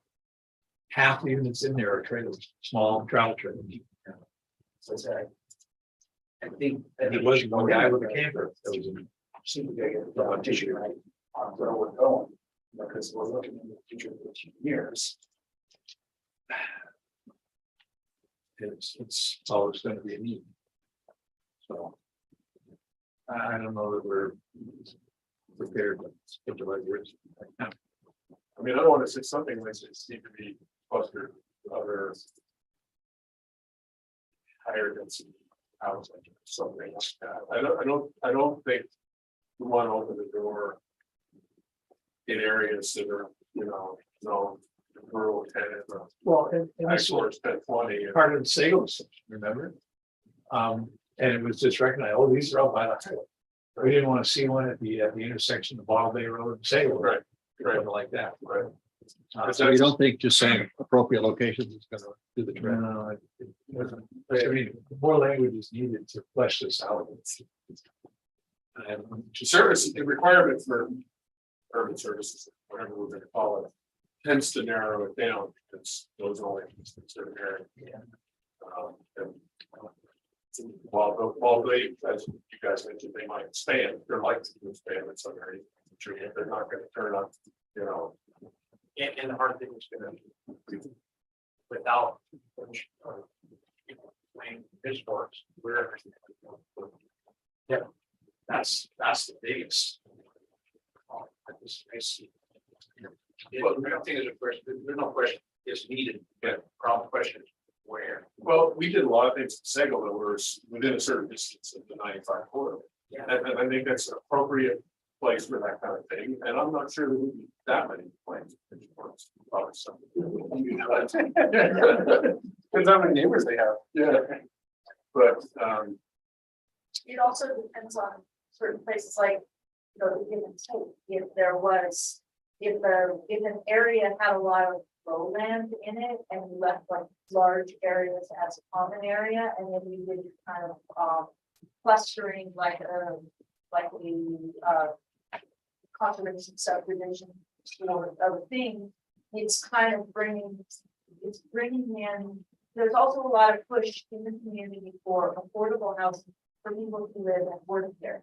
So it's not all 600,000 and above. And this gives an opportunity for that and innovative ways too, like people bringing their own tiny house, having a place to keep it, and then when they've got it all paid off and they buy a piece of land, they can take it with them. So stepping stone, I think the way that we sell those.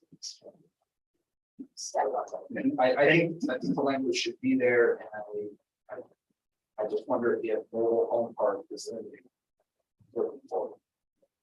Well, it says a variety of housing options, so. Yeah. And I think we're all kind of stuck in the old fashioned mobile home, the old tin building that you can't find them. Now and wood, and so things are changing. And so I think the newer parks are going to be looked at quite different. And you look around the area where there have been manufactured home parks, art models, these kind of things. Close Falls has some. I'm not sure there's any correlate. Correlate the huge one. A new one? Oh, yeah. No, it's 2 or 3 older. Yeah, and they're senior homes. Right. Oh, yeah. Oh, yeah. Over. But that would be a catch-all housing option, I guess. You're 55 plus community, which we don't have any. No. Well, we actually address that. No, I don't, not 55. But variety of housing options. I mean, wow, that's pretty broad. It is broad. I don't. Maybe while we're thinking about that, I have one that's, I hope less controversial. We talked about workforce housing in the economic development section, but we don't mention it here. Yeah, no, I think we should include that in the second bullet point. Including workforce housing. We could.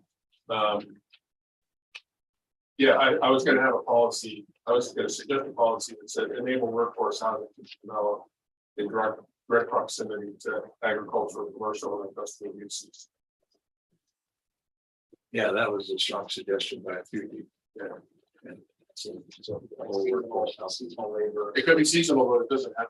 No, right, and there, some of them were talking. So you would be adding one? I was, yeah, that's the way I thought about it, but I mean, we didn't mention it at all. But why don't you just repeat that? It's being on the screen right now. Magically appearing. And industrial uses. And industrial. So I was thinking, one of the things I wanted to try to focus on is, you know,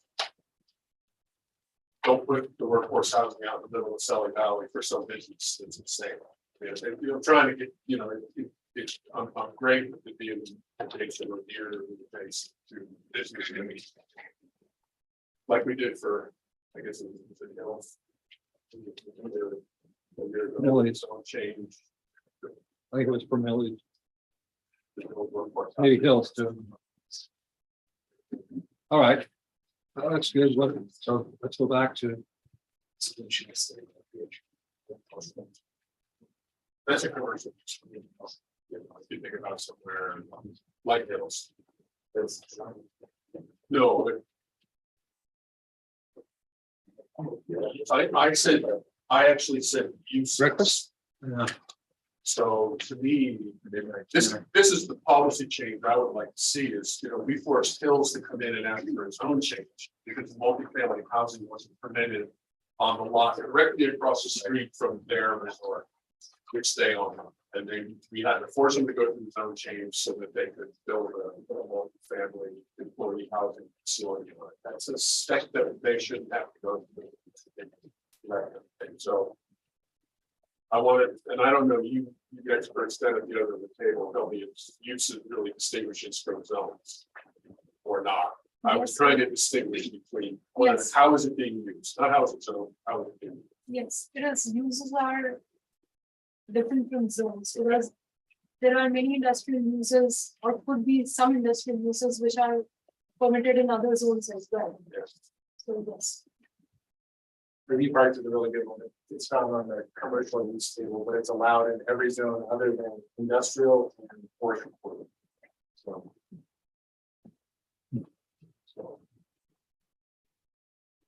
Let me make a suggestion on, I think that's good. We should keep that. On the mobile home and tiny park communities, why don't we include that language and then we'll think about it. Right now, the mobile home is a separate use, and it's only allowed in. Oh, I lost it. It's only allowed conditionally in suburban, conditionally in commercial, and conditionally in the rural service center. So, having a goal like this, you might expand that conditional use or make it permitted outright and give some specific standards to it, right? That's something that the commission wants to encourage. That's why I thought calling it an RV park gives it a lot more options than calling it a mobile home. Yeah, mobile home park has its own kind of set of standards and it's different than RV park. Right? It's not what it is, it's what it is. Yeah. It even has its own definition. Oh, there you go.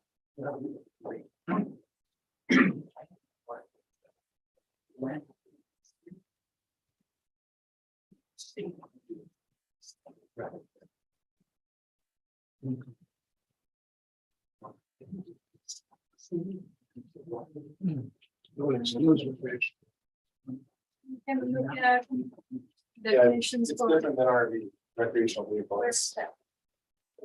Up in Canada.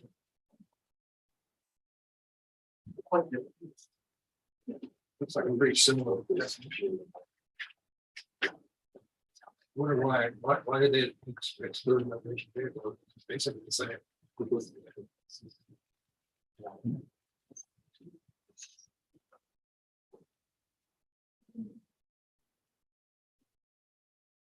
Well, let's leave it. Let's leave it with mobile home and tiny home communities, and then we'll see if we can refine it.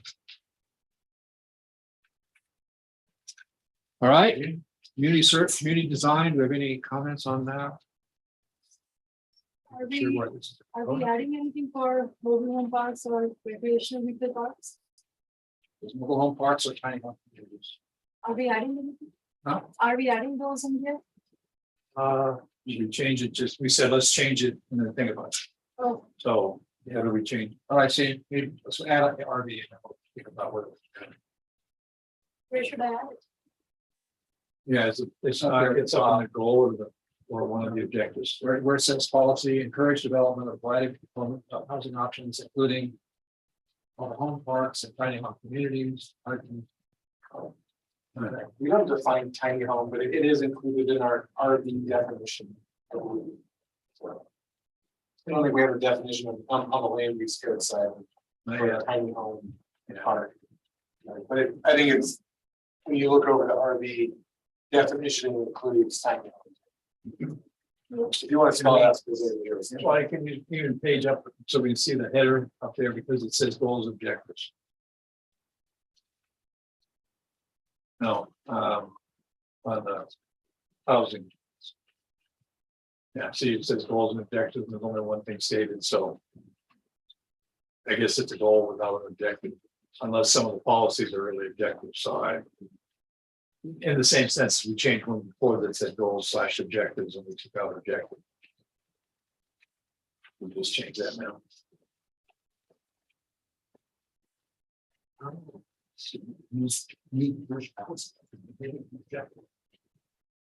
Yeah, it's.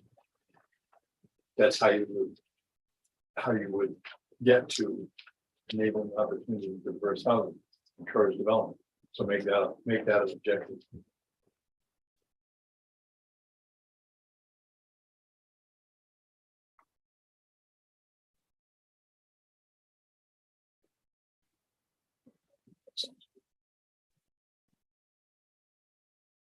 Well, let's think about it.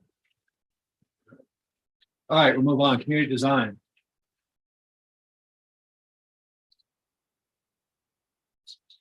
Anybody? How about commission? I think we didn't have a lot to say about this one. All right, so should we move on? Agriculture. We had a lot of comments about this. The gentleman that was here at the last meeting.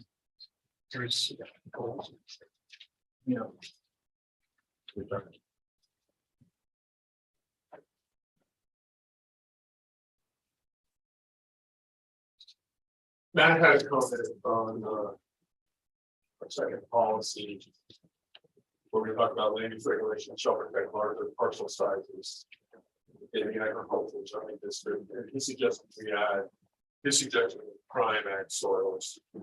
The further defining where we want to do that, I would like to see prime ag soils or soils of statewide importance, which is actually what the current comp plan says. That didn't make it into the code. Right, and the reason why I left that out is because I talked to Idaho Department of Agriculture. Most I talked to. Idaho State has not adopted soil statewide importance. It's not in code. Idaho Department of Agriculture, we haven't adopted. That is national in RCS, right? The definition. And until we can go ahead and define which soils are soil statewide importance, which they're allowing the individual states to come up with that definition, is Bonner County law. So soil statewide importance. We can look it up and see whether it's prime or non-prime right now. I've come land. They classify and see soil we have it. So the soils of statewide importance. I don't see it not adopted those. We see them. We certainly see land use applications where they've identified soils as big and important. That's because they are going through an NRC. Yes, it's not an Idaho. It's not adopted by Idaho State Code. So it's, yeah. I was curious. months ago. What the difference is. And the difference for NRCS is, I would paraphrase it as primary soils being grown so that anything will help. And soils and state land importance can only grow in 7 crops. And like, it still seemed to me like that was something worth trying to check. And I just don't know it's in the current comp plan. Talks about protecting, it's one of the criteria, I think, for private land. I just don't know how that's. Yeah, you know what's weird? If you look through, you go open up the county map and you look at parcels that have ag exemptions. And then you see, look at their, on the aerial, and it's obvious they're growing hay, they're growing crops. The majority of South Sagal and down into Kerrywood is 5 acres only. And the majority of those parcels have forestry or ag exemptions. It's rural 5. It's not ag. Well, how is that? Because we have to have 5 acres, you have to have an acre for your house. So you have to have. Well, that's for forestry. That's for forestry. But ag? Ag, nothing. You just have to make $1,000 a year. Verified, and then you get the ag exemption. But I mean, it was ironic to me. The other day I looked at it all the way down the whole swath from the lake over to 95 and then some on the west side. Everybody's going, hey, everybody's doing all this, even the smaller parcels, they have an ag exemption. Right. And I guess my thought on that is rural. Well, How do we protect it? right. Well, why don't we say something like, protect larger productive parcels? Well, but I mean, we haven't heard it yet, but I'm waiting for somebody from Kerrywood. When somebody comes in to develop a piece of property and take it away from its ag base, and then making the argument, wait a minute, you're supposed to protect ag, but it's in an R5 zone, which says nothing about ag. It doesn't even say agricultural. I don't think it says agricultural pursuits can be pursued in an R5 zone. I don't think it does. R10 it does, but I don't think R5 does. And the whole blooming place is R. And my whole thought on that whole primary, it's not like because it's in blue line. Because I think on my last sentence, for instance, there's a 20-acre parcel out there. Currently being used as state ground, however, it does not have primary soils. But many are not designated as agricultural land use comp plan or zoning map, instead are zone rural and even suburban. And so there's a lot of those 20-acre pieces out there that we're using for pasture grounds and these not. It's currently zoned rural or suburban. This land, which go ahead and force you to go ahead and zone that agriculture, my concern. That's what I'm thinking. That's where I was going with that whole discussion. And in addition, that I don't think you touched it. It needs to also be economic as a bio. And so, yes, and you can't just look at your exemptions for a reason for zone, because you've got everything, agricultural exemptions, timber exemptions, lot exemptions for just raised this last year and legislative session. But like Matt said, a lot of people have financial background expectations, and all of a sudden you get a piece of property that's so suburban because you have a male on it. You get over to suburban 20s. I know, it's just something's missing. We got a disconnect there somewhere. Regional 5 does talk about Agricultural pursuits. yeah, But I think that's small scale farming and forestry okay. activities. There you go. Did anyone bring another person in here? Did everyone read these comments from Donald Morris? Yes. Christmas tree farm guy? Yeah. Good. Good. I'm sure I completely understood where he was going. But Me neither. okay, good. I'm not wrong. He wanted to strike this plus or greater than 20 acres. And he wanted some statement that we support the Idaho State Right to Farm Act. Does anybody have any? He appears to be concerned that he's got 400 acres and that if his family doesn't want to grow Christmas trees forever, that they ought to be able to do something else with their land. And that somehow he believes that this agriculture component restricts them. I'm not sure how it does, but I'm certainly, I don't want to do that. Well, right there. Develop policies to discourage fragmentation of very large productive agricultural land. That's where you, isn't that the one that you scratched out? I thought it was. Well, You he just pointed, commented about it. to the 20-acre. He pointed to the 20 acres specifically, but this one, I think goes along with it. I mean, because it's got 400, it seems like, there's opportunities. Oh. In the context of these goals and policies, to subdivide that. Well, but he also said that his property is either rural residential 10 or ag forest 10. He's about 400 acres. And see, that's what my fear is just that scenario right there.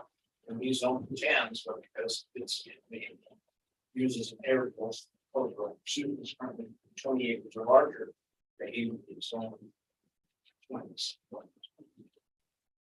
That much probably is concerned. But when you look at his property, you see on my road going there, and you look and see it's all flat. You know, backward. It's slow. Well, it's close to take care of, you know, there's some other things that have to be addressed. Yeah. You know, he's got options because of the property that he owns. We're not holding back, I mean, plenty of options with that property.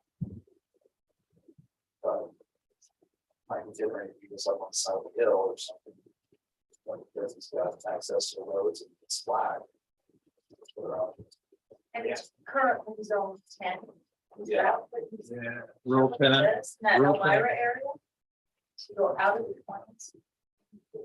Yeah, it's just north of, it's a massive, It's just on the other side of the UP line. yeah, he's surrounded by R5 on three sides. Really? Yeah. So long as that language doesn't force people like that, let's say I have a 28 piece of suburban zone and I have an ag, it's not parametric spoils, but we're aimed. I'm in a suburban zone right now. I don't want to lose that zoning designation.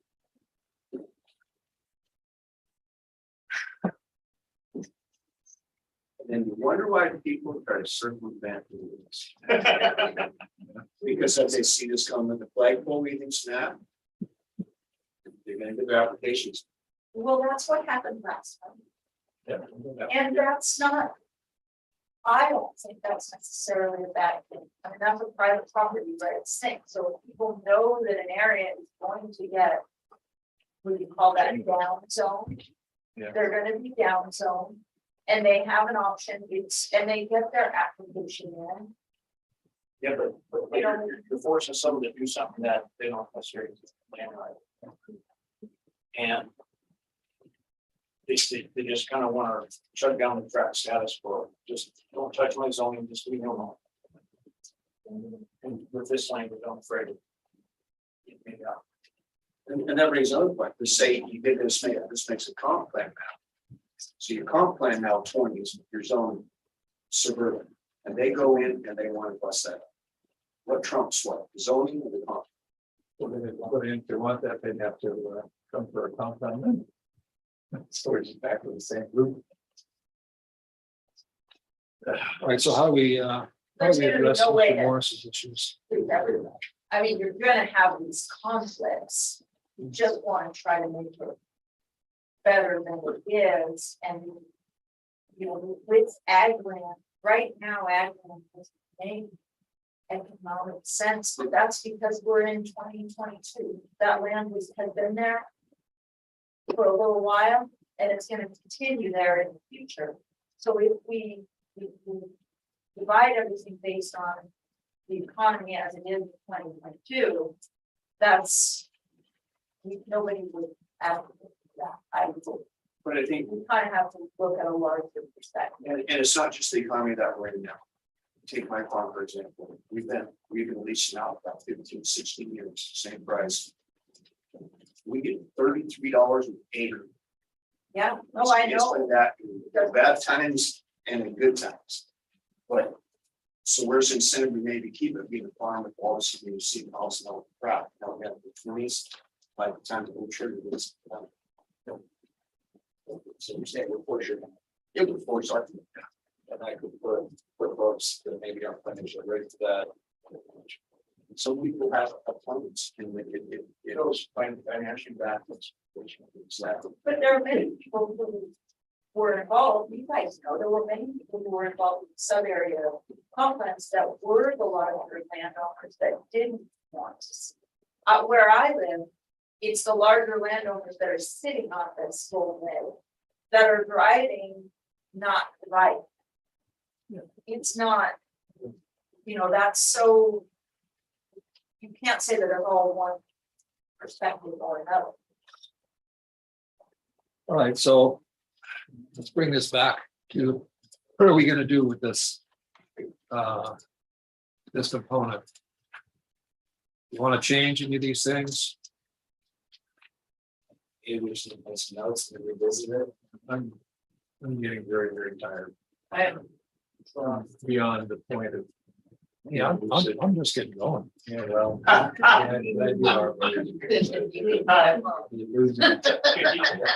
Just one. It's the most fun I've had in 2 weeks.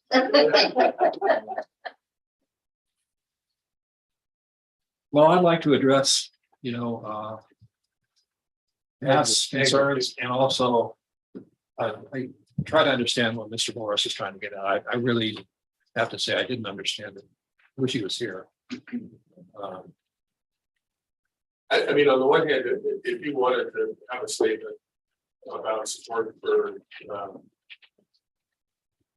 right to farm act, I think that's fine, but I don't think it really takes anything. You have to abide by it anyway, but Yeah, it seems like he was getting, apparently there's some protection in that law that protects farmers from It is. pesticides or From a something. nuisance, it's nuisance. I remember the Iowa Association of Response, we added that language in there last year, specifically every purchase of celery.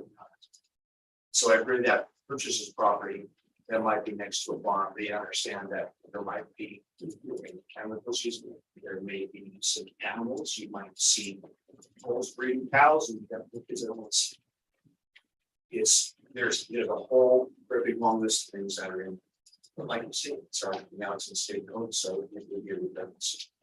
it makes people feel good, to put it in, it makes people, it doesn't hurt to put it in. Well, and also in the with that was, it also protects people now that industrialized hemp legalized in the state of Idaho. So now someone can raise industrialized hemp right next to a school. Kids need to come home strong. Huh. Part of the educational process. Science, when you say science, but it's trying to encourage agriculture and food. Yeah. It's a little tricky. All right, well, I would like to get some language on this agriculture. Do we have anybody that's gonna make a suggestion? I mean, I just wrote down something, so I don't know whether it's gonna solve anything. I said land use regulations shall, this is the second policy statement. Land use regulations shall protect larger productive parcels. I took out the 20 acres in agricultural zoning districts containing prime agricultural soils in order to preserve agricultural uses as a viable economic base. So protect the rural.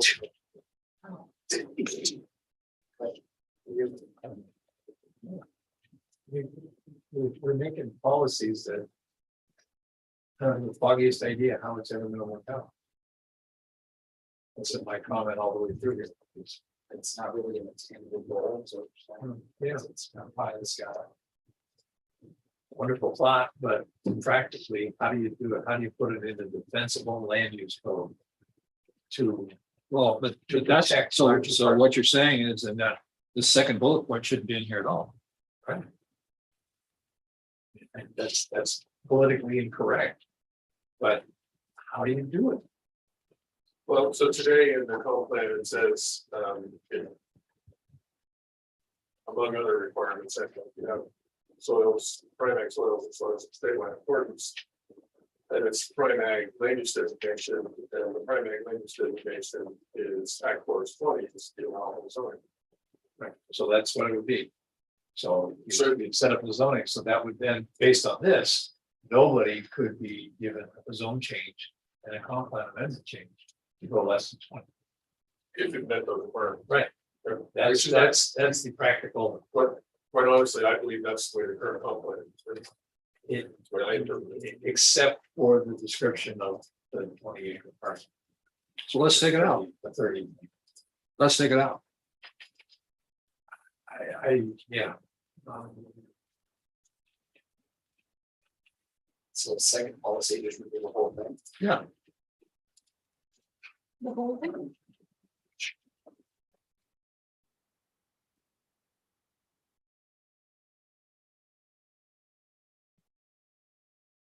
No, I think that's what we need.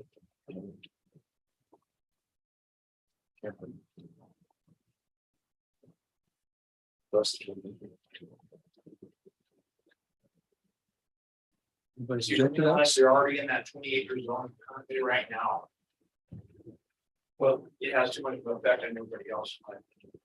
You can have language that appeal.